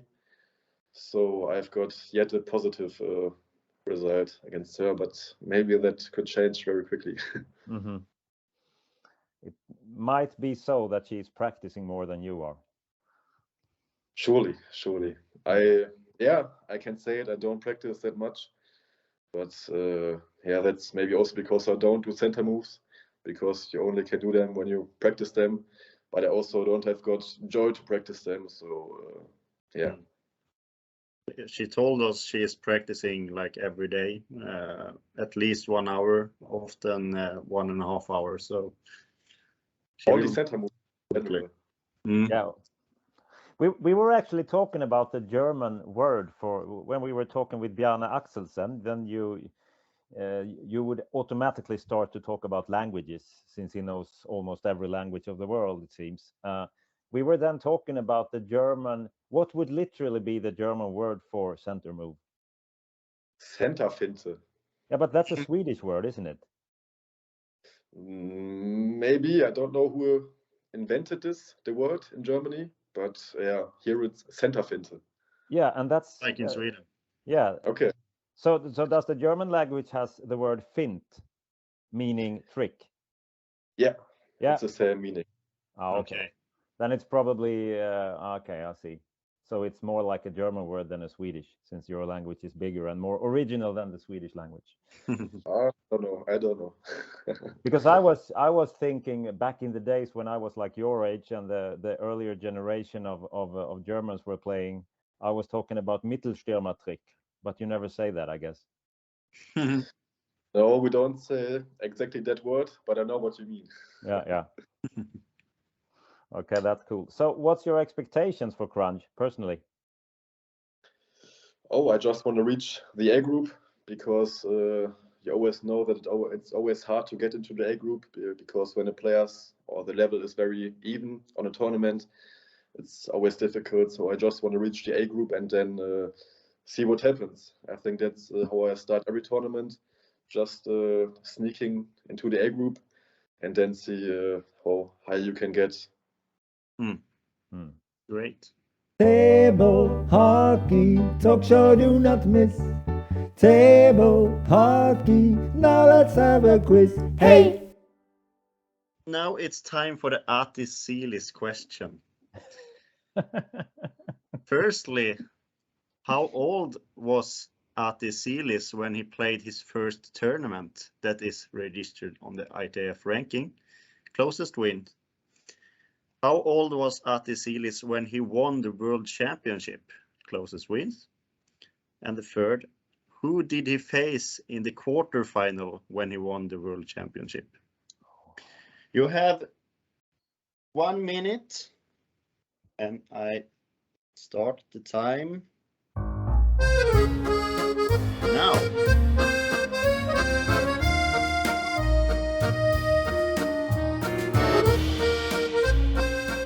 Yeah, for the first question, I say 7 years. For the second question, I wrote down 23 years. And the opponent of the World Championships, the third question, I wrote down Edgar's child. And Hans? Well, Linus, I think great minds think alike, because we have obviously had the same thoughts in our heads with this. I think he was 8 years old. and I also say he was 23 when he won. I'm quite sure that he actually was playing against Edgar's 2013 when he won the World Championships, but that was the semifinals, as I remember it. So I just picked a name and came up with Ahtilampi. Yeah, I also switched between Atti and Edgar's. Yeah. Okay. I will show the answers here. He was 13 when he started, so Hans was closest on that one. He was 24, so 1 point to both of you, I guess. No, 0 points. Or 0 points to both of you, 0 points. And in the quarterfinal, he faced Yannis Galuso. Okay. In the final, he faced Edgar Sais. It was in the final, wasn't it Borisov? No, that was in the semi-final. I'm mixing it up. Okay. And Edgar's won against Ahtilampi in his semi-final, both in the 7th game. So it was just crazy with the crowd there. Edgar's winning against Ahtilampi and Ati is winning against Maxim in the 7th game. So it was a crazy atmosphere. Big moment for Latvia. So 1 point to Hans in that question. No, I don't think so, huh? Oh, you mean you get the point? You was the closest on the first one. So the closest get the point. I see. Yeah. And you both answered 23 on the second, so no points there. 1 point. 1 point. How many rounds do we play? Okay, that was the question for you, Linus. So, and that round you. Okay. You are in the same team as the other people that we are interviewing. Okay. And Hans now has 16.5, and you guys has 15. Oh. So it's a close battle. So the point does hurt. I still think we were both reasonable. We actually we were thinking all the same things. Yeah. Those answers. It was great talking to you, Linus. It was fun. Thanks for the invitation. Thank you. Appreciate that, and I hope to see you in Kranj. Yeah. Pretty soon we will. Take care and do practice before you go now. Now you have the exams. The exams are made, and you'll have some spare time. Now I have time. That's true. Now I'm free and practice some center moves, although I won't do them. I'm counting on you to make a center fint when we play against each other the next time. Yeah, okay. I remind that. That's good. Bye. Okay, take care. Bye, guys. Bye. Thank you.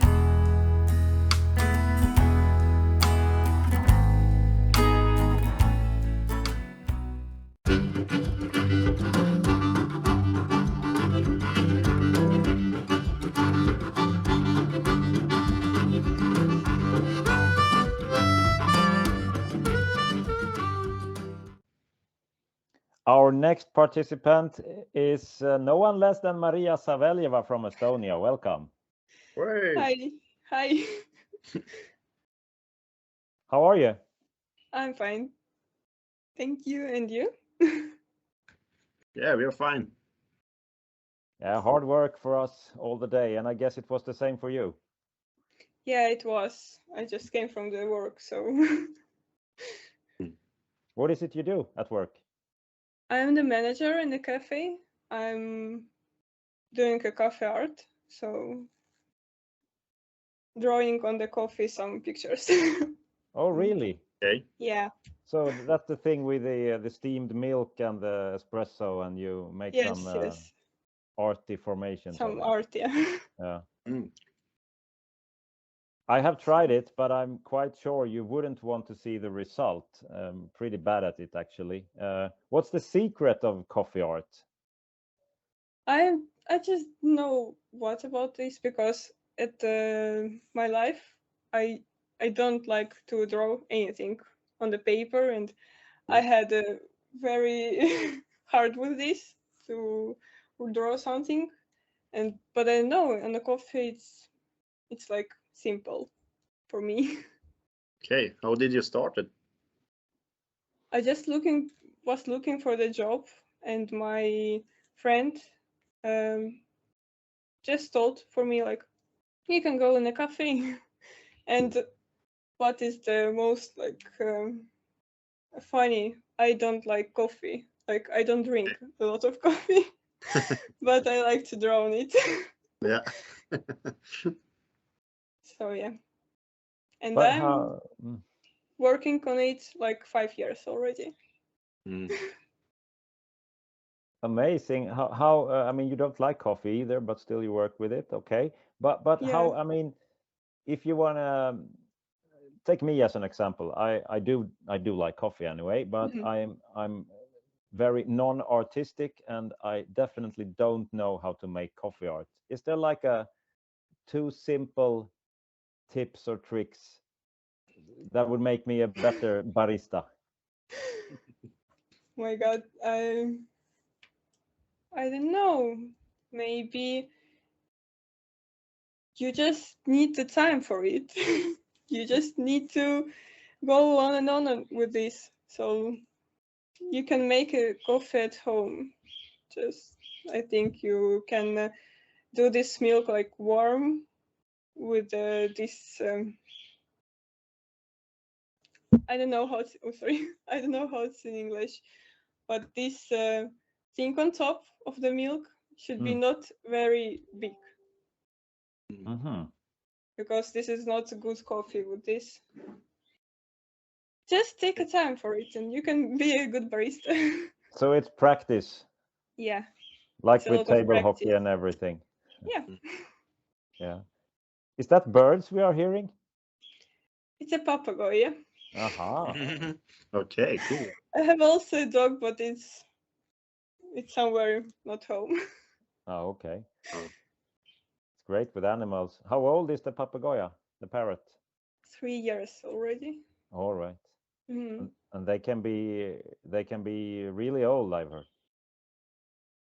This is not very old. She's a small one. So the biggest can be maybe 10 years, and this is maybe 5 or something. I'm not sure. Has she learned to talk yet, or to No, this make I noises? can't learn her because this is a girl and girls don't speak. So only boys. Okay. Yeah. Like in a life. Not too sure about that, really. Yeah. Yeah, that's cool with birds. I actually heard there is this YouTube clip, or maybe it was TikTok in Sweden. Must be a male parrot then, I guess, because he is repeating everything that he hears in his family, and that was really funny because it was really really interesting to know what they are screaming at each other in their So daily it's life. just saying all the secrets of all members of the family. And it was in a very distinct southern accent in Sweden, in Skåne. So he was actually screaming in this accent, "Where the hell is my PS5?" and things like that. It's funny. Yeah, that's good. But yeah, practicing, as you said, as with coffee and milk, also with table hockey. How old were you actually when you started? I started playing on the 8, maybe 8 or 9. But okay, I started playing good maybe at 11. So the years I was 8, I like didn't saw the table hockey on the top. I was a short girl. Yeah. And that's it's hard. like already 16 years.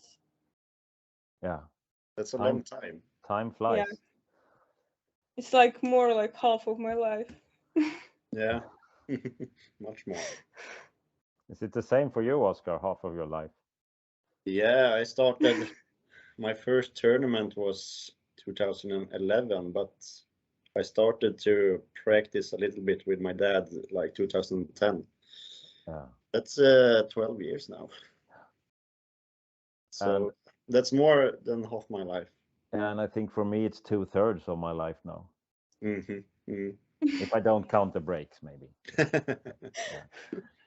Yeah, but anyway, Maria, except from you, who else from Estonia is coming to Slovenia for the European Championships? We have like 10 people, 2 girls and 2 like juniors, and 4 veterans. So there will be team in veterans, but no team in female or junior. No, there will be lady team also. We just will start from 0-3 and maybe we have a chance because there's only 4 teams in this year. And it's you and Daria then? Yes. Yeah. 2 very good players then, so of course you will have the chance. So yeah, we have a little chance there. And the same with the juniors, will they also be No, juniors won't play, I think. They're too young. There will be one boy who is like the first time in some European Championship. But you said you were 4 veterans, so I guess if you just tell your dad to shave his beard and to no, that's not work like this. I mean, and try to act like a junior with some kind of mask or I don't know. Petr I was thinking actually, like maybe I can be a junior there, but I'm already old for this. Yeah, Petr always tries to play the women's category. Oh. Yeah, Petr Östlund of Sweden. He has actually an alter ego that he calls Svetlana with a blonde that's funny, like how we should control the ladies category. Yeah. So who will control this? Yeah, who will actually? Bjarne Axelsen is Mr. President, so I guess he will have to be the one to control Svetlana or Petr or whoever it will be. Then the open category. Your dad. Yeah, all the people who was on the previous European Championship and the World, like Wafa, Alan, and the Daria is also playing an open. So, and the juniors, I think everyone who will come from Estonia will play in open. Like we actually don't have a lot of people. Yeah, but so, still you have a team again, and that's good. Yeah. Just wondering, me being a little old, what happened to Yevgeny Lvov? Oh, I actually, like, no one knows what's happened. It's like the same like Maxim Borisov, I think. He's like already from in Estonia. He was taking all the tournaments, and this is not like interest for him. And came the corona, and we can't go anywhere. So he just don't play anymore. Is he also playing FIFA like Maxim? No, he's not playing. Because I heard that from my son Uno. He was actually watching some kind of YouTube thing, a Swedish professional FIFA player who was playing online against the different opponents. And then finally he lost to a Russian with 0-5, and that Russian was super good at playing. And then when the profile pic came up in the end of the video, it was Maxim actually. Yeah. I also saw his streams on the Twitch, and there was funny, like he got in a table hockey, the World Championship and other stuff, and now he's going to the FIFA. So what will be the next? Probably more money in FIFA. Yeah, in FIFA is more money. Yeah, but I guess not as fun. I mean, I've been playing. People often think that table hockey, you must be suffering from kids playing TV games instead, and that discussion has always been there. But if I return to my teens, I was playing TV games as well and table hockey. It wasn't like the one thing was opposed to the other. What about you guys? You've been playing TV games. I played some TV games, but I haven't played that much since I was like 15 or something. I don't find it interesting anymore. Just like NHL and FIFA, I feel that's more interesting because then I can compete against friends when we are together and maybe drink some beer, play some NHL. That's funny, but that's the competing thing that's in me, that I always want to compete in everything. So I think table hockey is perfect for me. How do you compete in art, Maria? Can you do that? Is there like a championship for coffee art? No, there is nothing with this. This is just for myself. So like, but I'm also like playing with the Maxim is playing the FIFA, but I like him the most. I also play like computer games a lot. You do? So yeah, What you play? the CS:GO and this stuff like with the friends, where you Okay. can play like in a team. This is why in table hockey I like more to play in a team, not like this open category in ladies for yourself. So you mean you do like these shooting games actually? Because Shooting CS:GO, and that's no, Counter-Strike. not like all of this shooting. More is like the maybe World of Warcraft. Maybe you know something about this. There is a lot of you have a character and you playing for it and something. Yeah, I know. Yeah. We actually have, or we still have in Sweden, one of our players. He has a break right now, but he's a professional TV games coach, isn't he? Martin Lundén, Oscar. Yeah. Oh. Yeah. He's doing that a lot, I've seen. So he's competing and everything with his team, but as a coach. Okay. And which game is he the coach? I don't know actually. Okay. Well, I don't play those games. I will recognize the name when I hear it.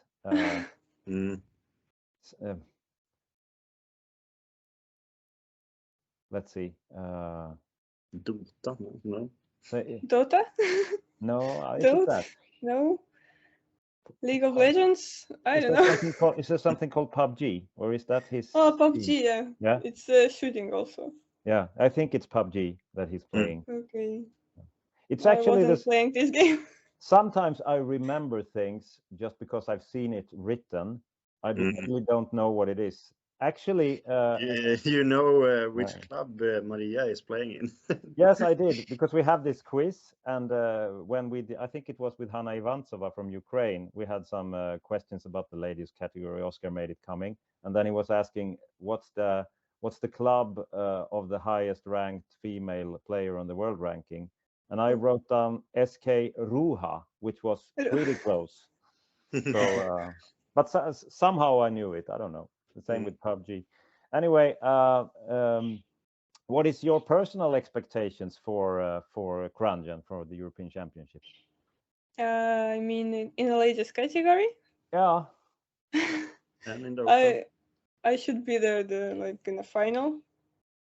So yeah, I think like the most good player in ladies also there is a Hanna and Daria. I have these two girls. It is like maybe a problem for me. I think so, but I'm not sure. Like maybe some other girls have a practice also. So, I mean, I want to be a first one because I want to win like 2 European championship and 2 World Championship. What about the open category?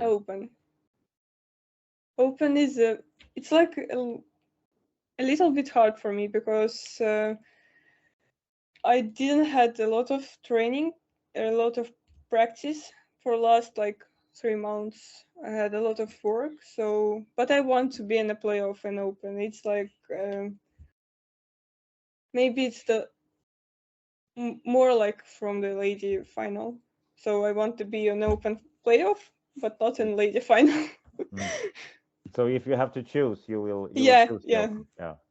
But it's an interesting in the ladies competition now with Hanna Ivantsova actually winning that tournament in Germany. Quite historical. It was the first female win on the world tour and everything.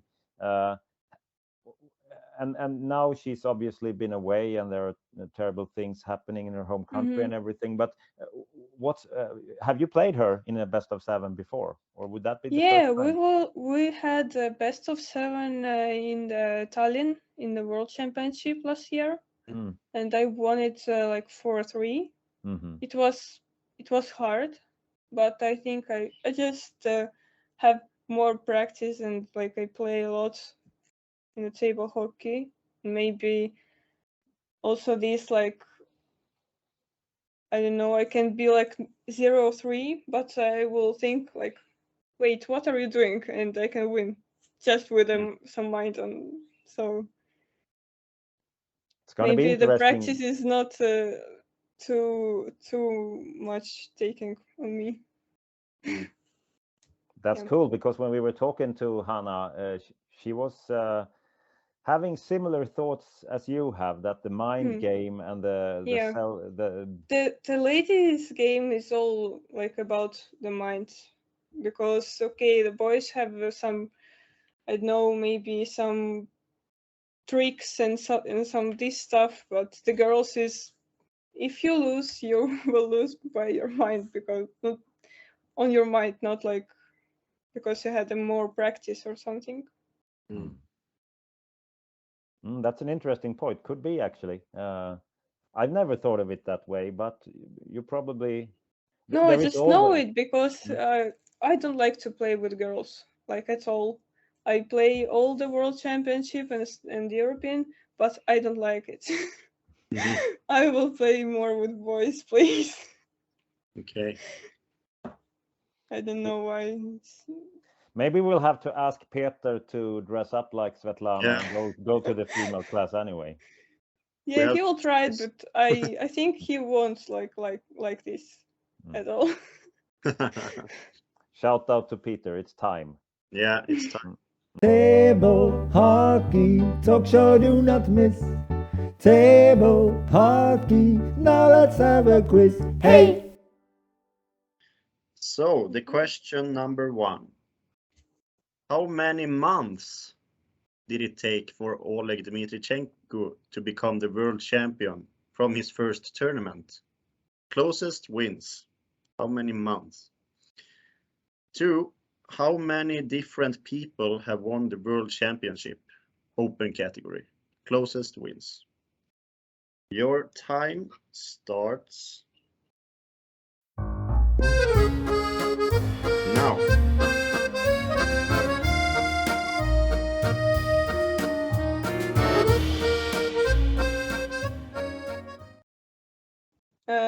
The first answer was like 3 or 4 months.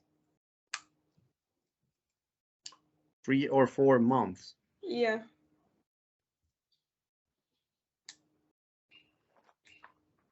Okay.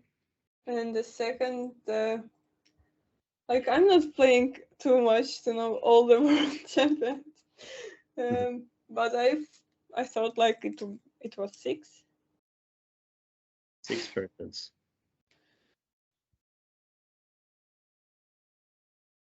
Okay. Hans? 21 months, I guess. That's just a wild guess. But I do believe that the 11 names that I have written here, oh my God, actually are the 11 winners of the open class. So let us see the answer. It took him 33 months. Okay. Which is not even 3 years from that he started to play until he became the world champion. Okay, I was thinking about the first question about like he was starting playing good, and after this he was training with Galuza maybe, like not very long. Okay. That's my problem. And the second one is 12 people have won the world championship. I'm missing somebody. Who? Yeah. Wallén, sorry. Wallén have won it in 2003. Yeah, so Hans, you get 2 points here. Yeah, but still it was the wrong answer. But I don't know why I wasn't thinking about Daniel Wallén. Who could ever forget Daniel Wallén? Yeah, that's a classic. It is. But Maria, I'm sorry. It's just me being older, actually. Yeah. I just remember only those where I'm playing, so like 16 years. Yeah, so you probably don't remember the old Swedes that have quit playing. Yeah, That's my secret. I was never like a lot of watching the table hockey history, so it's like more with my dad. It's a on hard it. one. It's a hard one to guess also. Mhm. So I mean, to win the World Championship in under 3 years is really impressive, and I think that is the record. I don't think anyone else have done it in that short amount of time. I might be wrong, but I mean, this is very many years ago. I'm not really sure how long had Michael Kratz, the first champion of 1989, for how long had he actually been practicing and playing in Sweden? We don't know that one, but if you do know the answer, please hit it in the comment section and tell the world. Yeah, do that. Gustav Hermansson or someone. Yeah. So thank you, Maria. It was really nice to talk with you, to have you here. Yeah, thank you. So we will see each other in 1 week. Yeah. Yeah, take care, Maria. Already next week. Yeah. Take care. Take care, and thank you for coming on the show. Thank you. Bye-bye. Bye-bye.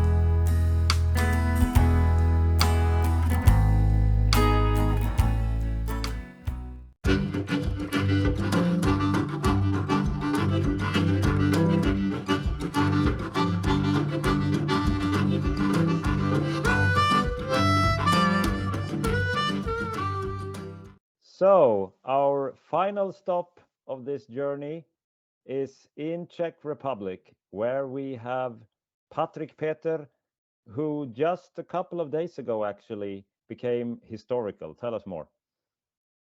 Yes.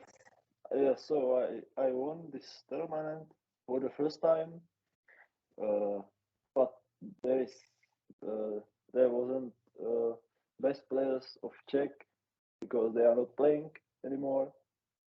So it was easier for me. But still, congratulations! You are the champion of congrats. Czech Republic. Yeah, thank you. But before we continue to talk about table hockey and the upcoming tournament in Kranj, Slovenia, I know that you have at least one other interest that takes some time from you, aside from table hockey. What would that be? Yes, so I'm playing Pokemon Go every day. So almost 6 years in a row. So I'm still. It's sometimes a little bit stressful and hard, but still grinding. Yeah. Grinding. Yeah, it came 2016, and now 6 years later, you're actually one of the people around the world who's still playing. Yeah. But there is so many people around which they are still playing, and yeah. But it's a long. For me, it's a long 6 years. So I will see what I will do next after 1 million pitches. It's my highlight for now. So go. The latest level is level 50. When it all started, level 40 was the maximum, and then a few years ago they came up with level 50. I know that you reached it quite early because I'm playing myself and I reached it just a month ago. And that's the thing, you have to somehow put up new goals with Pokemon Go. I think I haven't any more goals in this game because I reached all height numbers and medals in this game. So we'll see. What is motivating you to keep doing it?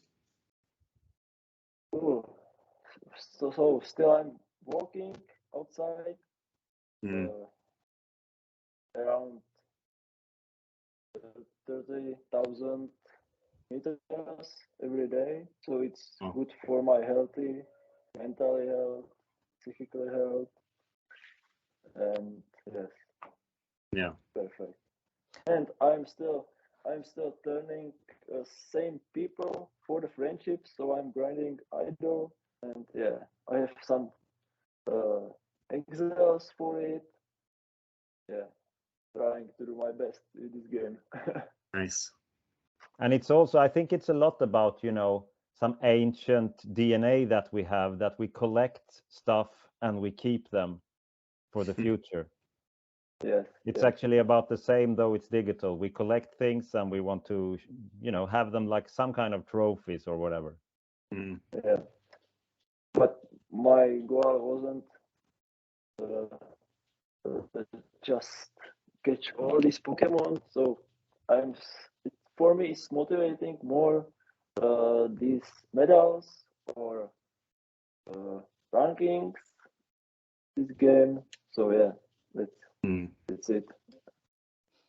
Yeah, as I said, I've actually been playing more or less every day, at least a little myself. So I do know what you're talking about. All people in the audience probably don't know everything about Pokemon Go, but one thing that actually happened to me, because there is this portal in the game that is called a gym, and you take down a gym and you put your Pokemon in a gym and everything. You know that, Patrik. But it happened to me once. I was telling to a couple of friends, I'm going to the gym. See you in 10 minutes. And they actually thought that I was going to a gym. Well, if you look at me, yeah, of course, 10 minutes would be maximum for me inside a gym. So, but people actually believed I was going to a gym. So yeah, could sound good. Yes. But now I'm quite interested myself, since I'm playing, and I guess there are a few other Pokemon Go players watching this program. Your 3 best Pokemons, what would they be and why? Wow, probably Shadow Mewtwo, best all the time attacker in this game, and I like Kyogre and Rayquaza. Just Dragon and Water, yeah, super nice. Great, you can use them when you are battling gyms. So yeah, I like only powerful.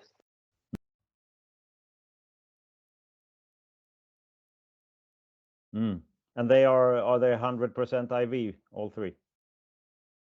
Not Shadow. No. But still, I prefer higher attack. At least like 0% Shadow Pokemon is still better than 100 IV Pokemon. So Yeah. I prefer Shadows. Yeah, so you went into the Shadow. I know a lot, at least in Sweden, there are like two opinions. One side that turned into the Shadows and others who didn't. And for the audience, just a couple of years ago, Pokemon Go, or Niantic, who makes the game, turned everything around and introduced a whole new series of every existing Pokemon that were Shadow. So everything that you had been collecting was suddenly useless. Okay. Yes, sure. It's only about Shadows. I think that's all. Yeah. We'll see what they come up with. But then I remember you, I think it was in Liberec, when you actually made a really great success with the Czech team and won. I remember you, between the games of playing table hockey, you actually were playing Pokemon Go with 2 mobile phones.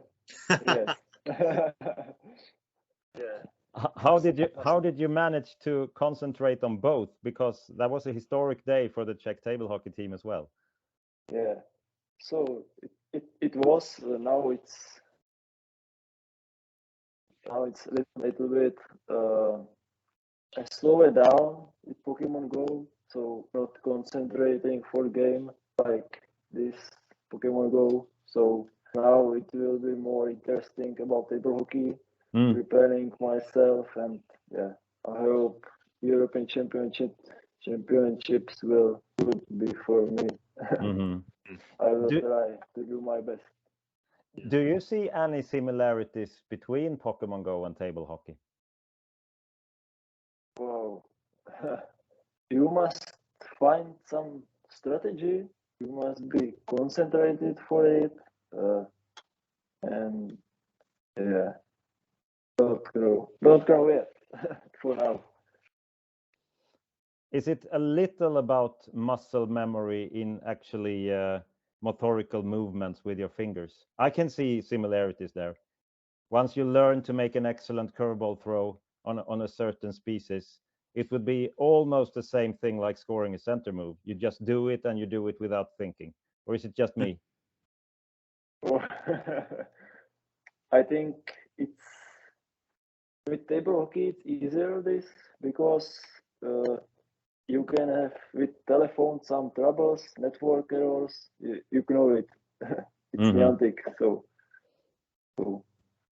and still you can prepare your table hockey, and you can't prepare your phone or screen. No, that's true. That's true. Yeah. Yeah. Anyway, then talking some more about table hockey and your victory. You said that a bit humble, I think, that you only became the Czech champion for the first time since the best Czech players weren't there. But I would argue, I would say you are probably the best Czech player in the history. Yeah, I agree. Yeah, but not practicing for years. That's my mistake, probably. But when you say that the best Czech players weren't there, you were meaning who? Probably I mean Zdeněk Matoušek. I have 4 years trouble with him in playoffs, and yeah, of course, Michal Hvišť. But there is good point with Michal because he still doesn't know how to play spias. Yeah. So that's really big plus for opponents which playing against him. And you shouldn't tell the world. You should not tell the world. And of course, many times champion Lukáš Tureň. So yeah, he's still pretty good, and he doesn't play for years. So played against him in last Czech Cup, and it was so close for him. So he's still good. Yeah. Yeah. You should tell him to come back, or we should tell him. If you hear this, Lucas, it's never too late to make a comeback. Yeah. Never in table. Yeah, but yes, actually, family or child, so yeah, family first. Always this thing called life, right? Yes, of course. So except from you, who is coming from Czech Republic? Your squad for Slovenia for Kranj? Yeah, you mean top 5 or all players? Yeah, generally, yeah, top 5. We can start with that for the open. Okay. So there will be me, Martin Magera, Jiří Chedík, Michal Koberle, and Krištof Lebl. Oh, that's a good team, a good top 5 anyway. Yeah. All are active, so I hope for some medals from open teams. Yeah, and especially Madera is, at least for me, quite an unknown player. And he was quite successful, I saw, also in the championship, wasn't he? Yeah, he's pretty good. He's still better and better with spares. He's powerful and good defender, so hope it does work for us. I will just 1 second. Yeah, and we can tell the audience now wondering what is happening is that Oscar will have to handle his dogs. You also have dogs, Patrik. Yes, I have. Where are they?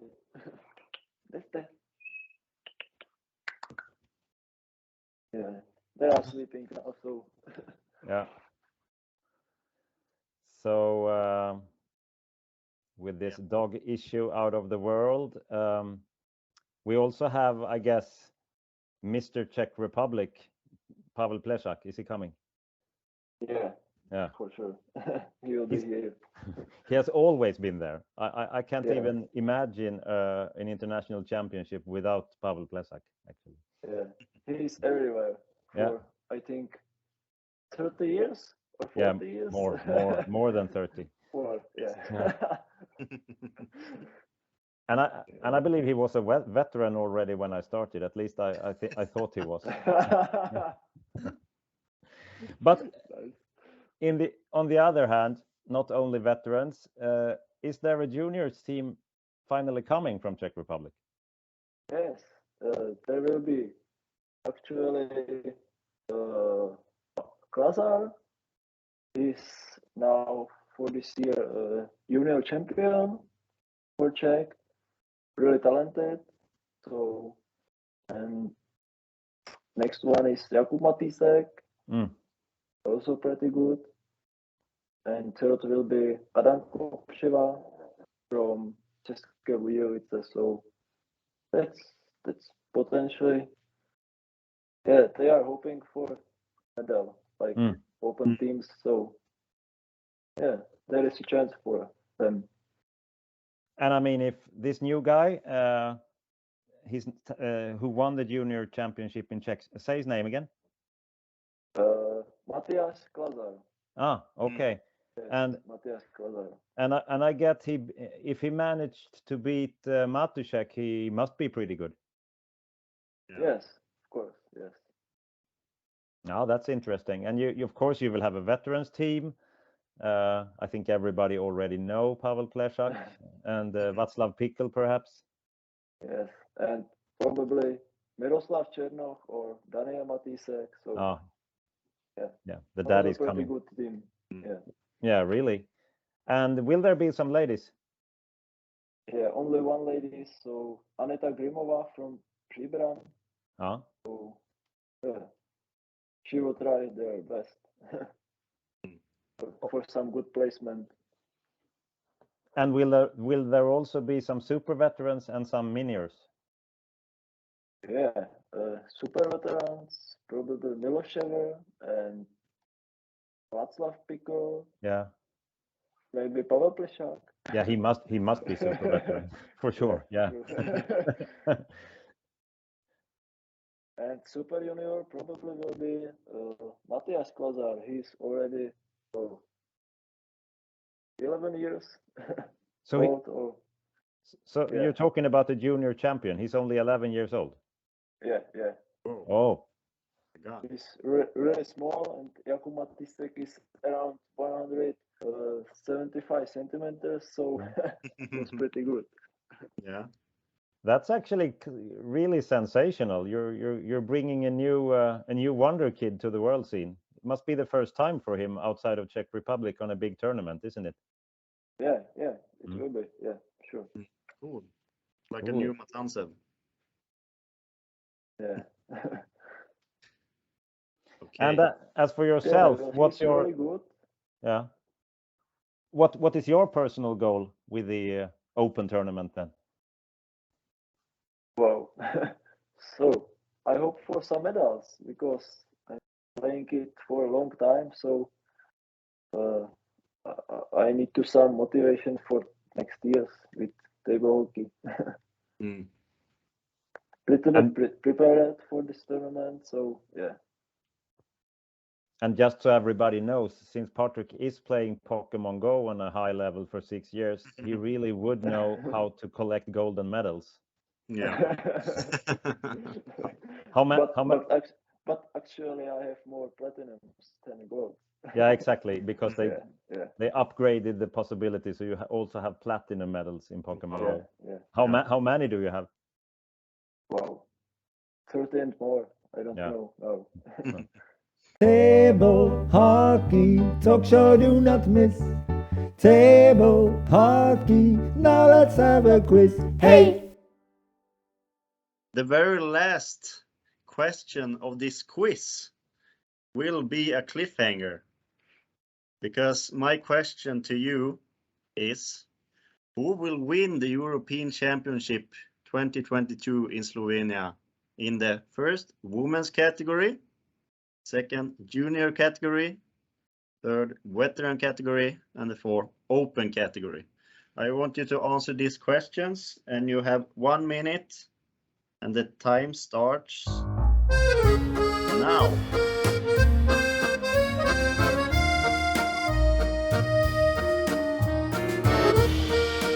tell you, Patrik, also, once you're guessing, that this is the final stop of the quiz with all the other participants in this show. So I think I am in the total lead of 2 or 2.5 points. Yeah, it's a close battle. Hans is leading now. 1 minute is gone. Yeah, Hans is leading the very tight battle between the other people against Hans. So, Patrik, you can start to show me your answers, and you can say the names also. Okay, so should I show like this or? You just tell me. Yeah, just okay. So I think former champion will be Hanna Ivantsova. Hmm? Junior champion will be Gergely Matancev. Hmm? The best veteran will be Hans Österman. Ooh. Hope for Yeah. it. Yeah.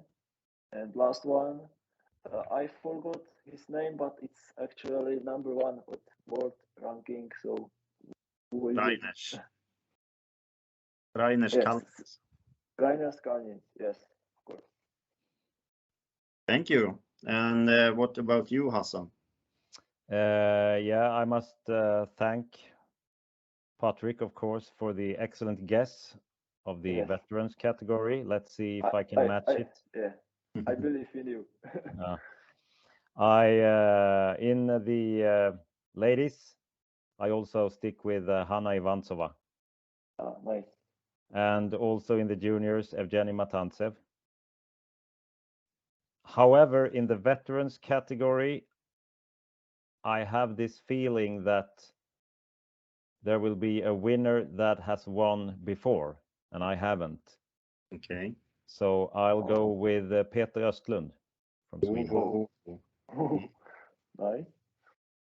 At least he will be sweating more than me, and sometimes that's the key to victory. So yeah. Petr Östlund it will be. And to disappoint you both, because you are both actually candidates for the open category, but I have this feeling that coming to the world scene once again, being older and just focus on table hockey instead of the tragedy at home, the war in Ukraine.